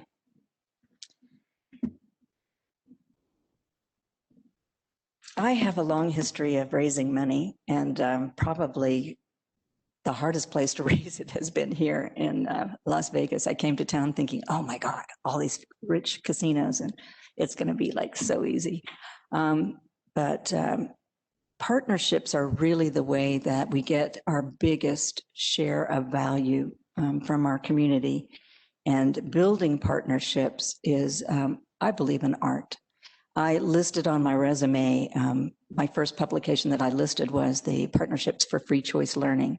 And while I was only an advisory member to that publication, it was an eye-opener for me, because I was working with two researchers out of the Urban Institute, Carlos Manjarres and Chris Walker, who are masters of partnership. And they really educated me on what a partnership is. I always thought, two organizations come together and they do something really cool, and that's a partnership.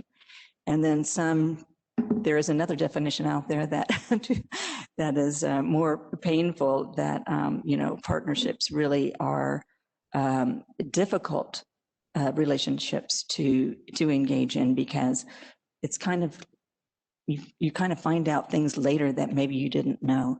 But my experience in partnership development is that it happens well when organizations understand their own capacity to partnership, they understand their own assets that they bring to a partnership, and the partnership is shaped in a way where those expectations can be managed over time.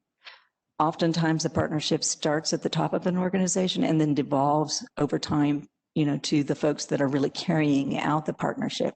And so there are a lot of tricky spots in partnerships where they can go wrong. So I believe that that foundation of understanding how partnerships can be not only programs, but marketing campaigns, sharing technical resources, doing larger collective actions together where you share an agenda, you share resources, you share communications, you share data gathering, you share outcome reports. These are the ways that partnerships are really becoming structured now, so that it's not just a fly-by-night or a one-time hit. It really is a long-term relationship development, and it really yields immense results. My experience in the library here, I think one of the best examples has been the Raising Las Vegas Collective, where I understood that organizations weren't working together on early childhood, but that is a core business of the library district. We are one of the few players that play to the scale of and have boots on the ground. We probably had something like 20,000 programs a year at one point, and all kinds of families coming in with their children of various ages. And yet we really weren't ever invited to the table when the issue around early childhood came forward. So we put together a coalition called Raising Las Vegas. We created an agenda that everybody could buy into, and that was raising the number of childcare seats, raising the quality of childcare, raising parental engagement and child development, and then raising community awareness about the return on investment that early childhood brings when you save those costs for children who come into the school system and are not ready to learn. And we brought together 15 organizations. We're up to a few more, but just coming together and understanding around the table the position that each organization was playing, where what kind of families they were working with, what kind of resources they had, what kind of curriculum they were working with. We worked with the Health District, with Vegas PBS, with Discovery Children's Museum, with United Way, and Sunrise Children's Foundation, Urban League. And once all of us really sat around and understood the positions we played, and we had this joint agenda together, then we really started to see a lot of things happen, even without finding more money. So it was very interesting for me to see what we're calling now collective action come to the forefront in a lot of business initiatives, because Harvard Business Review, Stanford School of Social Innovation, all of these business organizations are starting to also take on the model of collective action and understand that when organizations work together well, a lot can be done. And the sum of all of them is far better than one organization going out on their own trying to get a big impact. And in the world that we are working in, whether it's early childhood, school support, small business development, workforce, social service engagement, we can't do it alone. So we have to be good partners. Got a great example right here, the Business Hub, which is part of the Workforce Connections partnership that we started. And that partnership started because Workforce read our strategic plan, saw that we wanted to bring employment expertise into the library. They had the employment expertise, we had the buildings, and so without even a money exchange, we were able to bring that new expertise into our operations and they were able to expand their footprint out into our community. So that's a great example. I think the Business Hub is going to see the same kind of return on investment by both our organizations coming together. And what it takes is for us to be diligent. And I think that was one of the wise moves that the former director, Ron Heesen, made in terms of making a community engagement department, because it's not just making the MOU, it's taking the time to build that partnership, to understand the pitfalls, to move through the difficulties that a partnership might have, and then to celebrate those successes that we all make together.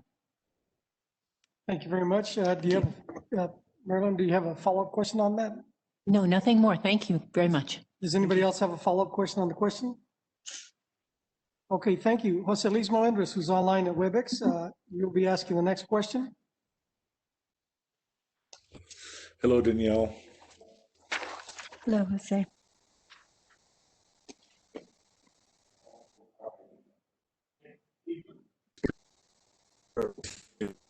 At the state legislative level, please. Jose Luis, please repeat your question. It was stuttered, if I can use that term.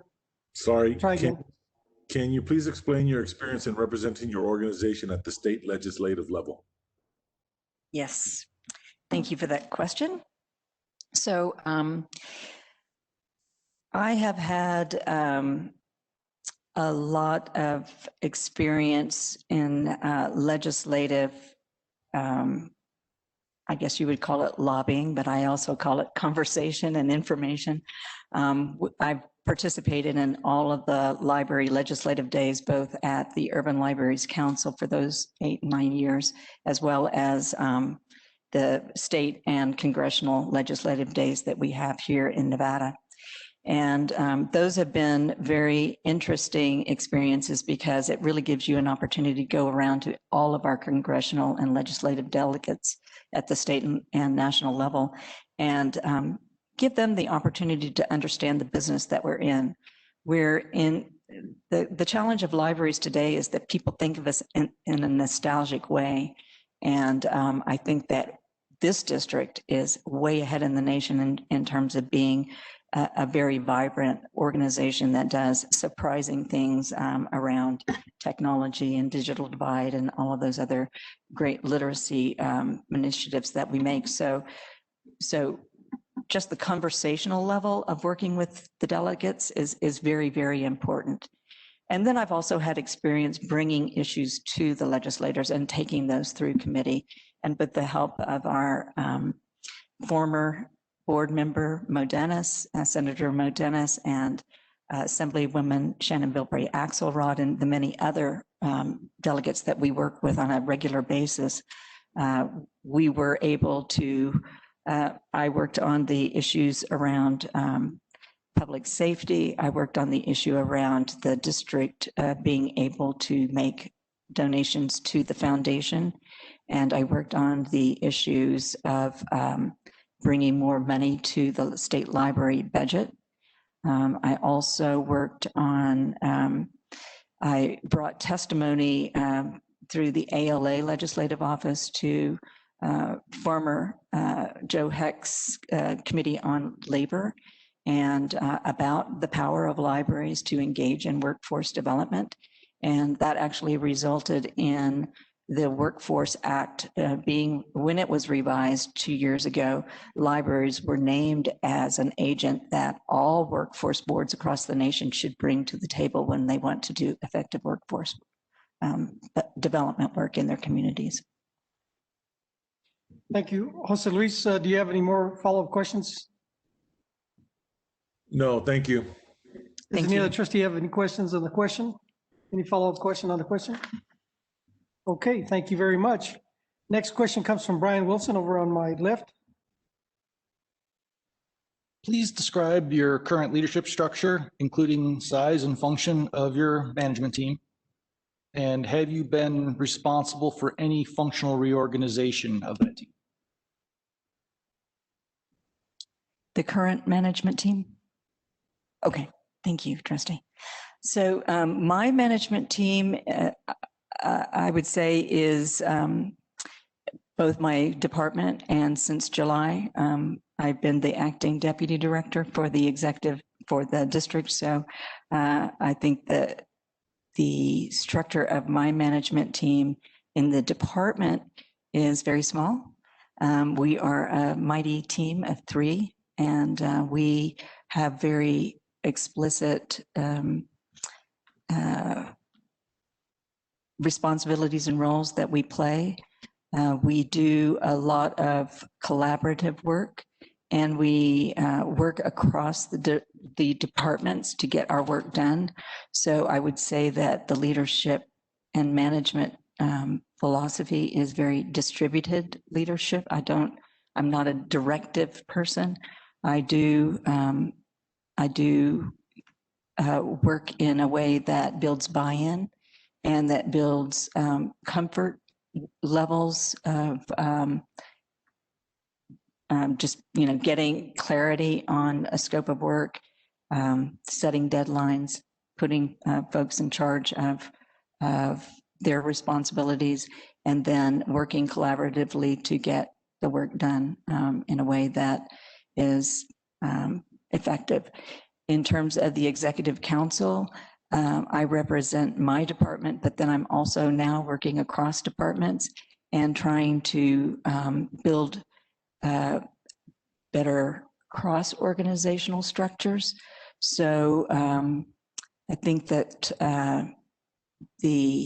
we have such a strong executive team, and we all sort of take great responsibility and have great talent in leading our teams. But I think that one thing that we can do better is to have better communications across the organization and align our departmental goals and priorities and projects so that we get a better alignment of resources and a better impact out in the community. The other way that I have been that I lead management team is I do prefer to work in teams that cross the organization. So as the lead on strategic planning for the organization, I built in 2015 and again in 2019 cross-organizational teams that were not just top-level people, but gathered the experience and perspectives of people down further in the organization.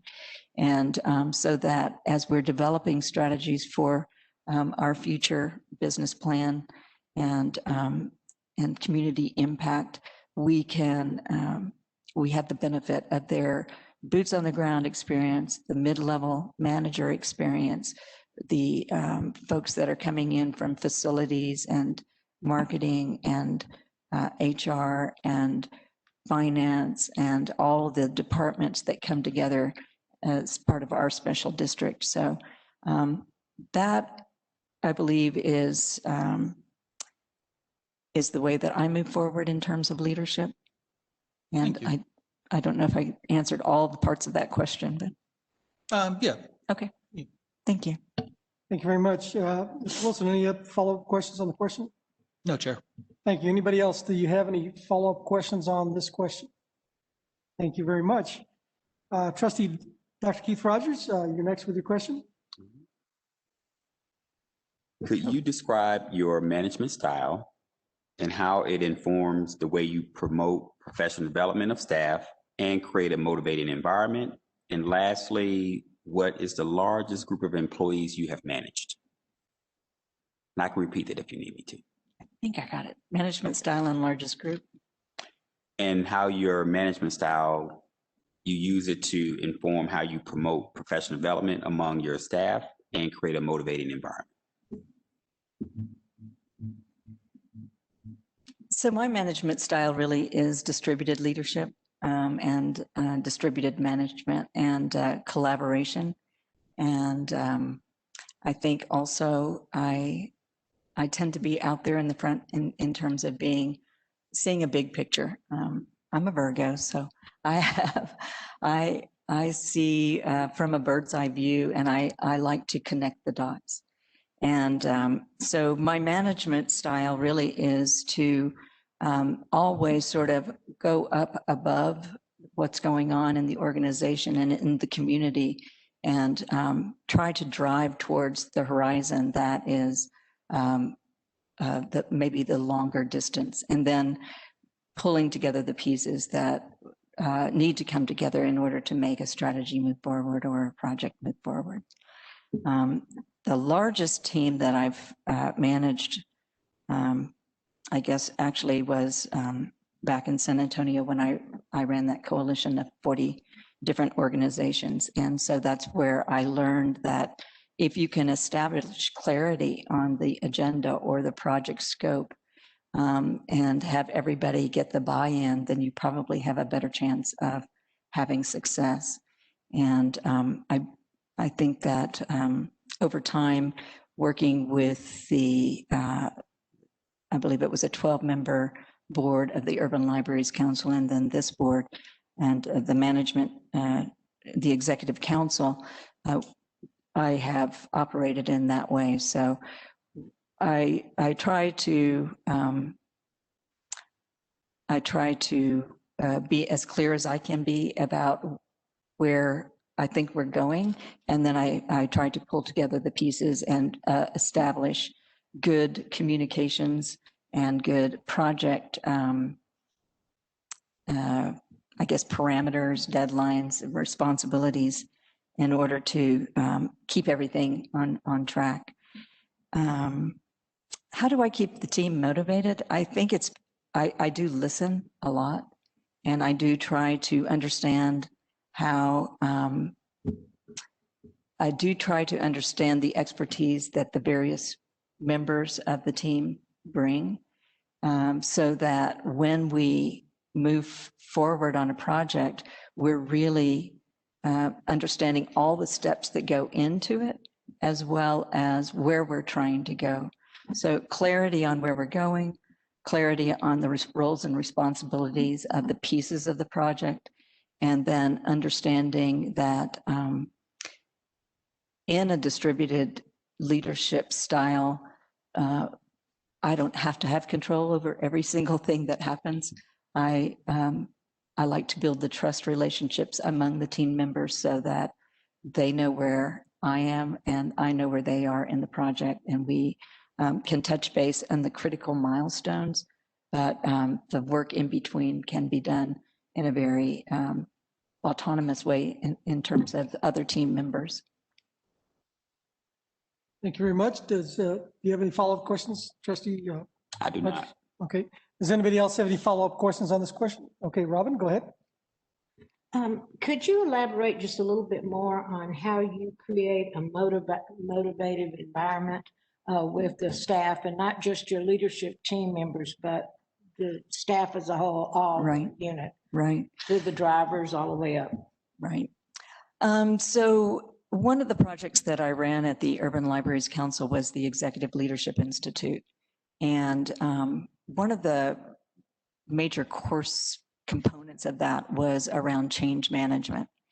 And one thing that I learned is that something like 85% of change initiatives and organizations fail because you don't have buy-in. You're ahead of where everybody else is in the organization. So when I started the strategic plan in 2015 for LVCCLD, the library district, I started out with a questionnaire to all staff about what they thought was going to happen to the library, where they thought the library was going, where they thought the assets and the strengths, the weaknesses, et cetera, opportunities and threats were. And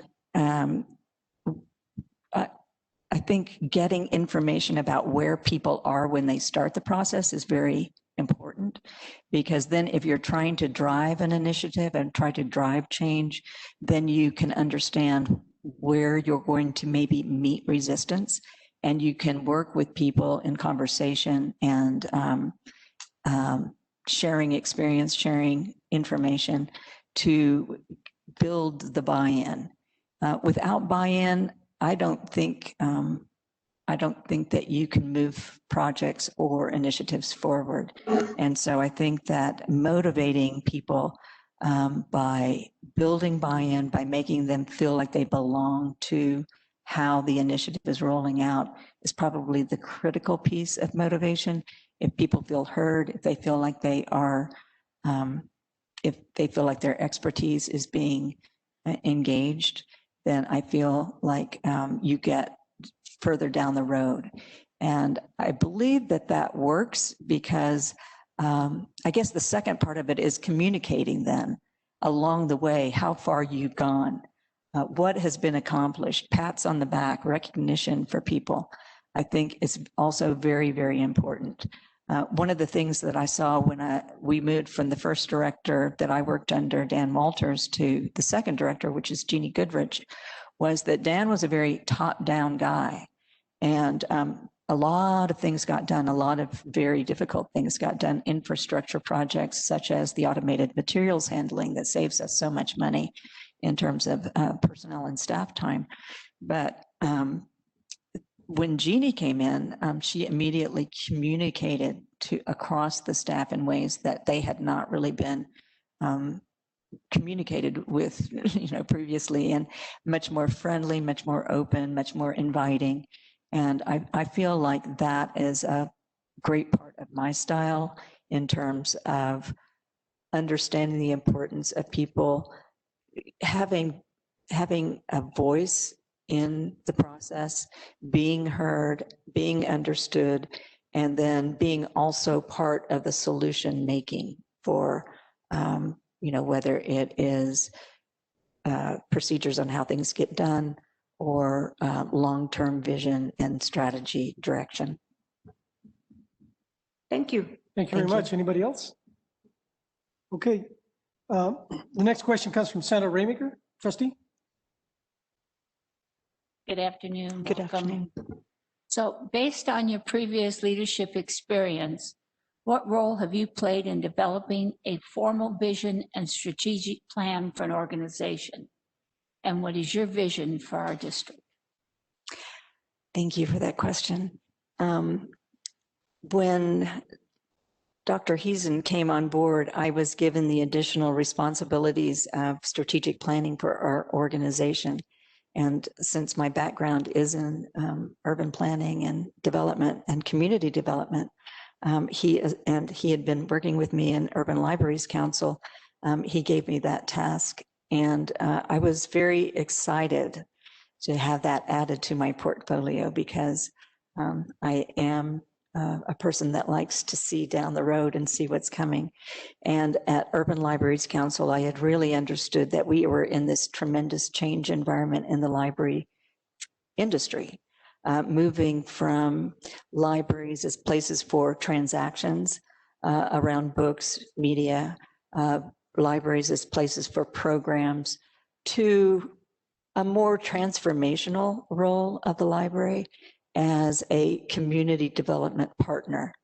And as you can see from my list of publications, I pretty much have stayed on that agenda in my work with the library field. So I was excited to bring that expertise and those sort of big picture thoughts to this organization and see how it played out on the ground. As I mentioned before, I got here in the end of 2008, so I got here right in time for the Great Recession. And I think that when you approach the library business from the perspective of a community being in great hardship, it really colored our strategic plan. And we had to move away from a sort of an inward-looking library-directed and library industry-directed business of transactions and being the place for the book and CDs and music and more, to a community organization that is very well resourced and that works with many different kinds of populations and understand what their needs are, what are our customer needs. And so the first question that we asked was, who are we designing our services, programs, and resources for? How, and I brought in some new kinds of planning data sorry, this seems to be going in and out. Can everybody hear? I brought in market segmentation data, which is very detailed data about households. So we always say we're planning for families, we're planning for the elderly, we're planning for these big groups of people. But with market segmentation data, we were able to look very specifically at household types. And we understood, looking across the Vegas Valley alone, that we are working in a community that has extreme variety, and it actually changes. This data comes in on a census block level, so it's much more detailed than, you know, zip code or certainly county. In our case, you know, 8,000 square miles, the data gets really not very useful when it's in big chunks like that. So we were able to get the data down about the kinds of households that we were serving. And we discovered there's 26 different kinds of families that we're working with. And about a third of those are, you know, up above the 70,000, and they're doing okay, but they probably have house debt, car debt, student debt. And then we had about 2/3 of the families that were living under 50,000, 30,000. And half of those were families that had also challenges around low education, low English proficiency, and sort of occupations that were, you know, retail, hospitality, construction, et cetera. So we really understood that in terms of answering the question, who are we designing our library services for and our strategies for, we had some very good data. Similarly, in the senior population, there are the seniors who live on their Social Security check, and there are the seniors that come in with their second house in Vegas and have a wonderful winter here. And so with that data, we did a lot of training across our branches and started to understand that the past practice of building cookie cutter library branches may not be the best way to move forward, and that different kinds of households, in different life stages and lifestyles, had different needs, different interests. And we also were coming into the realization that we are in not only the community development business, but in the learning business, and that there are different kinds of learners out there. So this kind of data really started a different kind of strategic planning process for us. And it gave us the ability to understand that we needed to develop strategies that were not just around how to get a bigger market share of cardholders, but that we needed to understand what the needs and interests of our community were and devise our strategic plan around their needs. And over time, with this with this cross-organizational group, and working to get feedback from other community organizations and thought leaders in our communities, particularly in the Vegas Valley, we did come up with the current strategic plan, which is the Vision 2020 plan.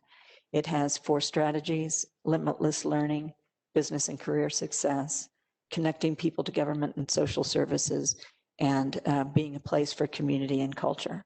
And those really became the organizational pillars that everybody then started to build their communications, their programs, their collections, their outreach, the partnerships around. And I believe that when I did the second round of staff surveys in 2019 in order to prepare for the next strategic plan that will come out next year, we saw that the organization had moved. Staff throughout the organization had moved their perspective and their understanding that the library is bigger than books, movies, CDs, and more, that it plays an integral role in the lives of not only families, but a lot of singles that come to town who want to start their careers here, work in the hospitality industry, et cetera. And we also started to understand the partners that we needed to be cultivating in order to bring the impact of the strategic plan to fruition. And I think as we've seen the various partnerships develop, developed, that strategic plan has been very helpful and has organized the way people think about the work that we're doing. And it also has really set us up for continuing that plan and refining it now that we have been through the pandemic, because we also see the shortfalls of being very place-based at that time and understanding now we can do a lot of that work virtually. More intelligent referrals to social services, better partnerships that address different literacy needs in the various kinds of households that we are serving. So. Thank you very much. Trustee Raymaker, do you have a follow-up question? No, thank you very much. Thank you. Does any other trustee have a follow-up question on this question? Okay, thank you very much. Okay, I get the last question. You've touched upon this pretty well, but the question is, how do you view the role of the executive director as it relates to the assessment of community needs and the development of those programs and services to meet those needs? Okay, thank you. It's a great privilege to be in the position of executive director because you do get to be, in a sense, the conductor. You have the incredible and valuable input from the board. You have the ability to understand the various parts of the organization that come together to make the big vision happen. And then you are sort of the coach and the coordinator of all of the activities that happen, you know, as the day-to-day operations take place.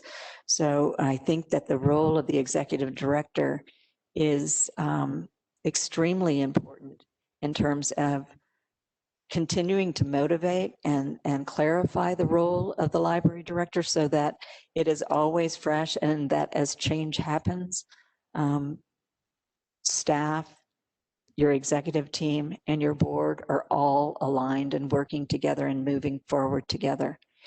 And there was a second part, Chair. The question really goes to diversity, diverse communities. Let me just ask it this way. Give us an example or an experience you've had in this area of dealing with a needs assessment with diverse communities.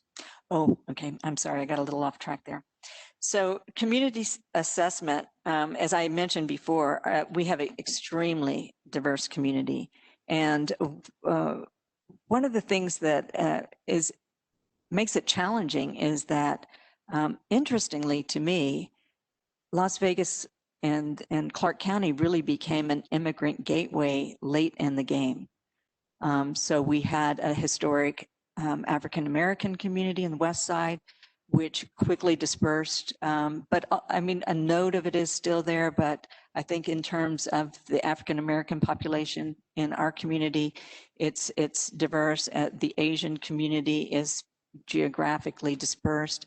And so community assessment really requires us to understand how the various cultural, ethnic, and other diversity groups work and are located in our community. But beyond that, I think this market segmentation data was also very helpful, because in the first set of data, we had a market segmentation system that was really focused on more lifestyle and life stage. This last data showed us that we're really not reaching the Latinx populations, and showed the diversity among the Black, the Asian, and the Latinx populations that do live and work here in the Vegas Valley. So community assessment at that level really gave us then the ability to go and talk to the various community groups. And I think one of the best experiences we had was the development of the East Las Vegas Library, when we went into a part of the community that really hadn't been looked at very closely. And with the help of the board, in particular you, Chair Ortiz, we were able to talk to folks from the consulate, folks who work in community organizations, the youth Latinx youth group that is at the university, and have very specific conversations about what they thought the library was, what library resources they wish they had, and where they feel like they want to go in their lives, and where their hopes and dreams are. So in terms of community assessment, my experience has been that you start with the big data, but then you've got to go down to the human level, and you've really got to listen very carefully as to how populations define themselves, define their aspirations, and define their measures of success. And it's very inspirational when you get to that point. I remember we were meeting over at the East Las Vegas Community Center, and you had brought in a number of youth that regularly attend the programs there. And we were talking to them about what they want at the library as it was going to be developed. And they wanted these centers where they could make things, and then they wanted a shop where they could sell things. And when we asked them what they were going to do with the money, they said they wanted to give it back to the community. And I think that that has stuck in my mind as something that really opened my eyes to the importance of understanding that when you're doing a community assessment, you need to go down to the values and to the aspirations and the dreams of the people that you are working with, to really be able to deliver to them what they expect you to deliver. And a community assessment is just the first stage, because then that informs how you shape your initiatives. It also informs how you elevate their experience in the library and bring their dreams and hopes alive. And so I think as the world becomes more diverse, we are strengthened by having the various perspectives involved and understanding and having those voices heard in a very deep way, so that we can deliver on the level of value that they expect. Thank you very much. Does anybody have any follow-up questions? Oh, go ahead, Francis Drake. I just wanted to go back to when you mentioned you'd worked under 4 different directors. In just a couple of words, one sentence maybe, could you just elaborate on what you learned from each of these people that you think would carry you into their position? Okay, thank you. That's a great question. So Dan Walters was as I mentioned, sort of a library director that worked from the top down and set very clear expectations and drove initiatives by being both forward-thinking and understanding the infrastructure of the organization that needs to be put in place in order for the organization to succeed. So what he did was all of the big automation systems that were being developed for the library industry during 2000 and beyond. And so he put in our automated materials handling. He understood that that libraries' budget really revolves around or is largely personnel, and that we could free up personnel time and staff time if they didn't have to touch a book 93 times. And so he put in those systems. They were very expensive. He had to do a lot of lobbying with the boards and so forth to get that done. The second, but that infrastructure is what makes us affordable or sustainable today. And it makes our organization stronger than a whole lot of other libraries out there. The second director was Jeannie. She had a great background in staff analysis and staff development, and she had great communication skills. And she had, rather than the director down approach, she really had the ability to make staff feel like they were heard, listened to, and comforted. And that was during the Great Recession. So that was extremely important there. And Dr. Heesen is, a people person.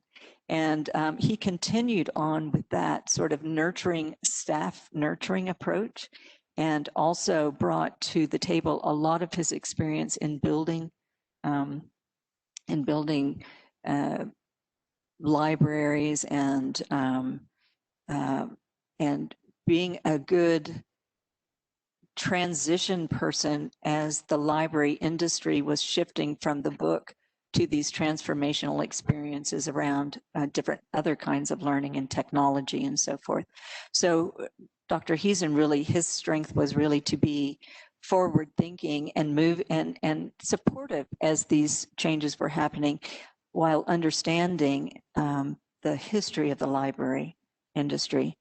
And then Acting Director Fred James has been, I think, a wonderful transition person, because we did, get hit by this pandemic, and it was unprecedented situation. A lot of organizations really hit the skids, but because he is a good communicator and team builder, I believe that we have weathered it very well.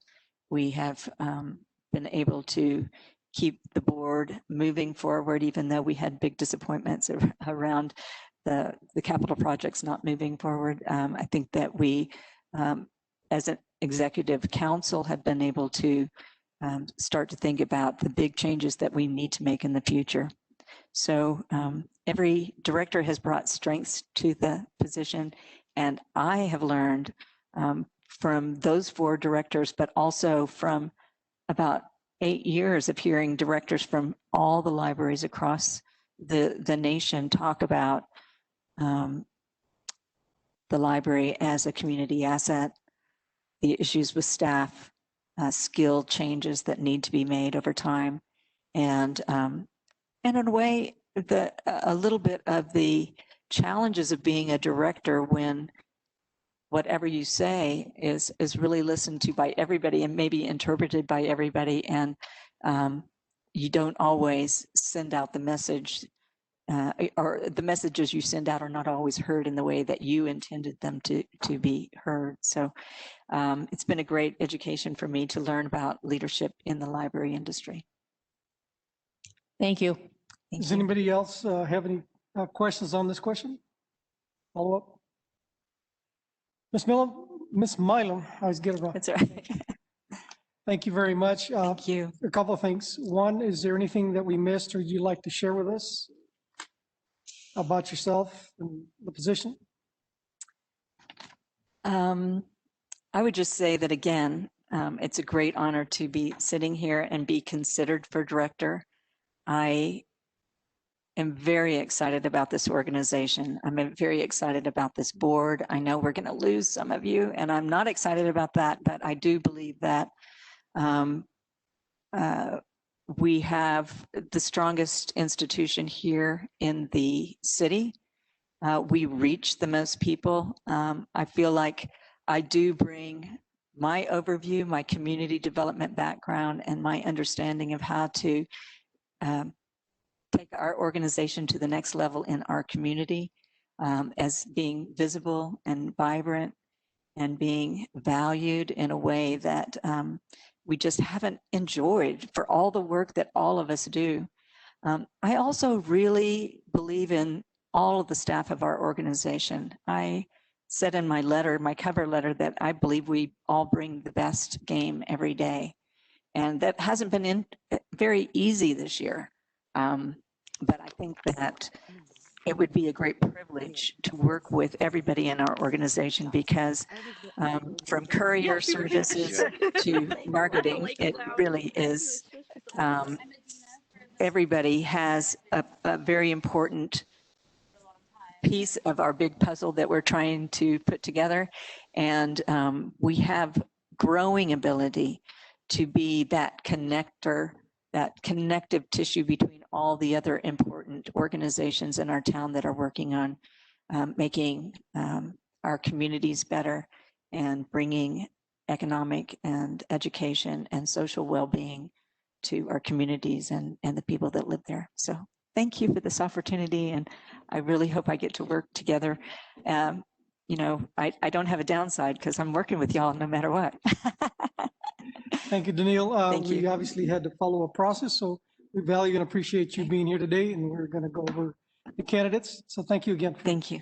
For today.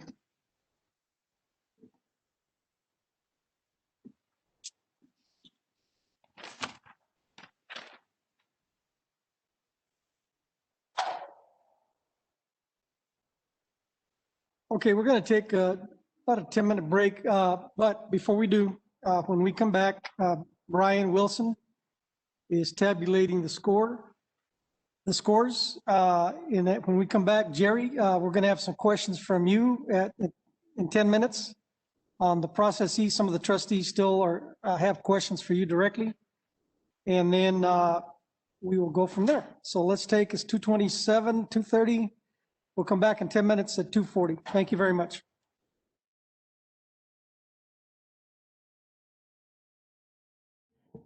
Let's go ahead and get this meeting restarted. Today is Friday, December 4th, 2020. It's Board of Trustees special meeting, interviewing the candidates for the director of the position for the Las Vegas Library Clark County District. Having said that, we have interviewed 4 candidates. At this time, they are scoring the candidates.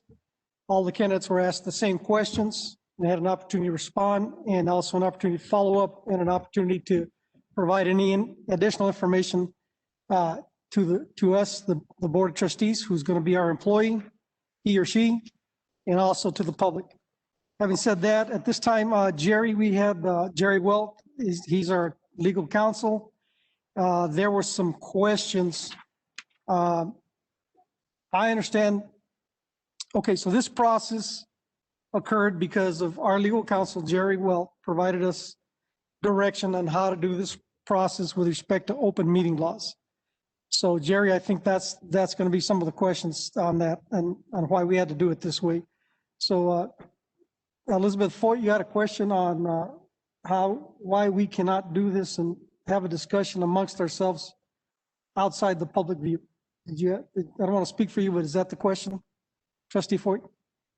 Yes, I did not quite understand the full legality of this particular session to interview the first wave of semifinalists, and thought that perhaps when we were discussing the results of our votes, and that we would go into executive session.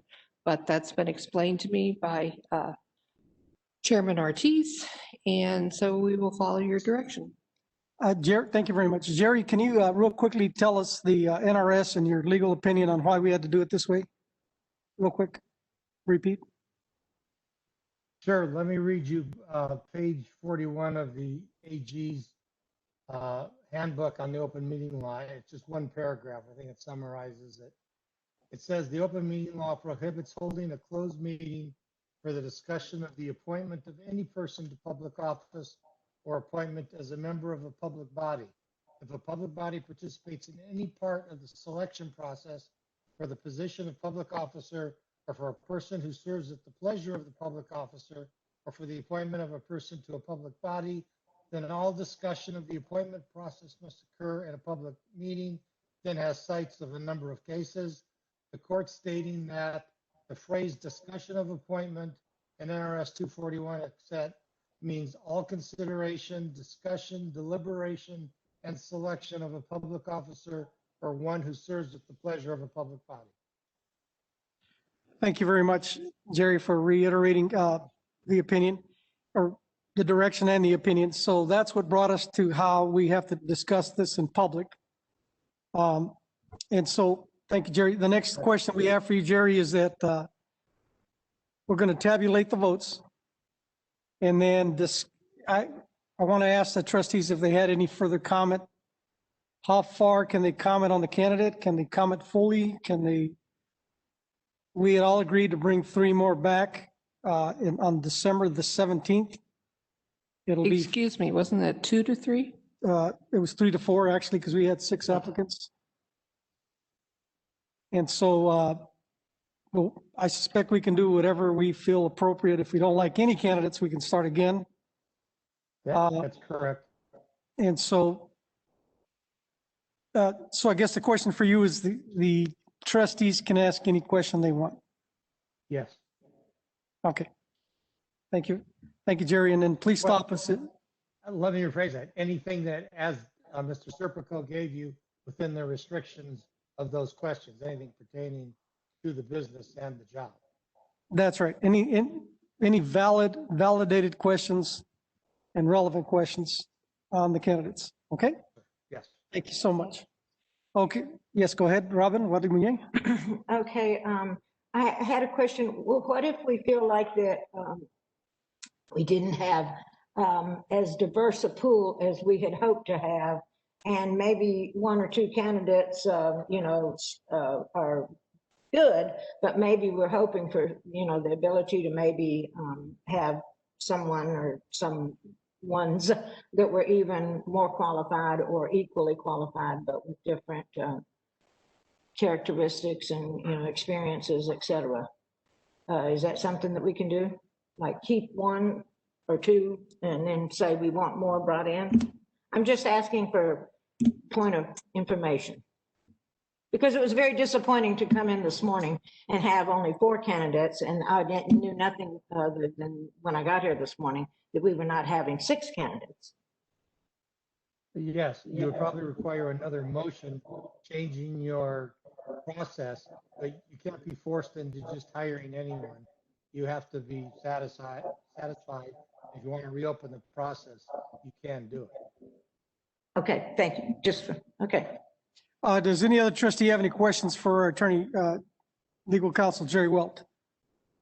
What do you call it? Marilyn Francis Drake, please proceed with your question. I guess I'm jumping back a couple, but has this stipulation that you read from the bylaws or from the whatever it was from, has that changed in the last few years? Because I don't remember going through all this when we hired the last director, but you know what? The mind is, getting old. So I might have forgotten, but did it change just recently or has it always been that way?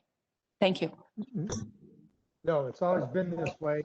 The catch is how you define public officer, and without getting into a long discussion, the Ethics Commission some time ago had said that our executive director is not a public officer.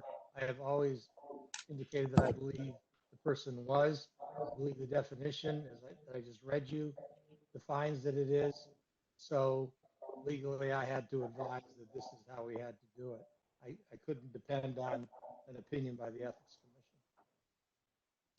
Thank you very much. Trustee Bilberry Axelrod, did you have any questions for Attorney Jerry Welt? She's been gone. Okay, thank you. Trustee Kelly Benavides, did you have any questions for legal counsel Jerry Welt? I don't have any questions for him. Thank you. Thank you very much. Trustee Jose Luis Melendez, did you have any questions for our legal counsel? No, none at this time. Thank you. Thank you. Trustee Sandra Raymaker, did you have any questions for our legal counsel on the procedures? Not at this time. Thank you so much. Dr. Rogers, did you have any questions for legal counsel? My question was answered with his initial comment. Okay, thank you very much. Brian Wilson, did you have any questions? We ruined his count. Just to clarify, I know you read the statute to us and answered the other questions, but in light of that statute, how was it possible when I joined the board that I watched everyone sit in executive session and discuss whether or not to extend the contract of Director Heesen, going back, a little over a year ago? I mean, that was an executive session where everybody's scoring and opinions were all there, and a discussion on whether or not to grant or extend a contract. How is that different from hiring a director? I mean, I understand we have to hold the interviews in public and the discussion and make the decision in public, but that new contract for Dr. Heesen was an executive discussion talking about all the board members' opinions and the nature of the employment agreement and everybody's opinion on it. And then it came out into the public for the final discussion and vote. And I'm trying to understand, why is that different renewing an employee's contract versus hiring an employee. If one was allowed to have part in executive, why isn't part of this allowed the same opportunity? Good observation, and that has always been a problem. We had that discussion when we started reviewing executive directors, when the same issue was raised, and it was decided by the trustees then that that because there's another statute that says that a discussion of an employee can be confidential, except you can't take action on it. So the compromise reached was that we would do it as we did with Dr. Heza. I can't tell you that to make me more comfortable, everything would happen in an open session. That's the intent of the law. This was tried to compromise to preserve confidentiality regarding a employee's competence, integrity, and abilities. And there's a statute that says you can close. This doesn't say specifically as to whether it's in a public officer or not. Since he was an employee, that was the compromise reached. Mr. Wilson, does that answer your question? It does. I don't like the answer, but it does answer it. Okay, thank you so much. It's basically the answer is mud. Clear as mud. Okay. Okay, thank you. At this time, Jane Wiseman, are you still online with us? Thank you very much. Just briefly, report to us how many people applied, and then how many were vetted, and how many people were invited for an interview. And that's all you have to report. We reviewed a total of 1,860 candidates who had the title of director or executive director in a national search. Our focus in our direct recruiting was to identify executive directors at libraries throughout the country. We narrowed it down to library districts that were multiple branches, and we reached out to 181 candidates, most of whom had library experience. We did do some public administration as well, but the main focus was on the candidates with the MLIS who currently held the role of executive director.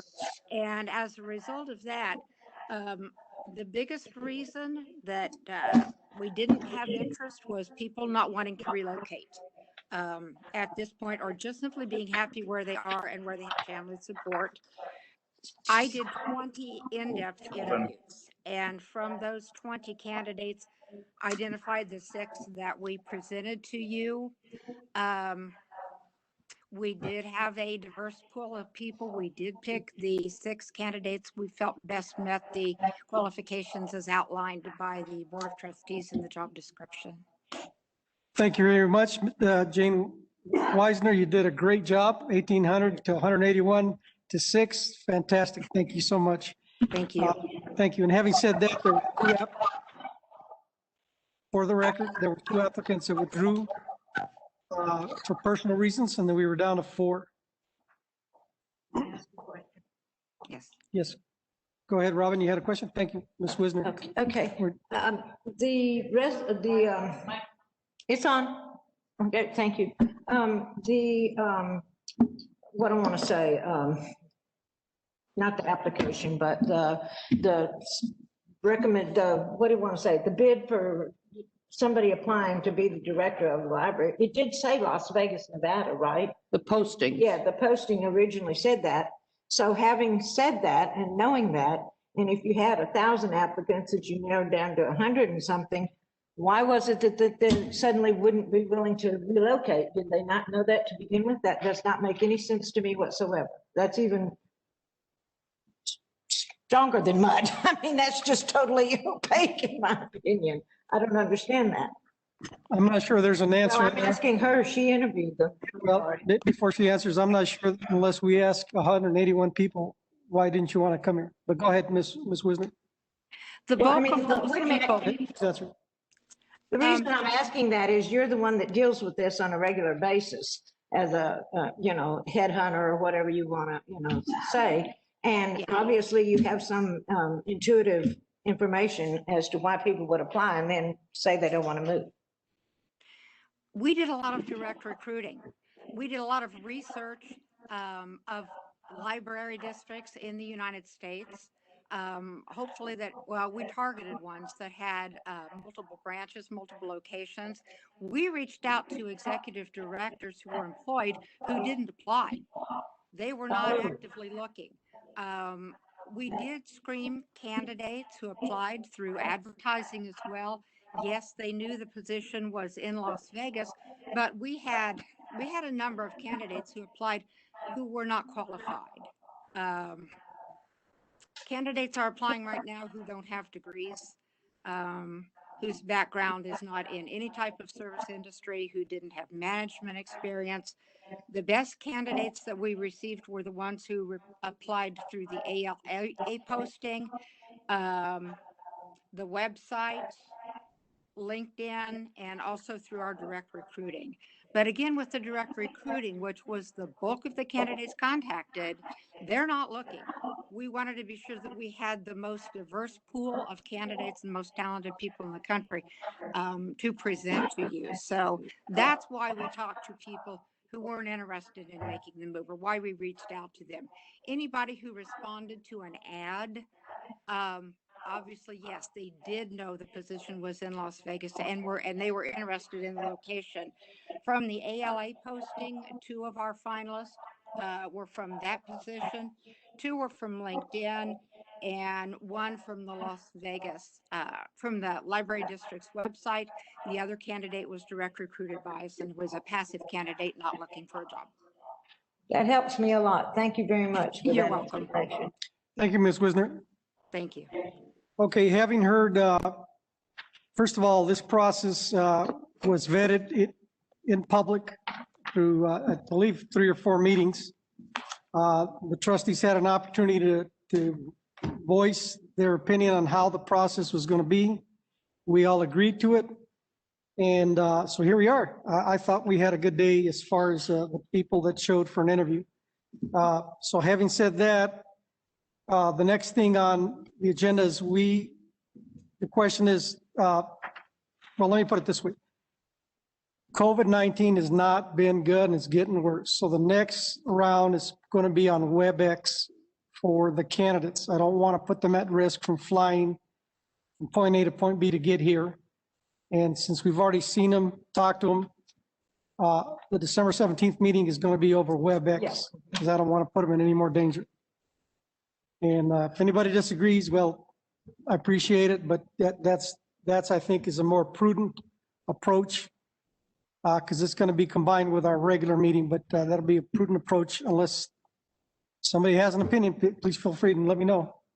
Well, I would just say that. Go ahead, Elizabeth Ford. I would say that WebEx second interview is it, in fact, if we determine today that that's the way we care to proceed, or whether we start all over. I'm just putting that out there. Thank you. Okay, having said that, I guess, Robin, if you want to make a motion to start all over, go ahead and make your motion and see if you have enough votes. That's what you asked for. Well, I don't know that I want to make that motion. I just asked, was that? Okay, does anybody want to make a motion to start over?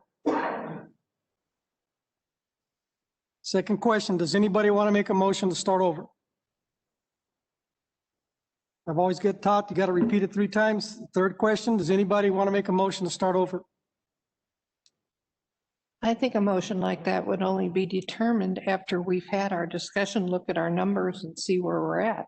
We may come back and visit that as a question later in this session. So at this time, nobody wants to make a motion. They want to look at the numbers first and we'll revisit that motion. Okay. And also for the record, and thank you for your patience. We'll get over this real quick here. For the record, I asked Mr. Serpico to be the custodian of records of how we determine this process. So if there's any legal challenges, he'll be the custodian of those records. And so thank you, Mr. Serpico, for taking on that task. And so when something happens, they sue us, they can deal with Jerry Welt and Jeffrey Serpico. Thank you. May I ask a question? Yes, go ahead. Do we know who all is on the, attending right now? How many people Do we are, have all our trustees? all our trustees are present, and how many people?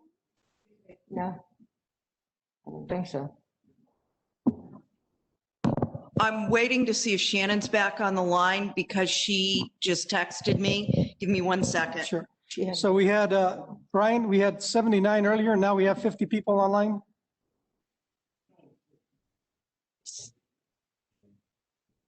Okay, 69 people are watching us, and then ourselves.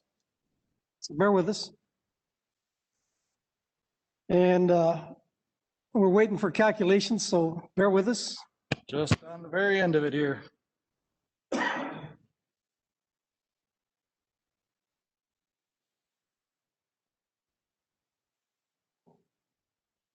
real good at math, I just couldn't multitask. I'm very narrowly focused when I dig in, so that's why I asked Mr. Wilson to take over. And my OCD makes me triple check everything. But I'm on the final step of the triple check, so we're almost there.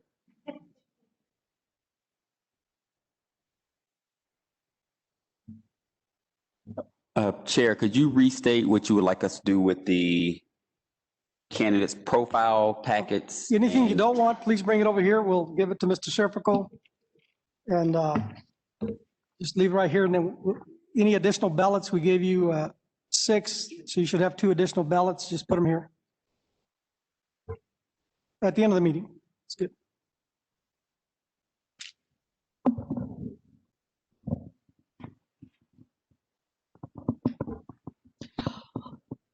Chair Ortiz, this is Allison. As far as I can tell, Trustee Bill Axelrod, it still shows her up, but she is not on the call right now, not on the WebEx right now. Thank you. So she's probably multitasking. Kelly's on.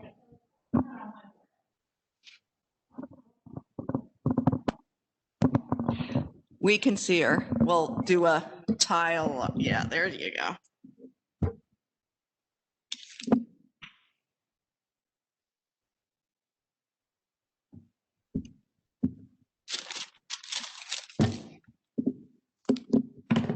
So next time. Okay, the numbers are in, the Knights have won. Okay.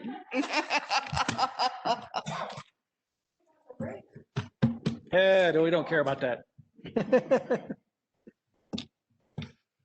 Okay, what would you like me to do here, Chair?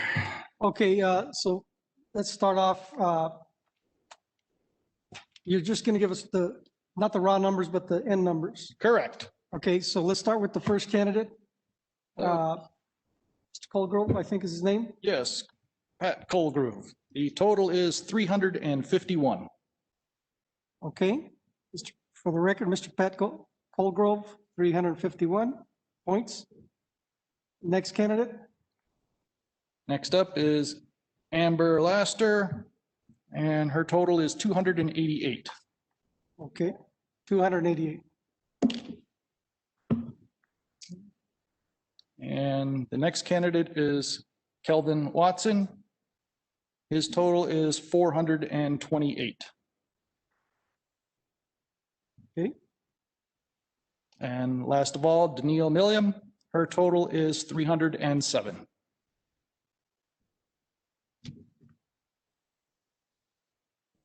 Okay, so Pat Colgrove. Now, the key is, just like Robin asked, we can start again, but you'd have to make a motion.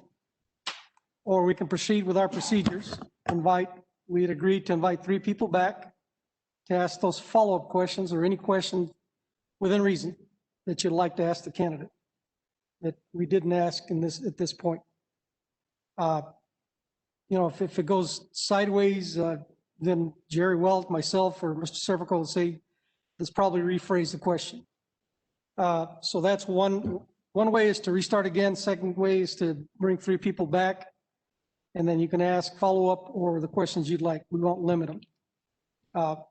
Obviously, if you take on an hour, I probably will stop you, but you know, so that way the other trustees can ask questions. Or the last option is to, if you have one particular candidate that you'd like to be the director. I suspect you can also, if you feel you have enough votes, make a motion to bring in that person. Is that correct, Jerry? Yes. To hire one out of the four.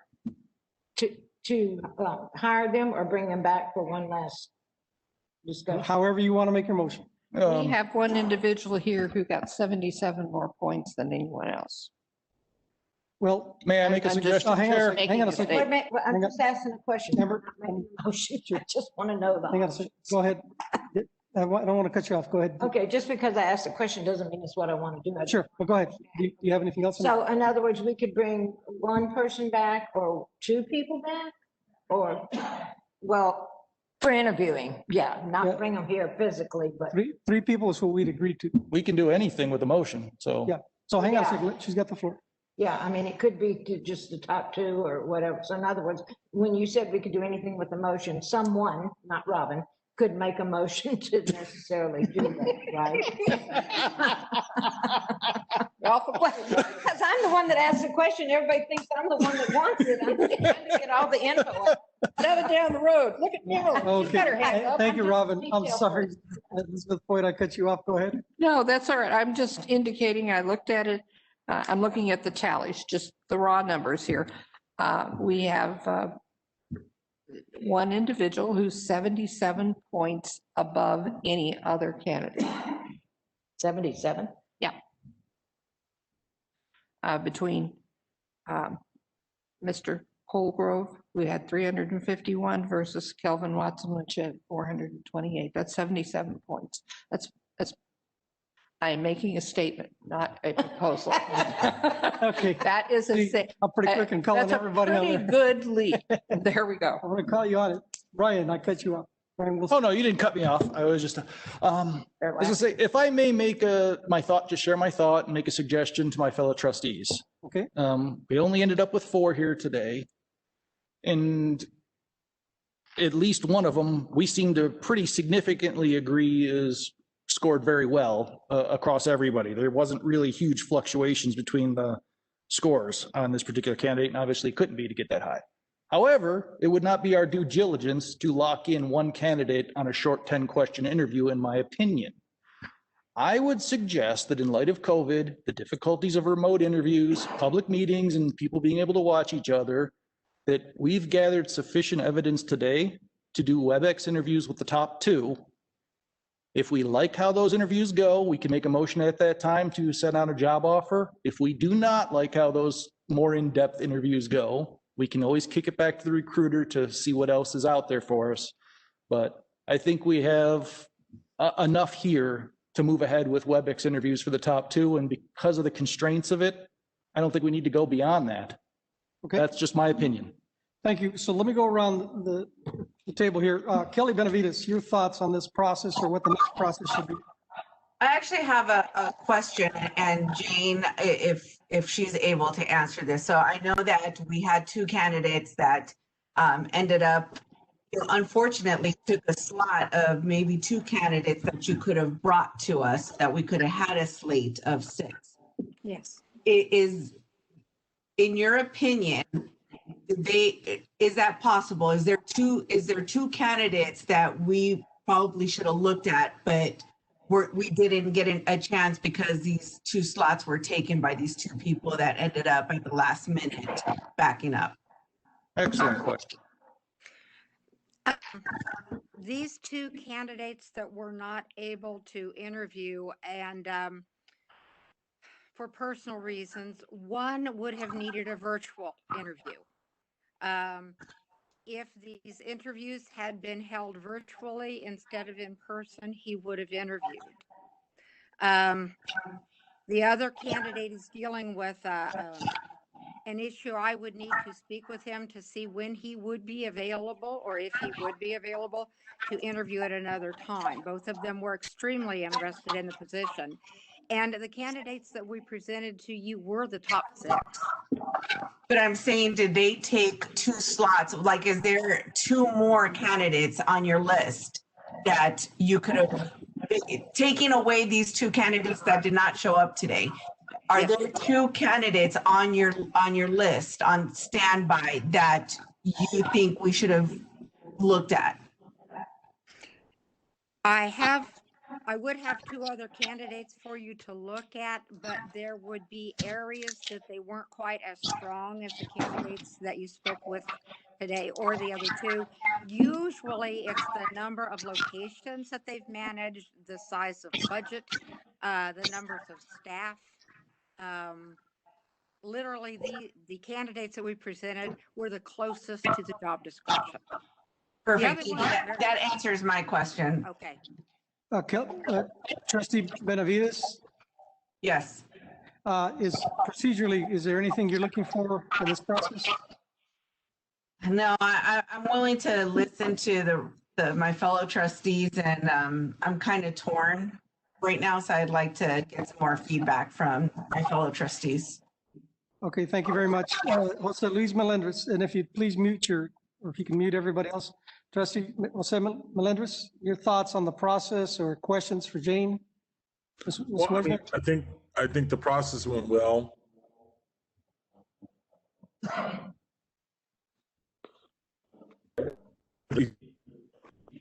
At certain points, I appreciate the variety of both outside the state of Nevada and inside the state of Nevada perspectives that were brought to us by the candidates.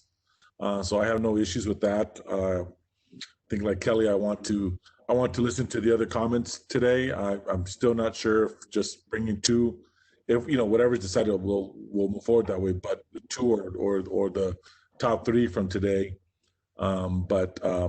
Yeah, I thought the process went well. I appreciate the process. Jane, thank you for all your work on this and bringing some top level candidates to the forefront so that we could interview. Thank you. Thank you very much, Jose Luis. Trustee Raymaker, your thoughts on the process or any questions from Ms. Wisner?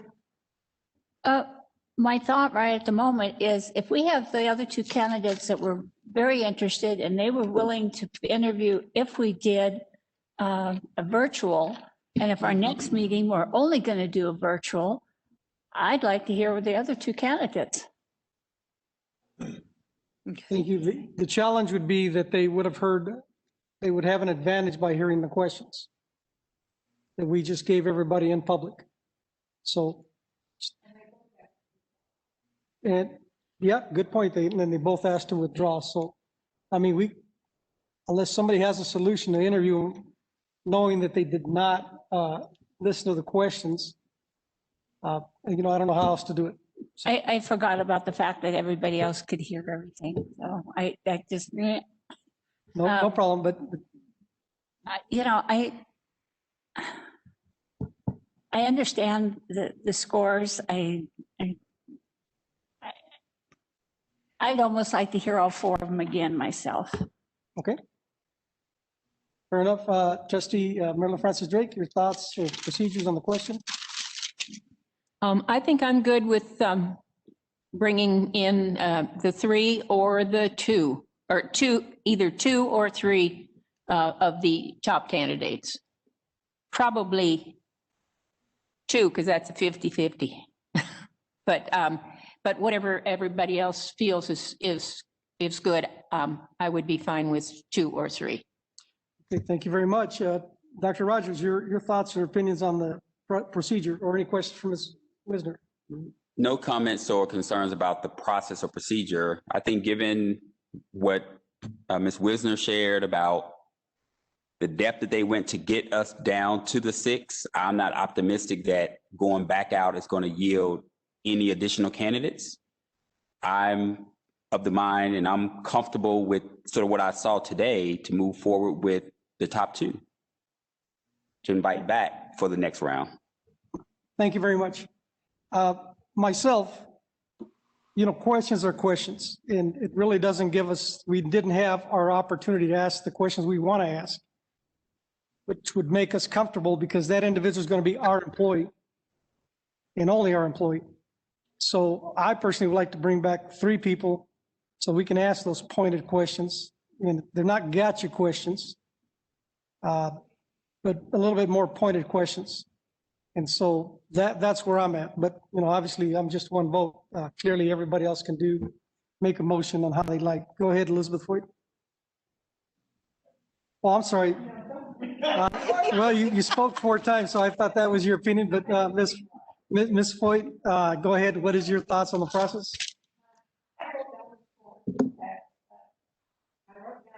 When Trustee Wilson gave them to us, like I said, our top score was 77 points above the second score.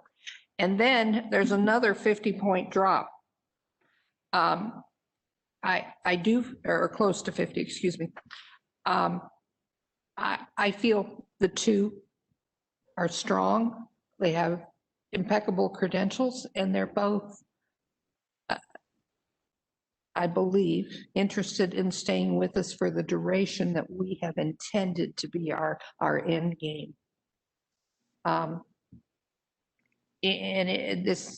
It wasn't an easy decision for any of them to put themselves out there for our questions today, and it was a grueling process for all of us participating. I'm sorry we didn't get to have the other 2 who were forced to withdraw for whatever reason, but I want to go with the 2.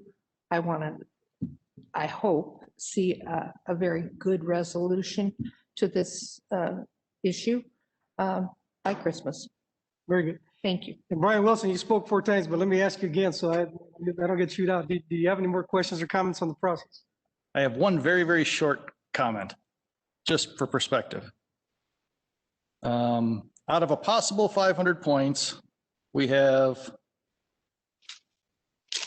a 70%, a 57%, an 85%, and a 61%. So we got 2 passing grades.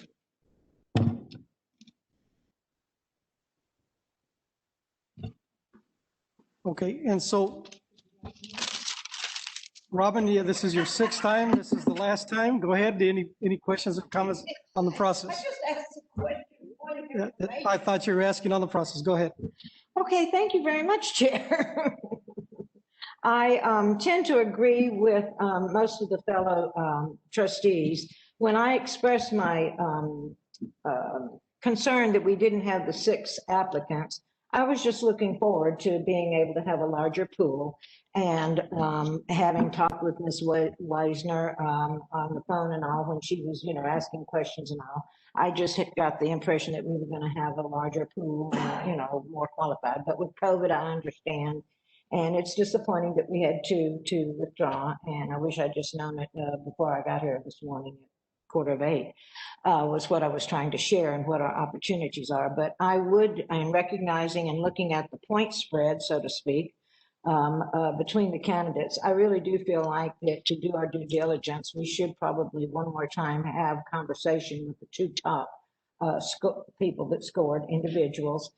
They're similar and different in many ways, but they're both unique. And I think, the numbers from all of us say that they're the best candidates and we should move forward with that. So I would support a motion that would say for us to continue with an interview online, WebEx, with the top 2 scoring individuals.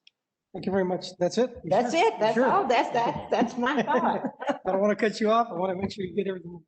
Okay, so I'm a process guy. I'm a rules guy. I'll entertain a motion. We had all agreed to 3. And I'm not hitched to this, but that's what we agreed to.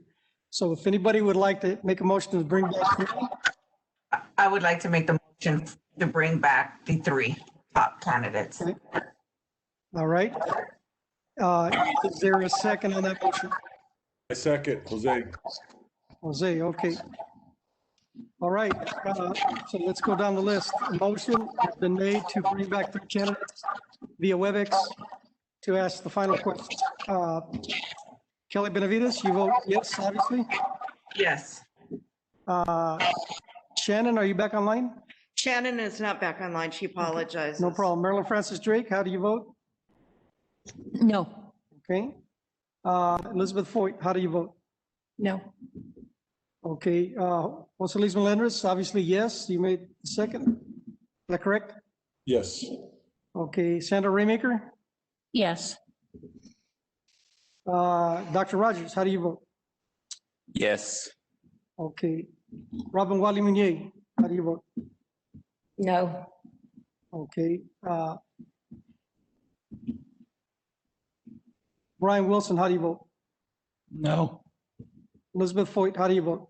No. Okay.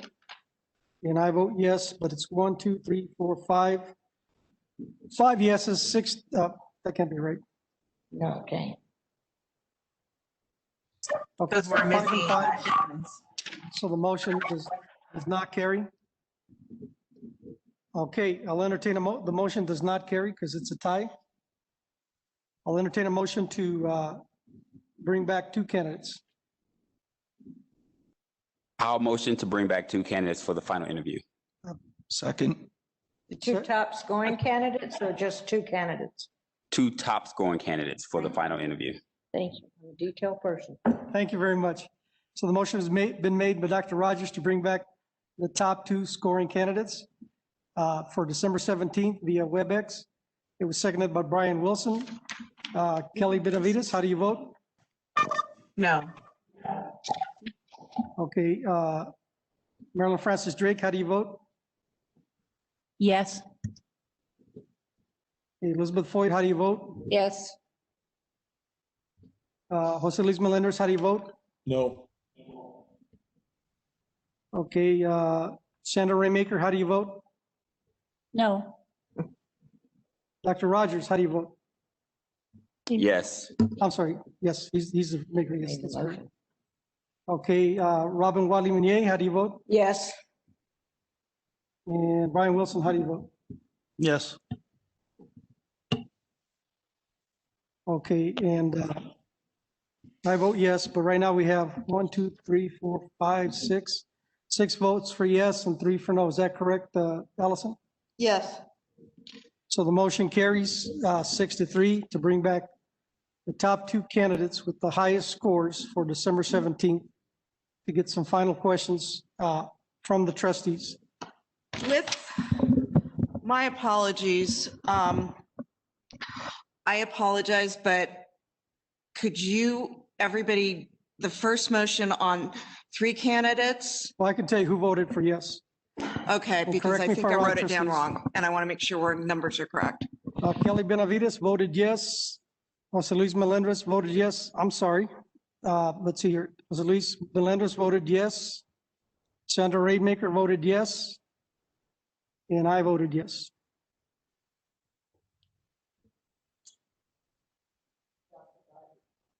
Dr. Rogers,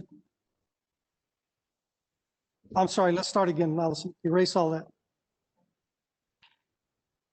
Sorry. Those that voted no was Kelly Benavides, Sandra Raymaker, Jose Luis Melendez. This is the no, N-O, no. And then for 2, and then myself. So that's 4 people that voted no. And the rest of the people, Marilyn Francis Drake voted yes. Elizabeth Foyt voted yes. Dr. Rogers voted yes. Robin Wadley Meunier voted yes. And Brian Wilson voted yes. You voted yes, Chair. No, I voted no. Did I say yes? Yes, you did. All right, so there it is. We're holding it to you. Please hold your thoughts, please. Are we close to being adjourned? No. It's Friday, it's okay. Okay, so is that okay? Anybody disagree with that vote? All right, Jerry. Jerry Welt, is there anything else we need to do? No, I believe that covers it. I do have one question for Jerry Okay, to go cover our ahead. butts. Jerry, where should I forward the text and emails from the trustees on WebEx for the record that were their score sheets? Actually, let me give you direction to go to Jeffrey Serpico. He's the custodian of records. Okay, thank you. Thank you, Chair. Yes, go ahead. Just need public comment. Yes. The, Marilyn Drake here, the questions that we will be asking at the 17th meeting, are these questions that we are going to bring forward ourselves individually? So yes, the answer is yes. You can either do follow-up questions on these 2 individuals, make yourself some notes today, what you'd like to ask them that you did not clearly hear their answer or want to see if they have a different answer. Or you can just ask them what you want. Don't ask them what color pants they wear, you know, anything like that. You know, I'm being facetious, but things like that. So those are Okay, questions you can read. kind of on what you just said then. If we are not sure if we can ask a question, could we forward it to Jerry and But ask Jerry's him? not involved. It'll be Jane Weisner and myself and Jeffrey Serpico. Oh, okay, I just wanted, oh, so we could forward it to yourself or Jerry. Okay. Sorry, Jerry. Because some questions, I don't know if you can ask, you And know. the reason is the Jerry's the personal- final arbiter. He can tell us, okay, you guys messed up. Okay, You know, thank you. so I don't want to put him in the middle of being, I want him to be the final arbiter. Jeff is the expert. I think that's the appropriate place to go. Okay, thank you very much. I have a question. Go ahead, Kelly. So now whatever question, I know you're saying that if we have follow-up questions, that would be the opportunity to do so. But does the same question have to be asked to the both candidates, or can different questions be asked of different candidates? That's done. The same question to each candidate. Now, each candidate, you can ask them whatever you like, different questions. This is the time to vet them out, the next meeting. Anybody else? But we have to, so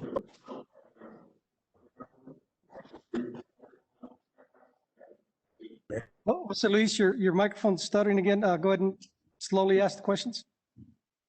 Go ahead, Jose Luis. is that, if we have questions, we have to submit them by when? No, you're just going to ask them the day, that Oh, day. the day of. Okay, all right. Yeah, unless you don't feel comfortable or you need a little bit of help wording the question, that's where we step in.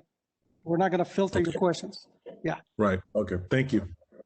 yeah, they're your questions. Please vet them out. Okay, Robin? I just had a comment. I would like to thank Jane Wisner very much for all your efforts. And when I asked that question about the candidates, I just was trying to understand. It wasn't a reflection on the work you did. I think your outreach was outstanding. I just wasn't aware of the way that you did that. So I want to thank you for your efforts. Given the COVID and everything else, I think you went above and beyond, and I appreciate that very much. And your time you took with us as well on the phone.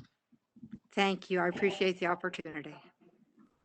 So one question I do have for the board, we set aside, well, never mind. Announcements. So congratulations to the two candidates that are going to be called back. Ms. Wisner's going to call them back and tell them to be on WebEx, and then she'll determine who's on first and who's on second, who goes first, who goes second. Real quickly, Dr. Rogers, do you have any announcements or comments? Announcements? Nope. Brian Wilson, do you have any questions or announcements? Just announcements. I'd just like to say thank you to the staff for setting this up. It was a lot more organized than I ever imagined it would be under these conditions. So thank you. Thank you. Elizabeth Foyt, would you like to make any announcements? Very comfortable facility. I'd like to see us meet here as we continue through the COVID time.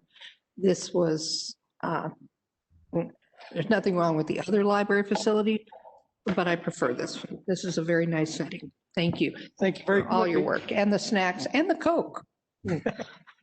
Robin, what do we do? Any announcements or comments real quick? I think everything was wonderful. Staff, thank you so much for being here. And the refreshment committee and everyone that participated in that.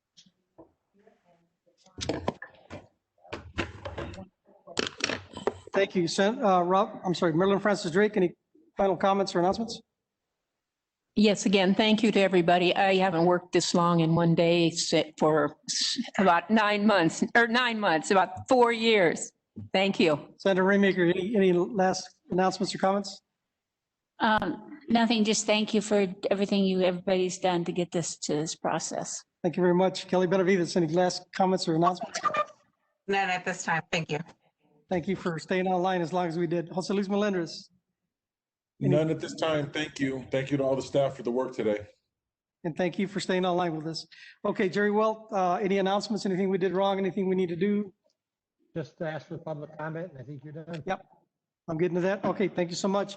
At this time, our board meeting, we have public comment at the end. Any topics raised cannot be acted upon until notice is provided. Ms. Allison, do we have any public comment? We do have one item of public comment. Let me pull it up.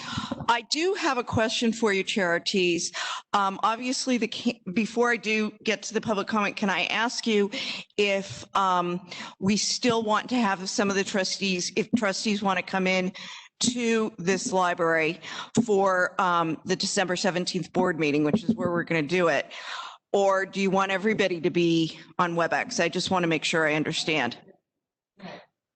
Just the same way as today. Same way as today. Absolutely understand. Thank you. Give me a minute. Sure. And then we had an agenda item posted, and the public comment was on that agenda item. That agenda item was withdrawn. And so, Ms. Ellison, what is the public comment? It is from Shanta Palmer. She's been going to a library almost once a week. I'm a Nevada Youth Health Legislature for Senate District 7, and I find it imperative to speak on the behalf of fellow students. The youth of Nevada have come to find comfort in the library. I find that you, the trustees, remember the youth who have used the library as an escape from life more now than ever before. I beg of you not to close the library. Students across the valley see the Las Vegas Clark County Library as part of their childhood. So many children have used this library as a breaking ground for their love of reading. Think of the children whose parents can't afford to buy books. Thank you for your time and consideration on this matter, my apologies. And again, this was from Shanta Palmer. Thank you very much. We appreciate that. That's directed for the director. At this time, having heard no further public comment, this meeting is adjourned. Thank you, everybody.